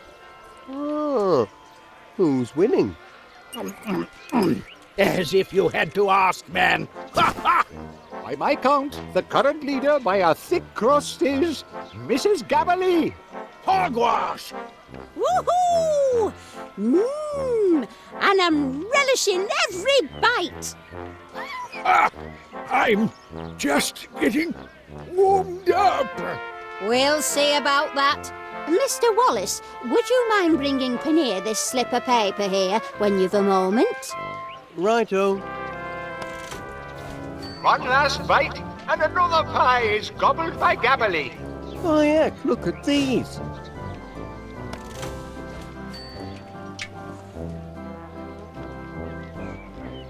Where did those blighters come from?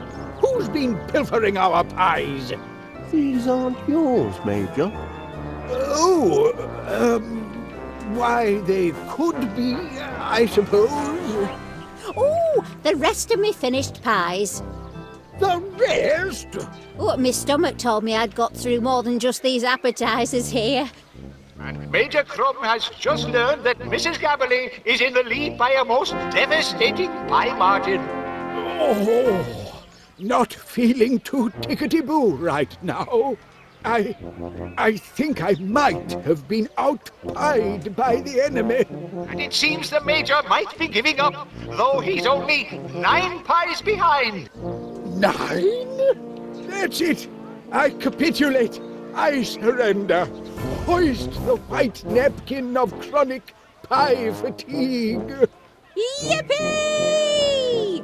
And down goes the Major, out for the count. Attaboy, Mrs. Gabberly. Congratulations! Woohoo! Remember, ladies and gentlemen, if you like pies, Paneer's Purveyors of Peculiar Produce is open daily for all of your baking and pie-eating needs.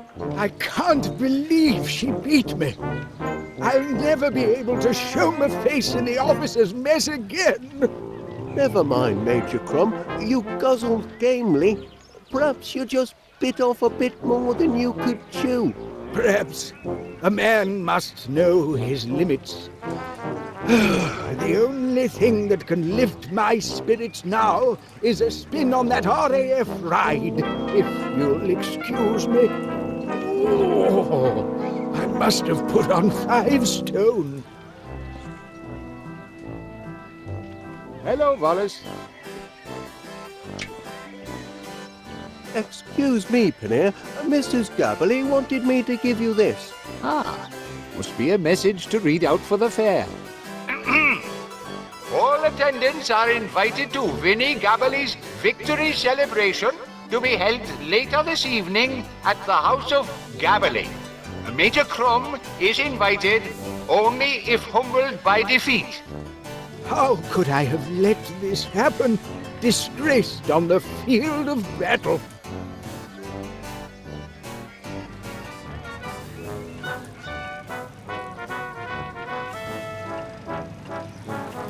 Too heavy?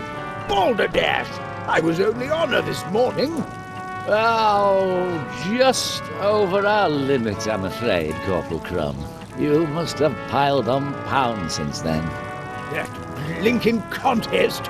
And I'm a major, don't you know? Aye, a major liability.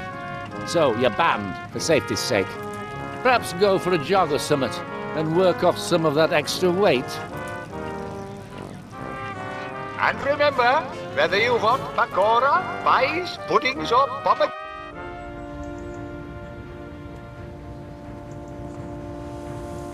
A balloon. Always good for a lift.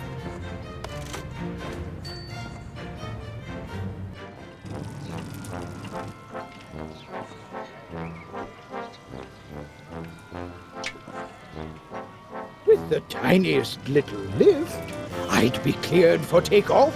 A balloon, Major Crumb? Who doesn't love a festive balloon? Used to tie the old balloon to our knapsacks when we were in the long grass to distinguish ourselves from the enemy. Perhaps you're ready for the ride now? You might be right. I'm feeling lighter on my feet already. Weight limit passed. Queue up. You'll be next. Smashing! It's about time. Time's up, Constable! Still carrying out the inspection, Major. Wait your turn.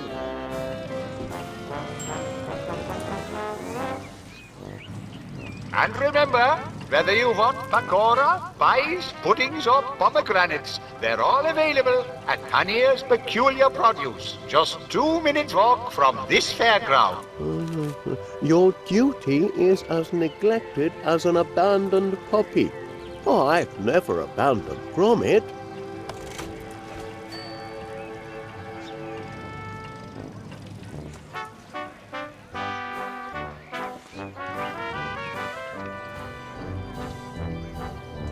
Hello, Wallace.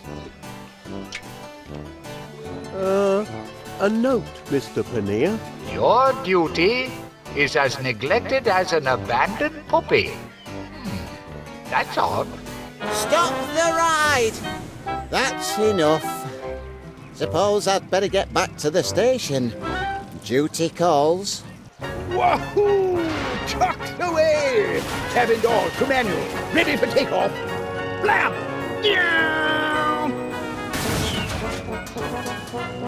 Good heaven! Major Crumb's carrying too much excess baggage. The ride's going to burst its seams. We've been hit! Oh, my giddy aunt! Oh, my! Those poor dogs were trapped inside of that dreadful machine the entire time. Gromit! Are you all right, lad? Where is that monster, Monty Muzzle? He was just here a moment ago. Up and away? Oi, what are you doing? What is that? It's Monty Muzzle! And our money! And Twitch! Arrivederci! Monty Muzzle's stock is on the rise. This is no time to jettison the cream, Gromit. We don't do floats.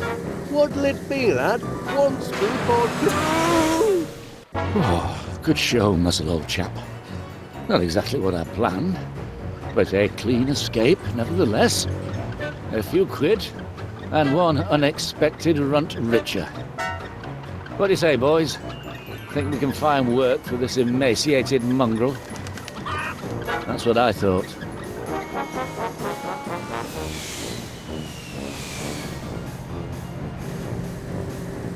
Oh, Knickerbocker glory! He's got a head start, lad. We've got to find a way to close the gap.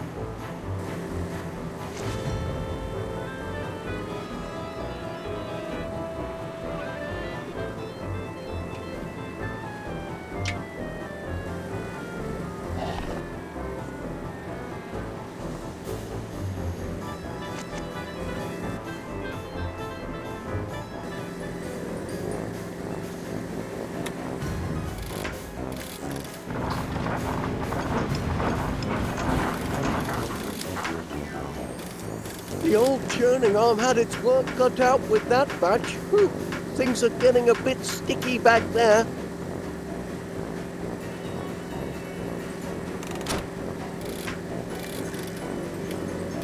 Hey, looks like we've sold out of all our cones. That's good news. Direct hit, lad. Hey, now he's up a gum tree. We'll catch him now.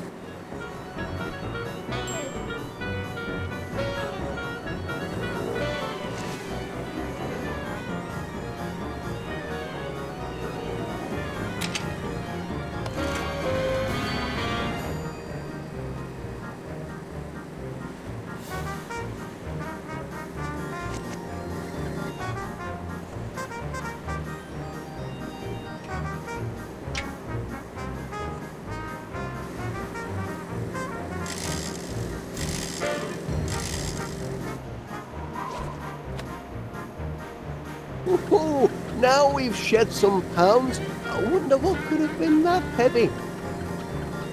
With puncture-free lead-lined tyres. Those didn't come cheap, you know. And how are we going to land without any undercarriage? Knock up my engine, will they? I can still outrun them with the wind at me back. Hey, they've run out of lift. Sorry, my little twitching bag of bones, but no one's coming to save you now.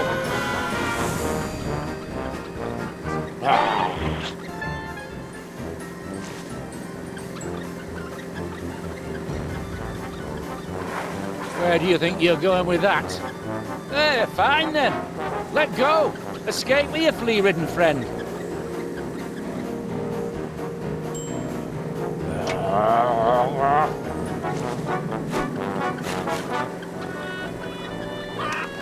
Hey, easy. You've already been fed today. Ow! Get away. Stay away. Now, listen, chickens.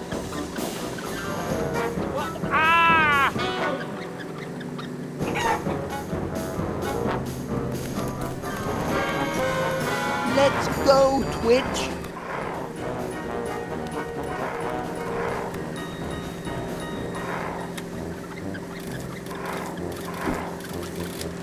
Lucky grab, Gromit. Let's get out of here. We're one scoop too many, lad. Oh no, Gromit. Brace for impact.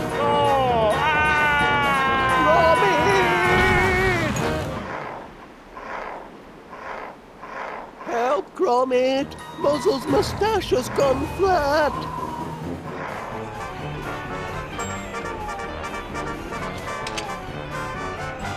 Don't lose that arm, Gromit.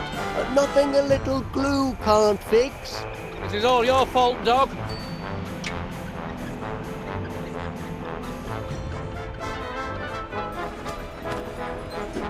Give that back right now!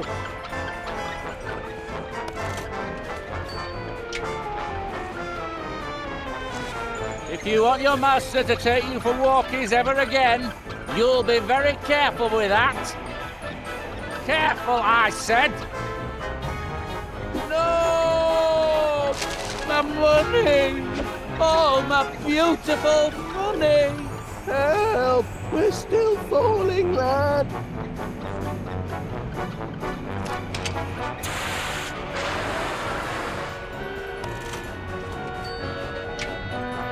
Quick! We could do with some more air. It should hold us for just long enough. They might have flown too high and suffocated in the atmosphere. Happened to many a bomber in the war. And all to save a poor defenseless puppy. Who would have thought Wallace was so selfless and brave? Aye, but more importantly, that blinking fairground villain still got our cash. He's due a soak in the mouth and a kick in the head. Honestly, Duncan, the last thing we need is more violence. We need heroes. Look! He's used his beard. What on earth is that? It's a giant mustache. Ah, I've seen bigger. You're alive! Yes, and saved by a whisker. Something of a close shave, eh, Gromit? Ho ho!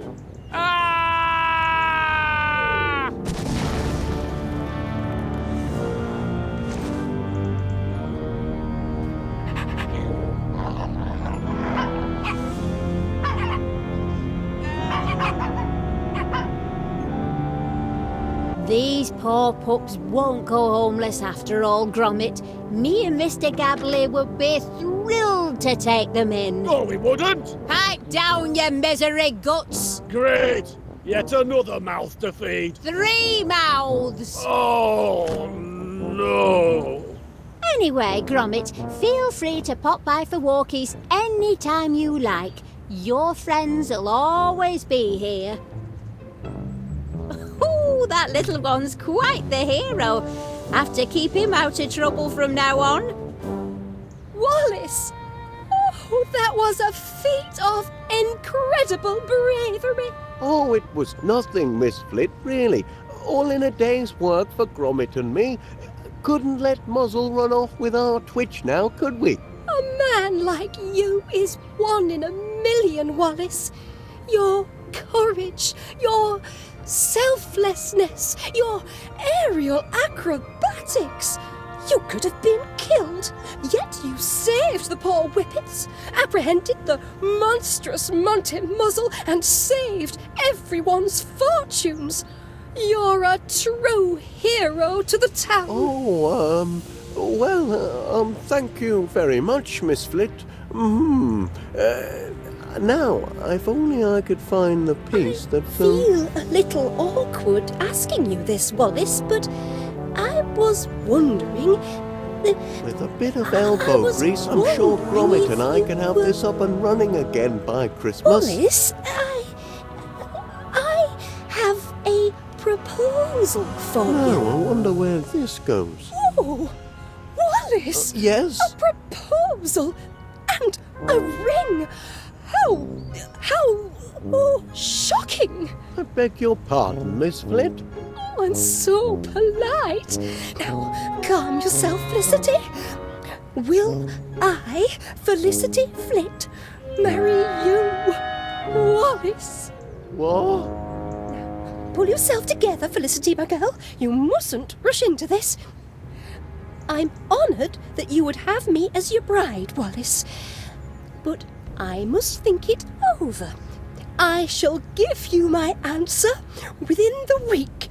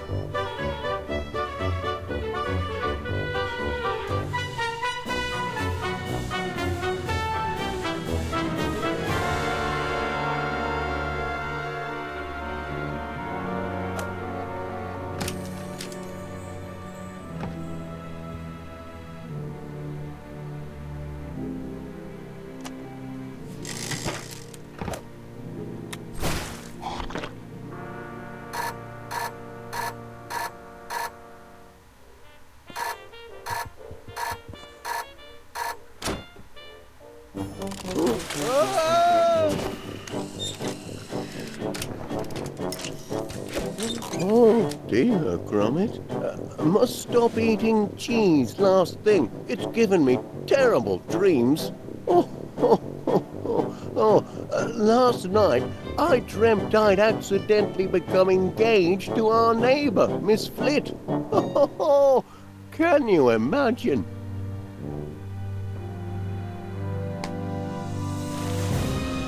What's this? Oh no, lad. So it wasn't a bad dream after all. It's a real life-flipping nightmare. It's all coming back to me. At the fair, I found that lug nut and she thought it was a... Oh my giddy aunt. Talk about matrimonial misunderstandings.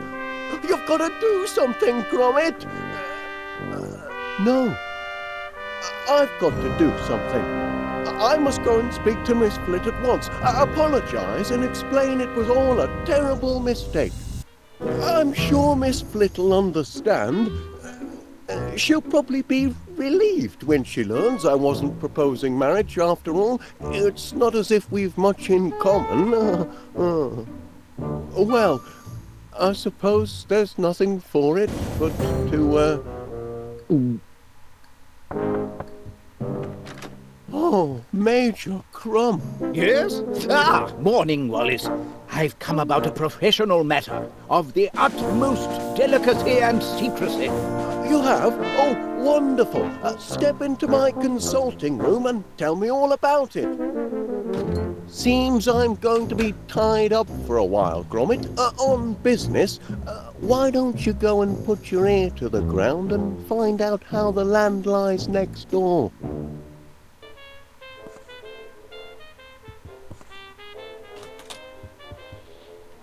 Yes, I've just remembered. Oh, you have? Yes, something that means a great deal to me. Go on. Not just me, but to all of us. It's terribly important. It is? This is a matter of the utmost importance, Wallace, or I wouldn't have come. I appreciate if there's any information gathering to be done. My eavesdropper is just the tool for it. Eavesdropper? I like the sound of it. So, what have you lost? An object. Precisely. I suppose we can start hunting for clues with my super clue snooper. Capital idea. Still, for a start, could you tell me what the object is? Yes, of course. It's... Oh, fiddlesticks, I've forgotten. Oh. Gone. Clean out of my mind. Well, that's a poser. An imposter? Where? No, I mean it's a problem because...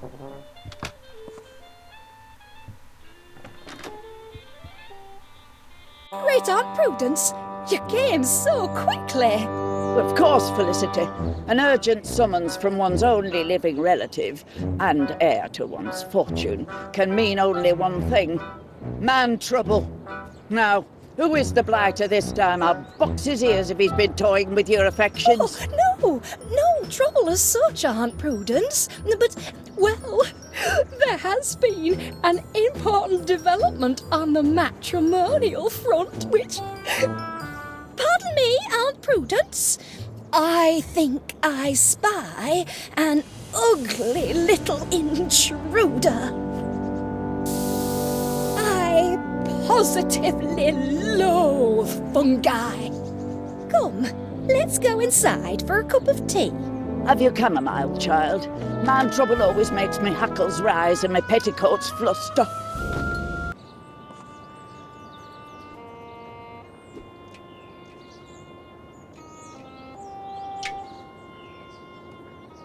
In his spare time, he likes to tinker a little. Tinker? Yes, inventions and such like. A handyman? Well, you'll obviously have to put a stop to the inventing. Certainly not in the house. Can't be tolerated. Oh no. Far too messy and intrusive. Well, I think you've told me all I need to hear. And so? So long as he doesn't leave his contraptions lying around all over the house, he sounds a very suitable suitor. So our engagement has your blessing? I don't see why not. Unless... Yes? Unless, of course... Well, he's not a member of that place, is he? That appalling country club whose name alone makes me shudder. You mean Prickly Thicket? Yes. Oh, heavens, child, you know our family history. We Flits have never associated with those dreadful prickly thicketers. Oh, you needn't worry, Aunt Prudence. Wallace isn't the Prickly Thicket type.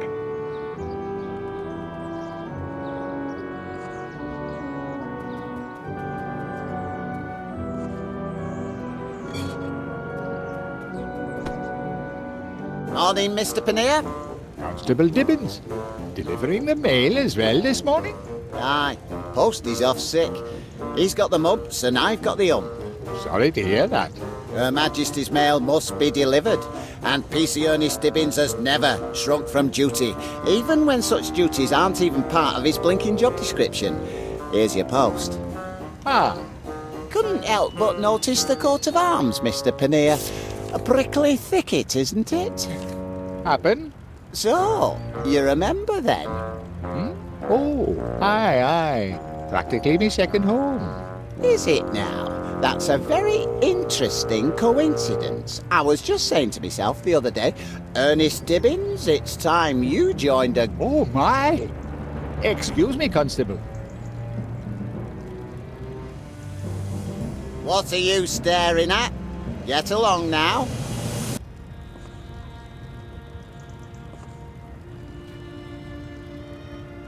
Back off.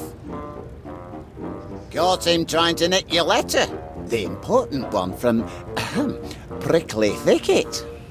Oh, that's only the envelope. I've got the letter here. Not bad news, I trust. Oh, no. Quite the reverse. It's my turn to propose a new member. Is it really? Well, I never. It's a heavy responsibility. Not everyone's cut out to be a prickly thicketer. The candidate must be a gentleman of impeccable character. Someone who's always there for a friend in need. A pillar of the community. And, of course, a sportsman. Going to be a long search? Not necessarily. I mean, the ideal candidate might be somebody who's very close to you. Oh? Aye, somebody who's right in front of your nose, in fact. Ah, yes, of course. You mean Mr. Wallace, my near neighbour and one of my best customers. Wallace? He's no blinking sportsman. He don't know one end of a golf club from t'other. Well, that's true. And he's hardly a pillar of the community, like... Like who? Mr. Pannier. My dear Mr. Pannier, who watches over this town centre like a shepherd watches his flock. Who sees to it that everybody stays on the straight and narrow. Oh, you mean you? But don't forget, you forgot to find me after that business with the bad bangers last month. Only on account of me soft heart. It's me only failing. But don't start getting ideas. I'll let you off with a warning once, but just once. Of course, Constable. Now, you better start getting these crates put away. They're blocking a public thoroughfare. Oh dear, not more crates. Good day, Mr. Pannier. I'll leave you to think things out. Out of me way, you. Don't suppose you can use a few crates of super sticky nut butter, can you? I ordered 5 tubs, but the daft hayperth at warehouse put me down for 500.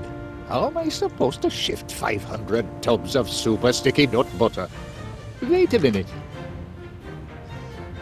Take this home to your master. Free sample, courtesy of Pannier's Produce. If you don't like it, you can always use it to fill in cracks before decorating.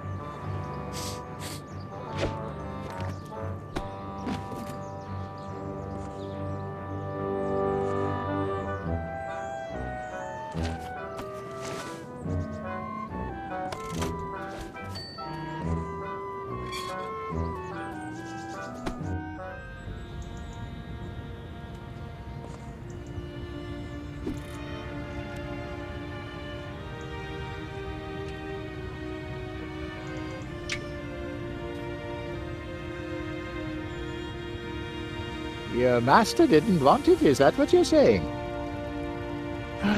Put it there with the others. I'll move it inside when I've cleared some space.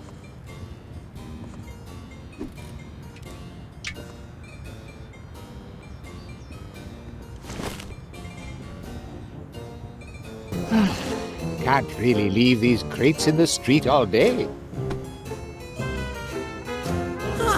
My good friend Panea. Glad to see you doing your civic duty. Oh, yes. Wouldn't want to presume on our friendship. That's why I've always respected you, Mr. Panea. Never one to take advantage of powerful friends. You know, when push comes to shove, the law must be obeyed. Honour, duty and golf. That's the Prickly Thicket motto. And a fine motto it is. A motto I could easily live by if, say, someone were to invite me to join the club. Say no more, Constable. I've thought it over and... Blinky neck! Crikey! What kind of trick is this? Trick? No trick, just a little mix-up. Optical illusion. If you'll just turn the other way for a moment, I'll... Turn the other way? I am an officer of the law, Mr. Panea. But our friendship... I'm sorry, Mr. Panea, but vermin's vermin, and vermin trumps friendship every time. So, that's how it's going to be, is it?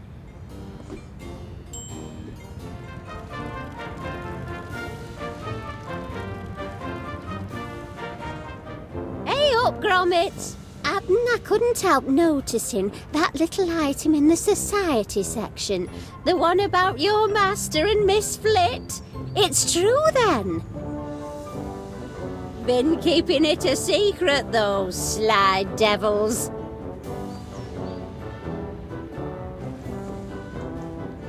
Ooh, careful with that. It's my last one, and it's reserved for Mr. Panea.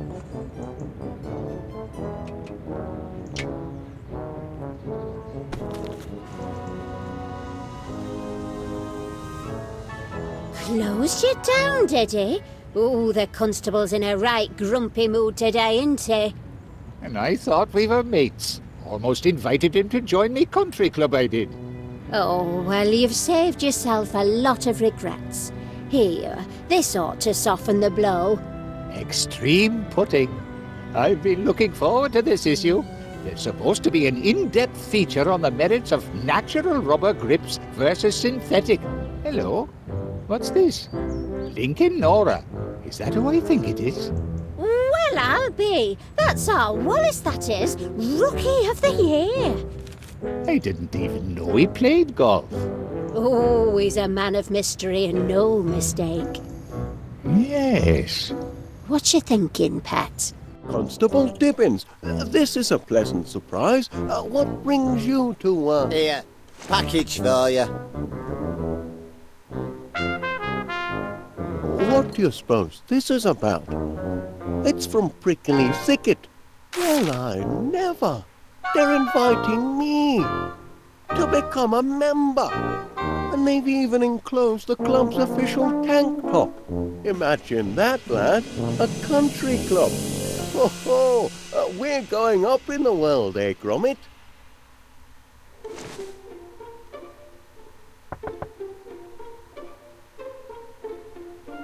Miss Flit. Please, Wallace, you needn't be so formal. Not after yesterday. Call me Felicity. Yes. About yesterday. I did leave you hanging in suspense, rather, didn't I? Naughty me. But I do have an answer for you now. You do? I couldn't take a step of this magnitude without first consulting my great-aunt Prudence. And you'll be delighted to know she has given us her blessing. Isn't that wonderful? Her only caveat, and it's almost too ridiculous to mention, is that she forbids us to marry if you're a member of...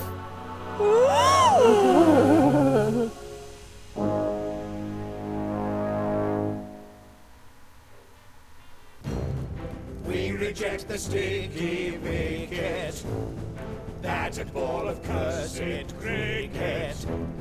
We tell other sports to stick it. Golf for us is just the ticket. Hurrah! Hurrah for prickly thicket! Brother Wallace is duly sworn in co-conformance with prickly protocol. Devil if I ken why it had to be Wallace, but what's done's done. Welcome to the club, Wallace. We await the opening whack. Swing the club, you tube!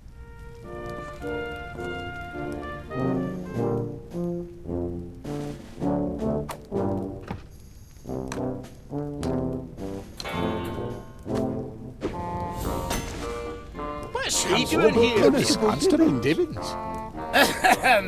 Stop in the name of the law!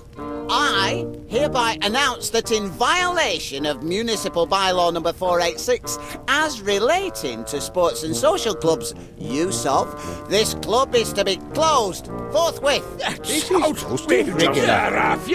Bylaws state, and I quote, every registered golf and country club must be in possession of no fewer than one fully functioning golf course. Oh, yes. That bylaw. Pardon if I'm a bit, shaky on the upswing, but are you saying that... We don't actually have a golf course. Not at the moment, anyway. Had one once. Dashed fine one it was, too. But the deed was lost. Somewhere within the walls of this club. Some little time ago. 1649? Rotten year. It's a long and terrible story. It's history. And as of tomorrow morning, Prickly Thicket'll be history too. Enjoy your last day at the club, gentlemen. Well, there's only one thing for it, I reckon. Like the Booby Bobby said, let's enjoy our last day at the club. Capital idea. Perhaps I can get a game of chess in before ticket. I still need to work on me cushion technique. Pardon me, but PC Dibbins is going to shut Prickly Thicket Golf Club because it hasn't got a golf course. Oh, that's what he says. Cheek. And it hasn't got a golf course because the deed proving its existence is lost. Yes. Indeed. Aye, that's Well right. then, there's nothing for it but to find the deed. Easier said than done, laddie. Prickly thicketers have been searching for centuries. Impossible quest, Wallace. Impossibilities are our speciality at Golden Retrieval. Of course. Now I remember. That's what I hired you fellows to find. The deed to Prickly Thicket Golf Course. Me clue finder ought to come in handy for finding clues.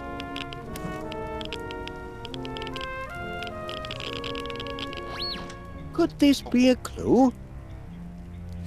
Only the man who has mastered the Ganges and made the impossible shot is worthy to pocket the porcelain key that will slide in the porcelain slot.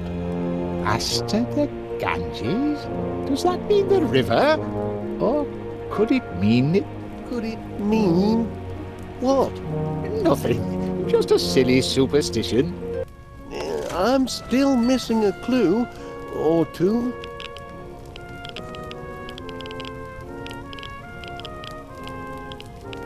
I say, that one's a rum un. Aye, that one were Goodman Witless. Him and his evil hellhound Gimlet.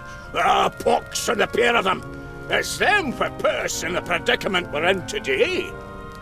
Really? Aye, for when the devilish Duchess Flit were seizing the golf course and planting flowers on it, my poor Grandpa Rory were desperate. He loved his Prickly Thicket golf course like a wee wifey. but he couldn't save it from Flit's men and their terrible tulip bulbs. So when they snatched the gorse from him, robbed him, they did, he hid the deeds to the land, hoping one day to reclaim it and restore it to the noble cause of golf. And that were his biggest mistake, hiring them two buffoons to help. You mean Goodman Witless? Aye, and Gimlet his devil whelp. Local clockmakers and jacks of all trades they were. Grandpa Rory hired them to build a security system to protect the deed. Well, they built it all right. And made a dashed fine job of it, too. Brilliant. Inspired. Flit's men did their damnedest, but they couldn't disable the system. And nor could anyone else, including Goodman Witless. Thanks to him, the deeds are still locked away in the walls here somewhere, guarded by his tick-tock state-of-the-art security system. Well, I've done a bit of tinkering myself with security systems. Do you know how this one works? Not a flippin' clue. You need 3 keys to switch it off, that's all I ken. A gold one, a silver one, and a porcelain one. And these keys, where are they to be found? Search me, pal. They're well hid, too. Got security systems of their own, they say. There's bound to be a clue nearby.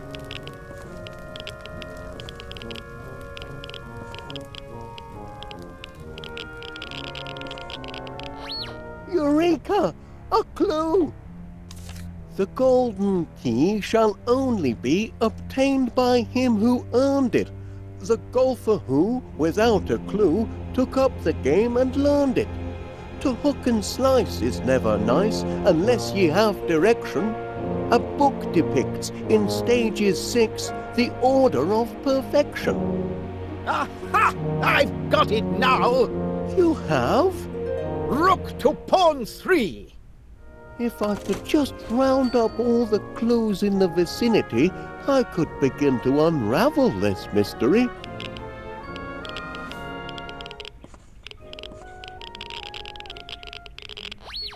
What's this? Behold the foolish puppy dog, he keepeth very busy. He seeketh for the silver key, and spinneth till he's dizzy. The hours pass, he stoppeth not, in daytime nor in nighttime. Methinks he'll findeth not his prize, until you see the right time. Blinkin' Nora, this is a riddle and no mistake. Call that poetry, Wallace. I think it's a clue, Major Crumb.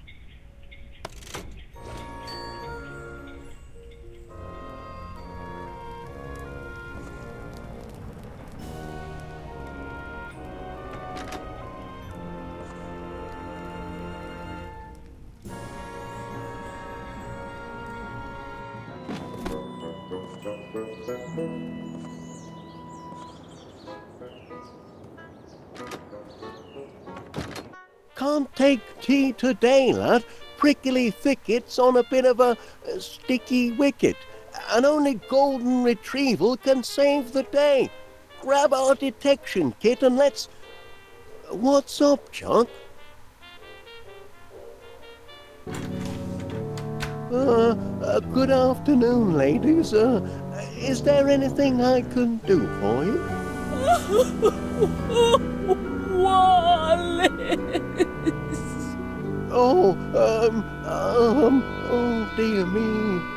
My grandniece is a tender-hearted girl, Mr. Wallace. She hates to see a man ruin his life. I don't believe I've had the pleasure, Mrs. It's Miss Flit, actually. And I make it a rule never to shake hands with individuals who belong to certain organizations.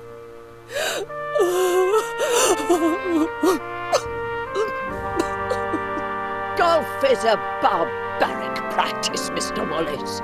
Those caught in its snares inevitably descend into squalor.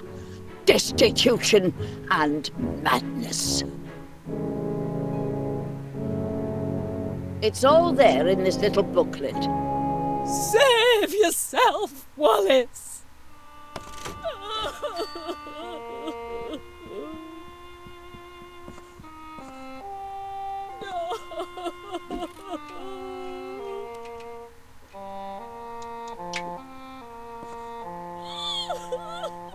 I appreciate your concern, Miss Flit, but really, My grandniece's condition is far too delicate to engage in conversations with madmen. Kindly direct your ravings to me.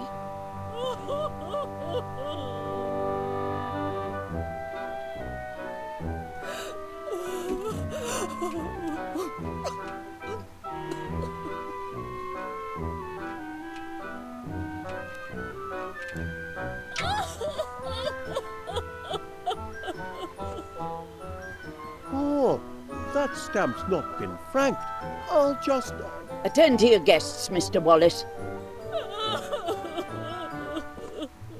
I've enjoyed our little chat, Miss Flit. Oh, and a great pleasure meeting you, Miss Flit. But, Mustache? Please, try to turn your life around, Wallace. Awfully pressed for time, Gromit. Would you mind attending to our guests? Could we have a clean handkerchief, please?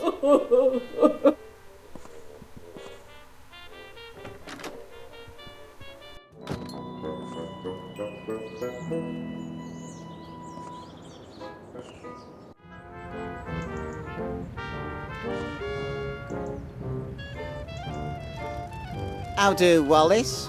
How goes your first and last day at your new club?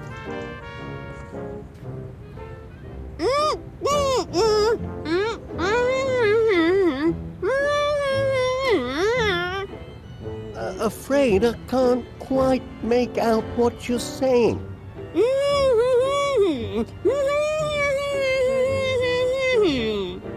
The missus had some of that Mr. Panier's fancy nut butter. Now she can't open a gob. Oh, dear. Sticky situation, that. I know! Wonder if he's got any more!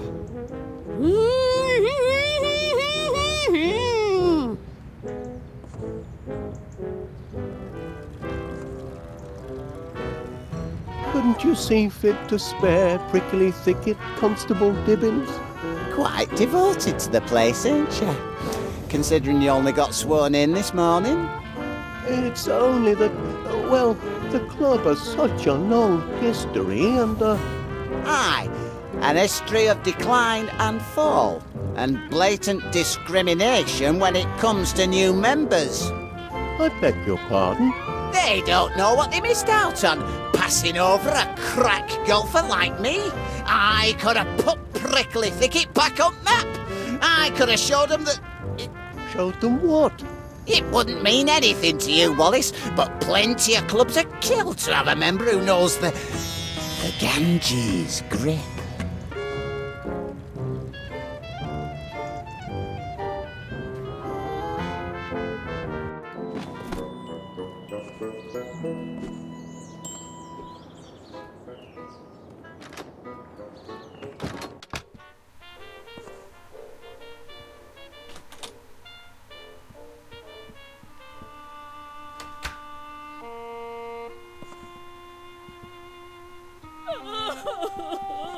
A glass of milk?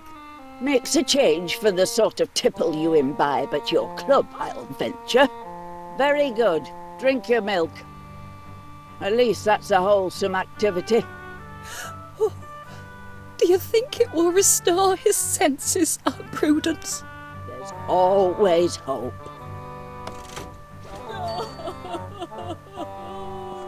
Lovely time. Mustache?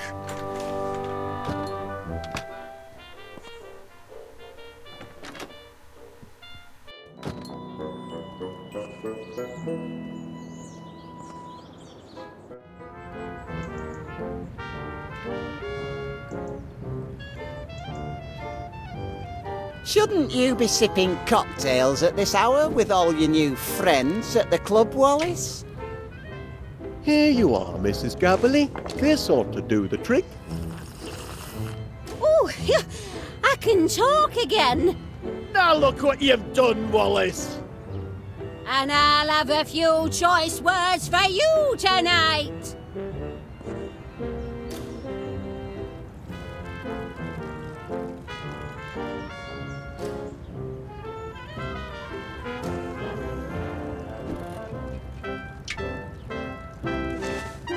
As a crack golfer, Constable Dibbins, perhaps you could give me a pointer or two. I'm still a bit new to the game and... Here, give me that. You're holding it all wrong. You've got to... Ah, I see. Very clever. Clever? Think you can trick an officer of the law into divulging the Ganges grip, do you? Well, since your club's about to close, I'll show you anyway. Now watch closely.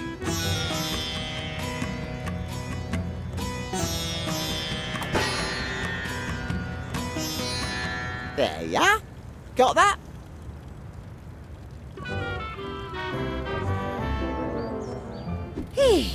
Can't thank you enough for loosening me lips, love. I wonder, Mrs. Gabberly, would you mind awfully if I, dip the handle of my golf club into your sticky nut butter? If it'll help you with your detective work, help yourself. I want nothing more to do with the stuff. Much obliged.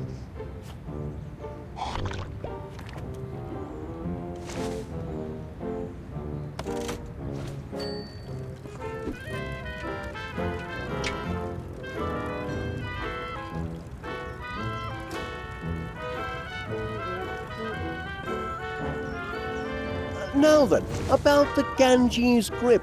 I was wondering... You're holding the blinking club upside down. Give me that. The trick is to... Hey, think you can steal me secrets, do you? All right, take a gander at this.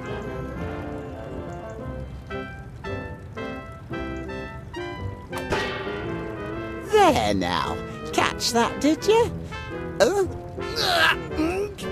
What trick are you trying to pull, Wallace? Take your pigging club and bug off, Wallace. I haven't got time for all your shenanigans. Much obliged, Constable.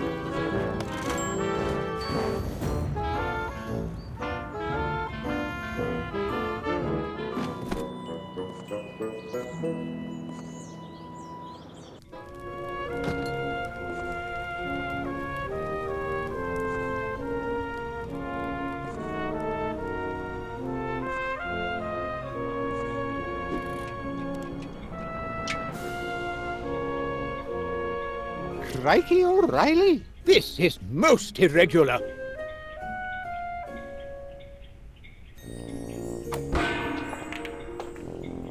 Oh, the Ganges grip. I told you, Paneer, there's no such... By heavens, he's cracked summon key. Talk about a hole in one.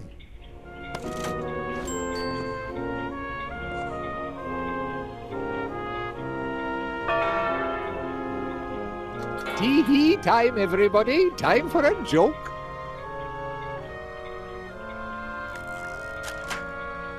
I say. I'm wearing my lucky golf socks today. Lucky golf socks? What the devil are lucky golf socks? The pair with the hole in one. A sock with a hole in one!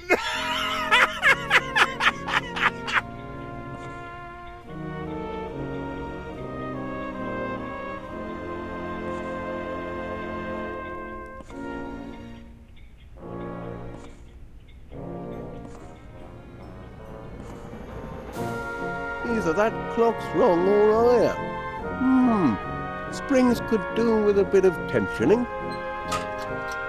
Nonsense. Clock's on thicket time, that's all.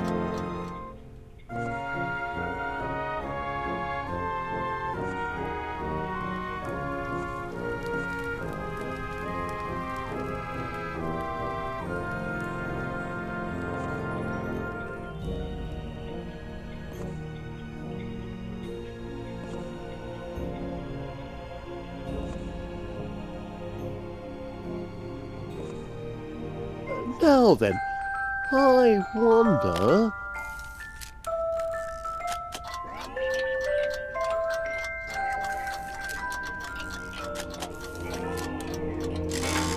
Crivens! He has found it! He's found It's it! the silver key!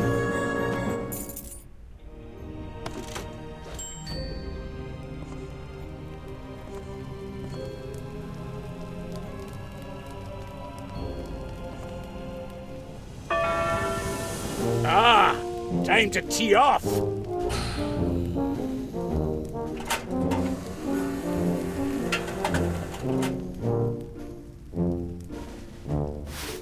Now, who am I gonna humiliate today? Wallace now, is it? Is that the best we can do for a challenger? Now, watch how it's done, laddie.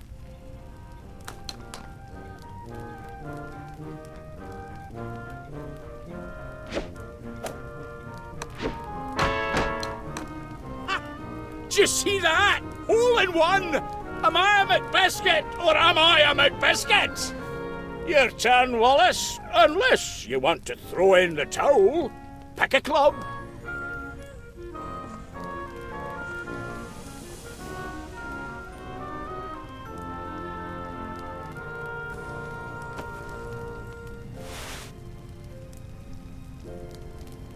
It's your turn, so take a shot.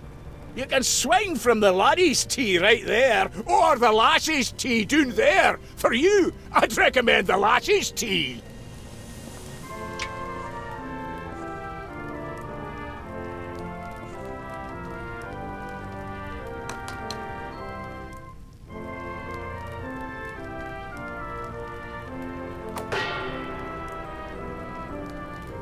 I'm a big-hearted bloke, me. I'll let you take a mulligan on that one. Give it another go.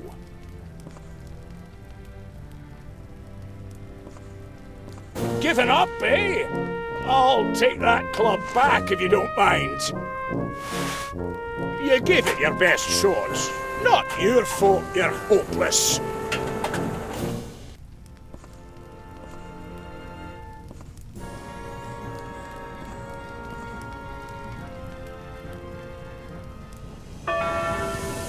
Ah, time to tee off.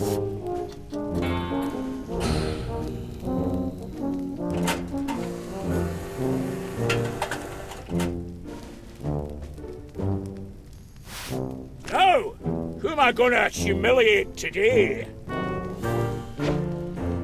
Wallace now, is it? Is that the best we can do for a challenger? Now, watch how it's done, laddie.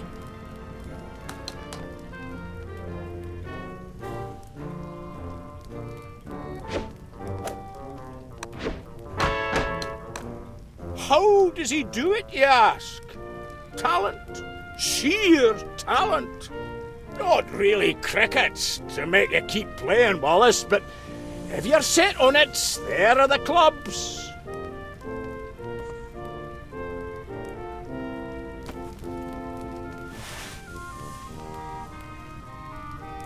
How many strokes you reckon it'll take him to get off the tee? Show us your best, Wallace.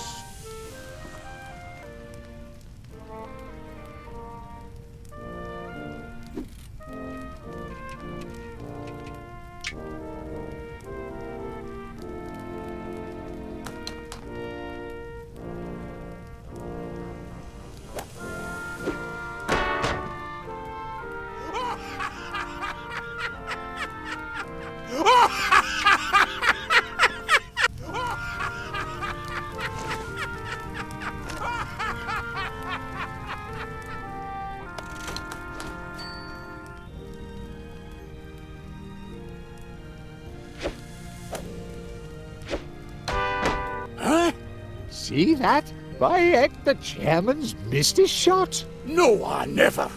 That were the rubbish club what missed it. Well, your turn. Pick a club.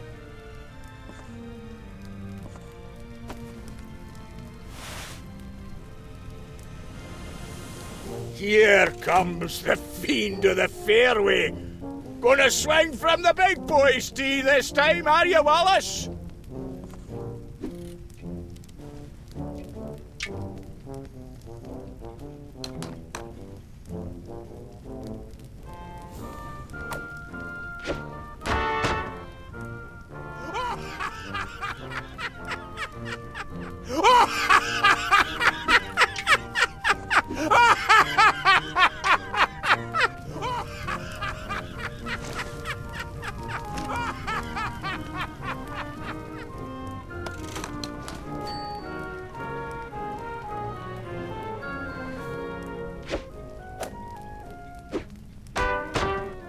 Heavens! He did it again. He missed another shot. Something's not right. What's going on? All right then. Which club are you going to use?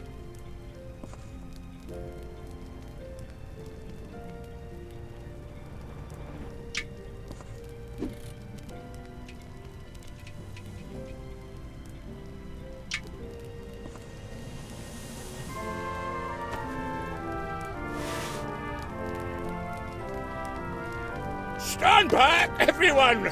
The pro's gonna show us how it's done! Step up to the tee, Wallace!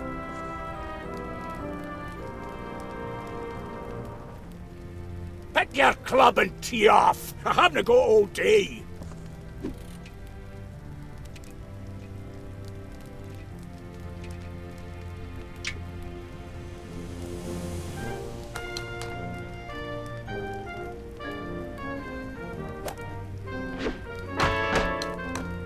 Look, Wallace sunk the ball. No, he never. It's a trick. He, Crevens! Crikey! The golden key! Oh, the golden key!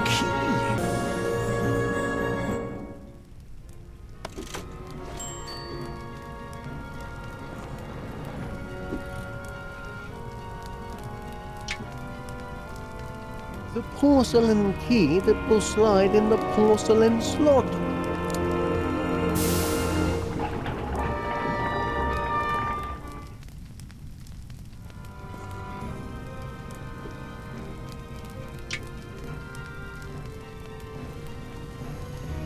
Looks like a match.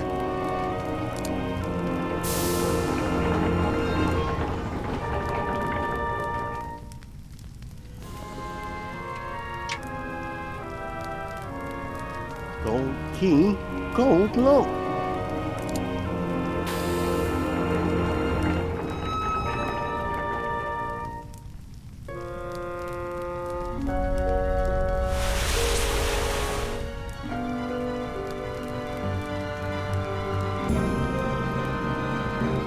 It's the deed.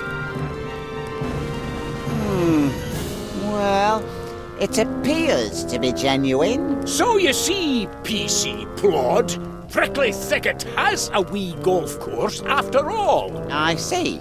And where is this land exactly? Well... If you can't even establish that, gentlemen, I don't see how... Gangway! Gangway! Used to be in reconnaissance, don't you know? Dab hand at topography. Let me see now. Bit of a rise to the north, river bisecting the 11th fairway, grove of oaks to the west. Interesting. What is it? Naturally, some of the landmarks have disappeared in the intervening years, but if my guess is correct, the 18th green is located precisely on the spot of ground now known as... 62 West Wallaby Street. Well, I'll be. And it's not just my house that's in danger. If Chairman McBiscuit gets his way, the golf course will end up covering most of the... But I'm still jiggered if I understand why you're playing golf through the middle of town. If I win the chairman's tournament, I'll be named chairman of Prickly Thicket, Mrs. Gabberley. It's only the club chairman who can call off the wrecking ball. Why's the chairman's tournament got to be played here? Well, As the deeds show, Mrs. G, we're standing on the site of the original Prickly Thicket golf course. You see, it's all very logical if you stop to think about it. And Chairman McBiscuit sinks his butt, moving him to 20 under par. But let's face it, Pat. You haven't a prayer. Oh, I'm not chucking in the trilby just yet. I've still 2 holes to play, remember? And I've got one clear advantage. The greatest helper a golfer ever had. Me remote-activated auto caddy. Watch this.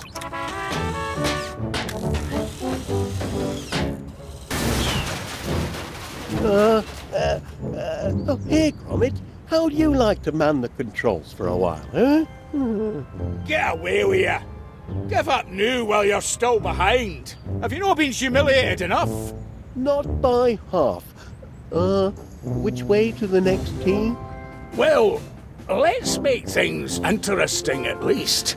2 holes left to play. The wee short hole starts here, and it ends right over there. What a shot! Hole in one for Chairman McBiscuit. He's on fire today, ladies and gentlemen.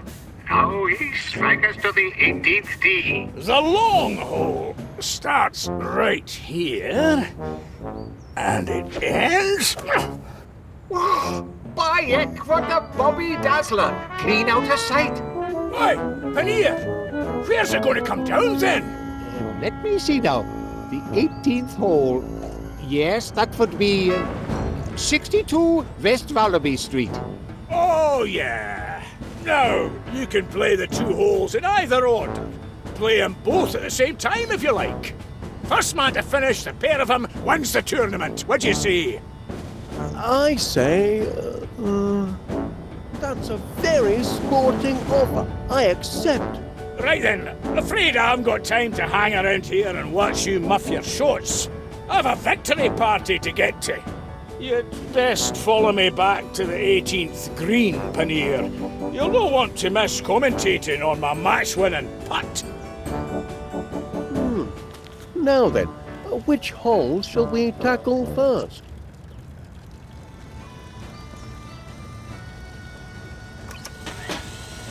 Let's give the short hole a try.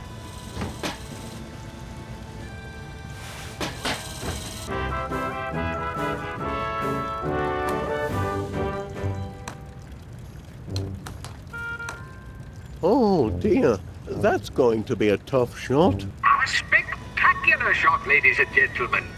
Spectacularly bad, that is. Straight into the sewer. Another stroke of misfortune for the underdog Wallace.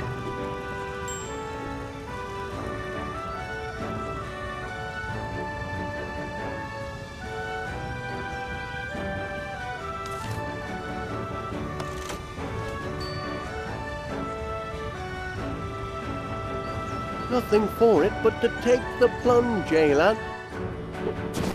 Not exactly a picnic in the garden, but at least it's dry down here, eh, Chuck? Now to locate the ball and chip it back out. Shouldn't be too difficult a task. Oh dear.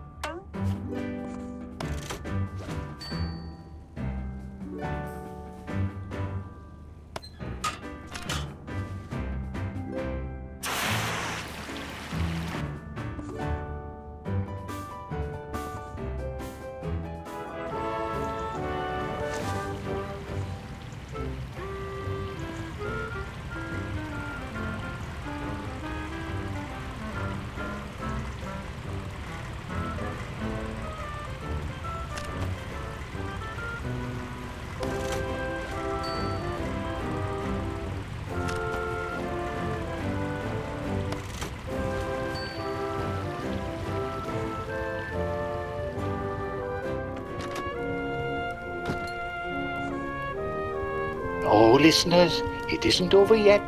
Not till the ball goes into the cup. here at the end of the 18th hole.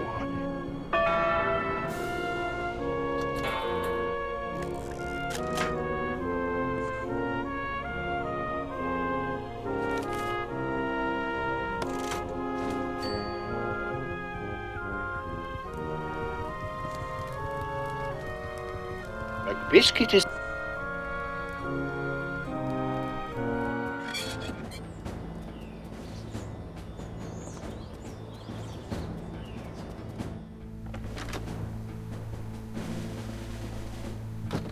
And we're back, broadcasting live from the Prickly Thicket Chairman's Tournament here at beautiful 62 West Wallaby Street. If you're just joining us, I'm Mr. Pannier, and I'm here with top-seeded player Duncan McBiscuit. We're on the green of the 18th hole. At least, we think this is the green for the 18th hole. To be honest, we're having a right old to-do trying to find the actual hole. Are you positive this is the spot? Well, I copied me notes straight from the old deed. 13 lengths southwest of the tree, it says. Maybe you're measuring with the wrong club. There's only one official Prickly Thicket measuring club, and this is it. Yes, this is it, ladies and gentlemen. The thrilling finale to a thrilling contest. Stay tuned and you won't want to miss a moment of the drama. A wrecking ball, they call it. And we can see why. McBiscuit is tearing up the course. Quite literally. I mean, he's actually tearing up the blinking course. Really putting his back into it and all, he is.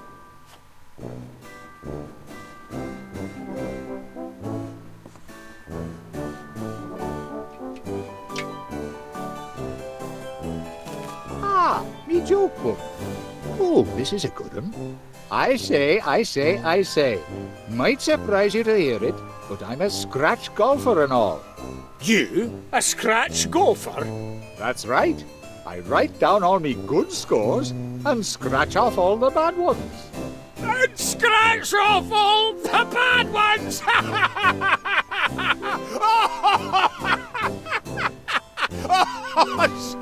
off...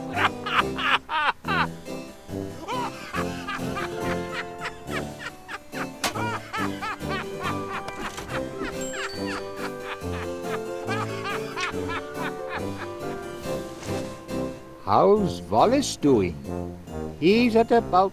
That's a good question. I'd better check on Wallace. Me listeners won't want to miss anything important. Mushrooms? There, my dear. Oh, it's only Gromit.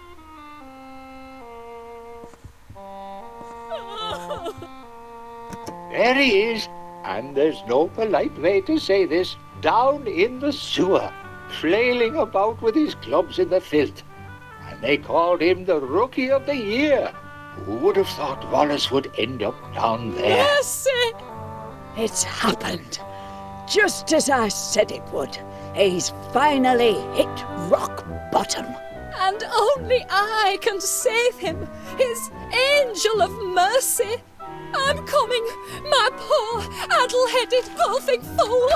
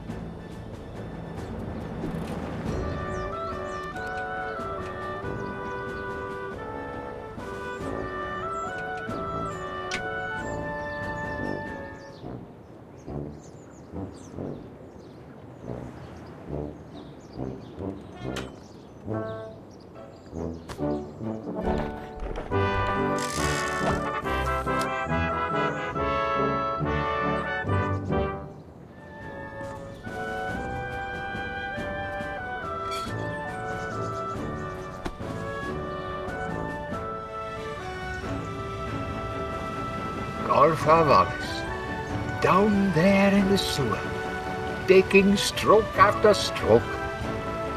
Whack, whack, whack. Oh, there you are, Gromit. Well, no luck down here, I'm afraid. If only these pesky mushrooms hadn't... Wallace! Miss Flint? So it's true! You finally hit rock bottom! As Great Aunt Prudence said you would! It had to happen, I know, but oh, so quickly! No matter, your angel of mercy has come for you. I will lift you from this place of degradation back into the light. I'll wipe your burning brow and nurse you back to health. I'll surround you with flowers and music and mushrooms. Ah!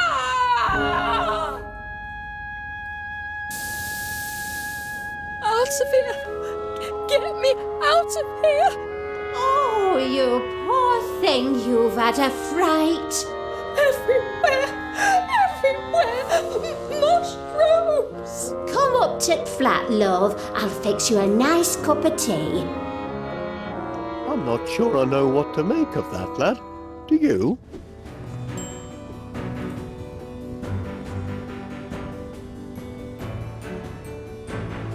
Don't move the ball, Gromit. That's cheating.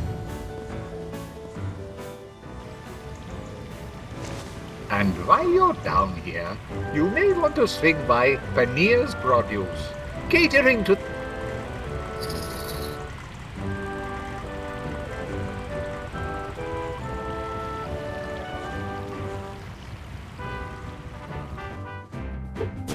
Now, which club to use? What do you think, lad?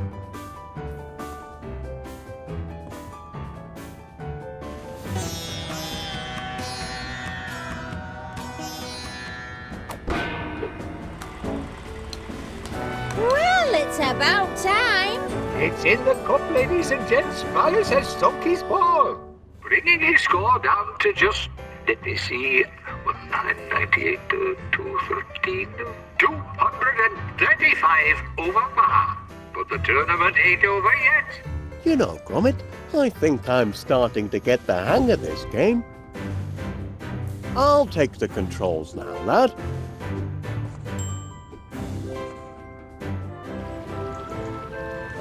It'll take a good strong club to get me all the way to West Wallaby Street. Which one to choose?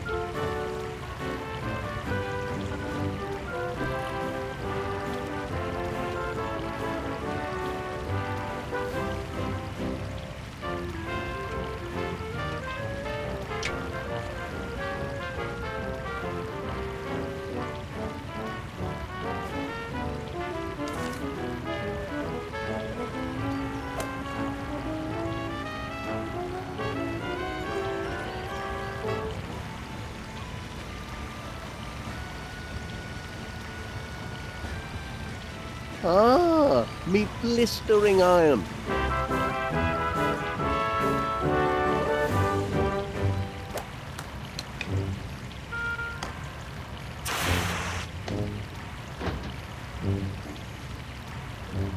Pity the flag isn't in the post box, eh, Gromit?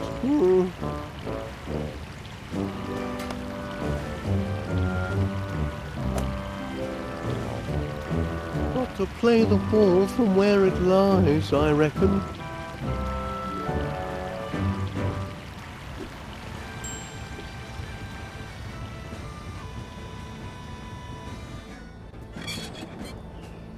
Oi, Gromit!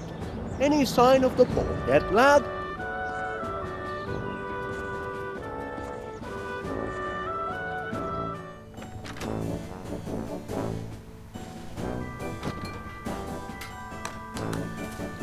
What the... Wallace's ball? Oh, no! This hallway ain't big enough for the both of us.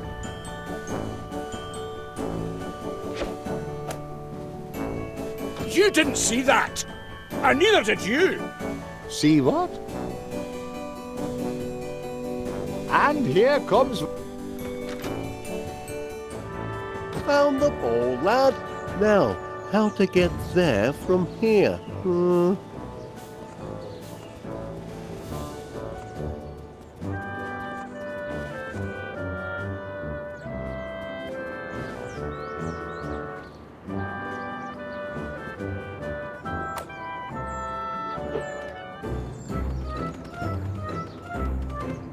Hey, drop that.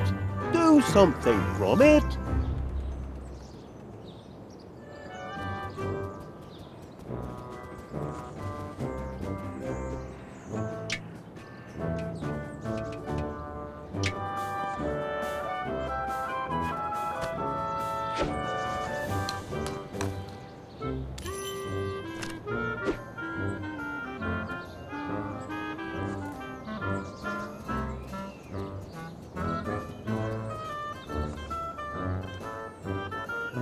Another try?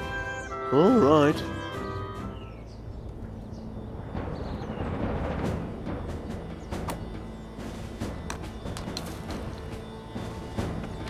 What's this?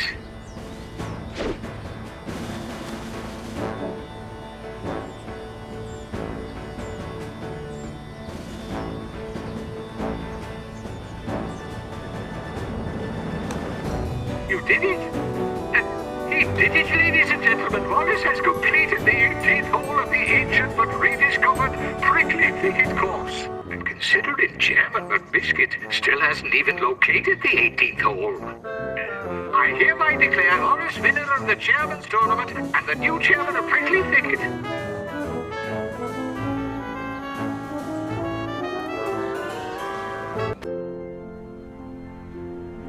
It's true, then.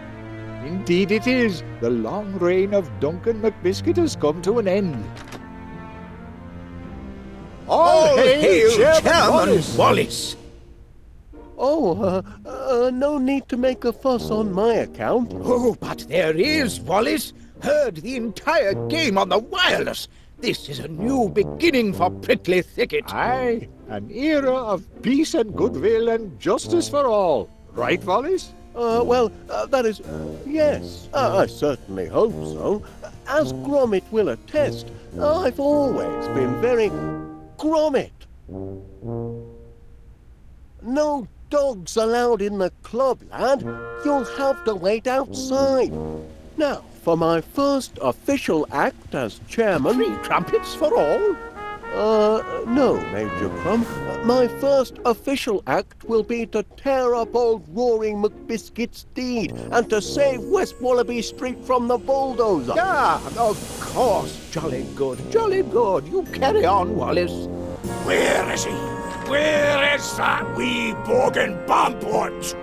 You mean Chairman Wallace? He's around the corner, tearing up the deed. He cannot do that! Oh, but he can. Tournament's over, and he won it fair and square. But you're forgetting about the sudden death round. Sudden death? Aye, the round where I make sure he meets a sudden death. Let me at him. Don't touch him. No, we're gentlemen here. Let's settle this. Stop in the name of the law. I hereby serve notice for immediate closure. Aye, again. For violation of local bylaw number 682, which prohibits the feeding of Polyporus pilus, commonly known as the ball-shaped mushroom Tusculus carolinensis, or your common garden grey squirrel. And as the offence took place on Prickly Thicket property, I've no choice but to... Lock it up, knock it down and bury the remains, and we're here to see you do your duty. That's right. Prickly Thicket has caused quite enough trouble. Kindly point me to the chair. It is too late to save And then what is not obeyed the law has to take consequences. Who's been mucking about with the oscillating fan? It don't oscillate no more.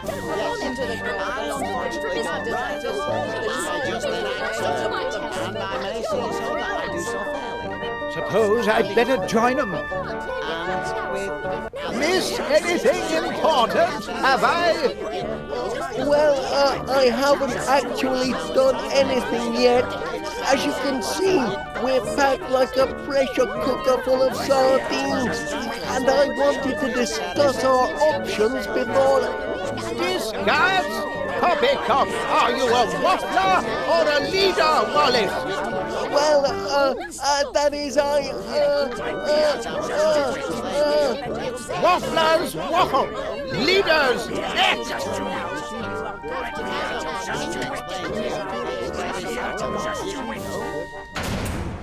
It's a trap! Everything's under control. I'm sure there's a simple way to deactivate the lock. It's a sand trap!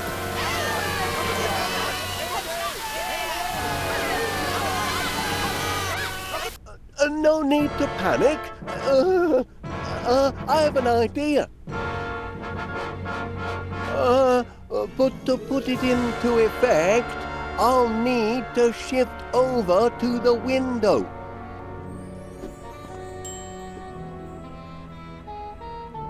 Major Crumb, could you slide into the empty space? Flanking maneuver, eh? Brilliant strategy. Mr. Paneer, if you wouldn't mind sliding over. Like this? You realise, Mr. Paneer, we could have avoided this outcome if you'd have chose a different candidate for membership. You're in the club now, ain't you? Satisfied? Pardon me, Mr. McBiscuit. Could you perhaps shift your weight over a bit? I'd like to shift my fist onto your hooter for getting us into this scrape. Duncan, please. All right, lassie, all right. Hello, Felicity. Duncan? Why'd you do it, Felicity? Why'd you want to throw me over for a numpty like Wallace? I'm not interested in Wallace anymore. I'm not interested in any man who golfs. Aye, but I'd have given it up for you, lassie. You would? Aye, from the moment you first brushed me off, I kent you were the one for me. I tried to put my feelings into rhyme, but I'm nae good with words. Your eyes are as deep as the murkiest loch.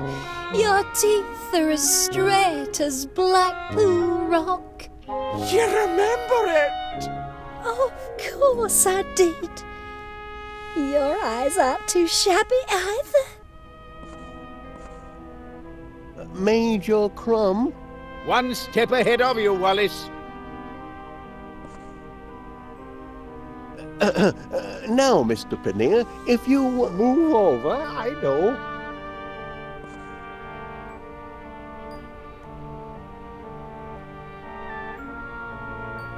Constable Dibbins, if you can move over.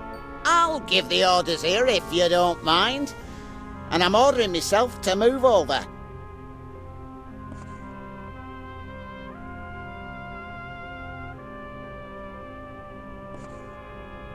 Could you shift over a bit, Mrs. Gabberley? Oh, I'll have a go.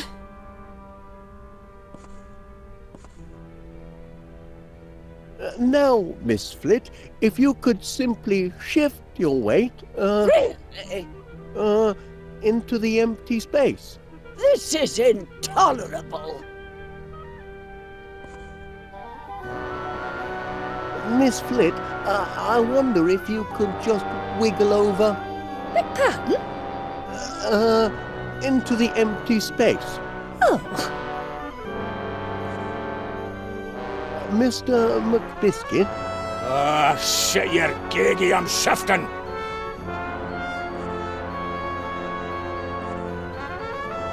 Constable Dibbins?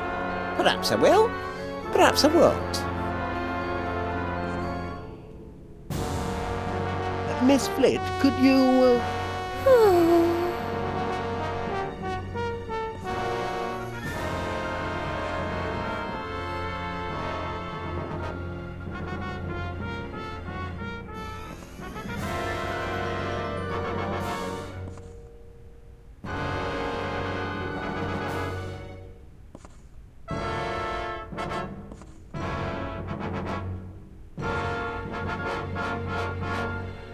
Mrs. Gabberley? Say no more, pet.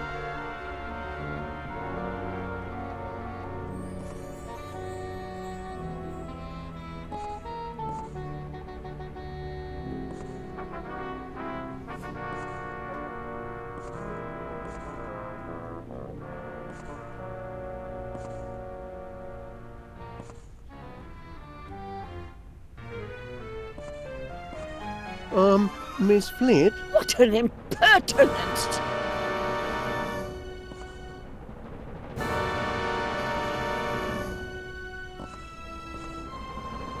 Hate to bring it up at a time like this, Mr. Paneer, but there is an outstanding balance on that pudding magazine.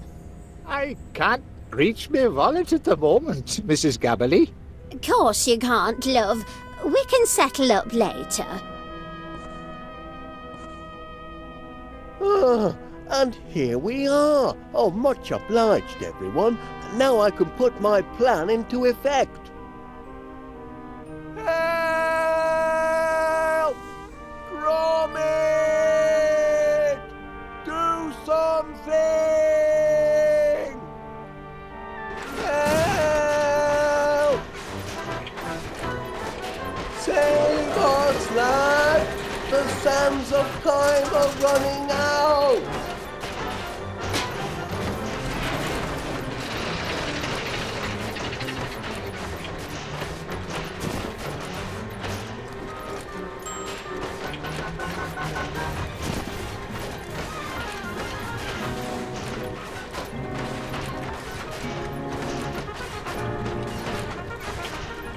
Lend a hand, lad! Shift a pull!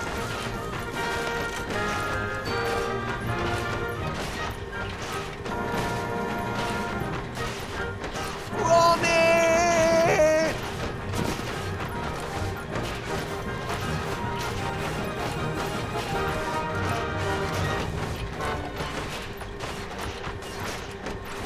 What's going on out there, Gromit?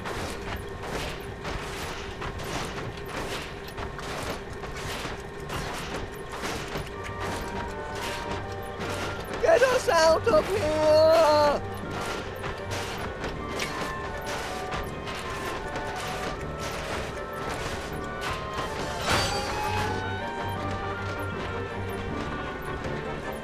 Help!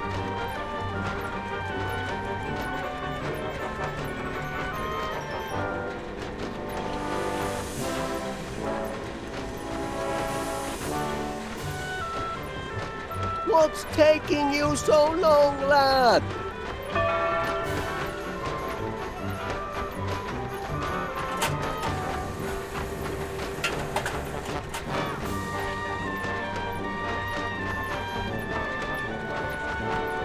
Lend a hand, lad! Shift a pull!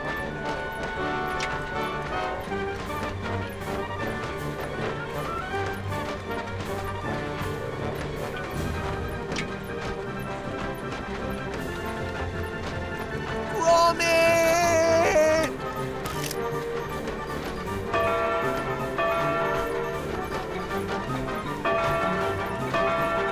What's going on out there, Gromit?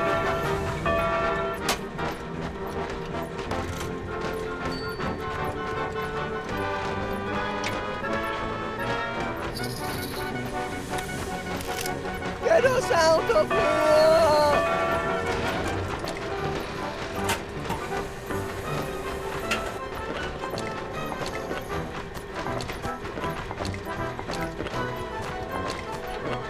Help!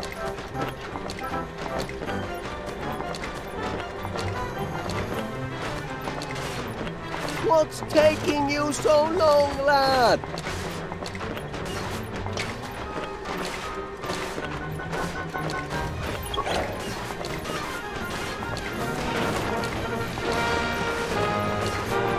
Lend a hand, lad! Shift a pull!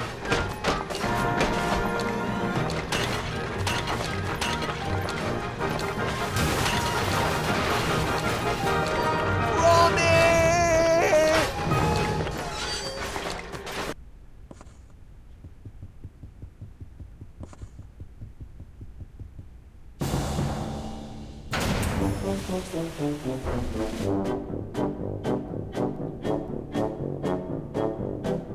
Phew!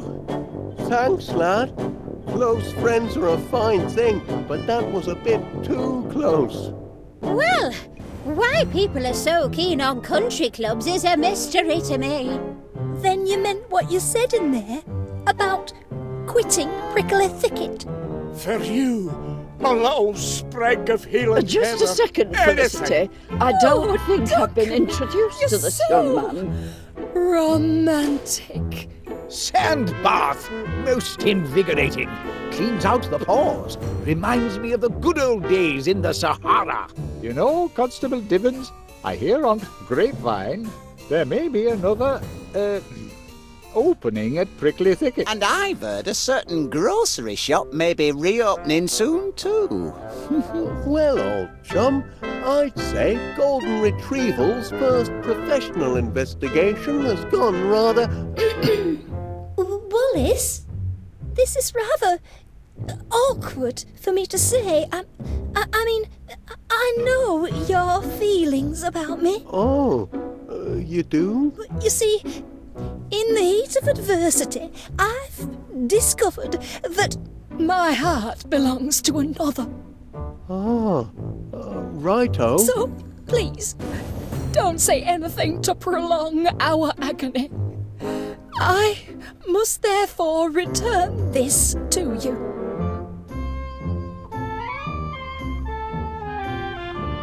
By heck, lad, that's 2 close shaves in one afternoon. I don't know about you, but I could murder a copper.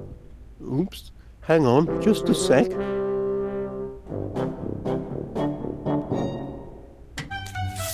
Time for some cheese, methinks, Gromit. What do you fancy, lad? Edam or Wensleydale?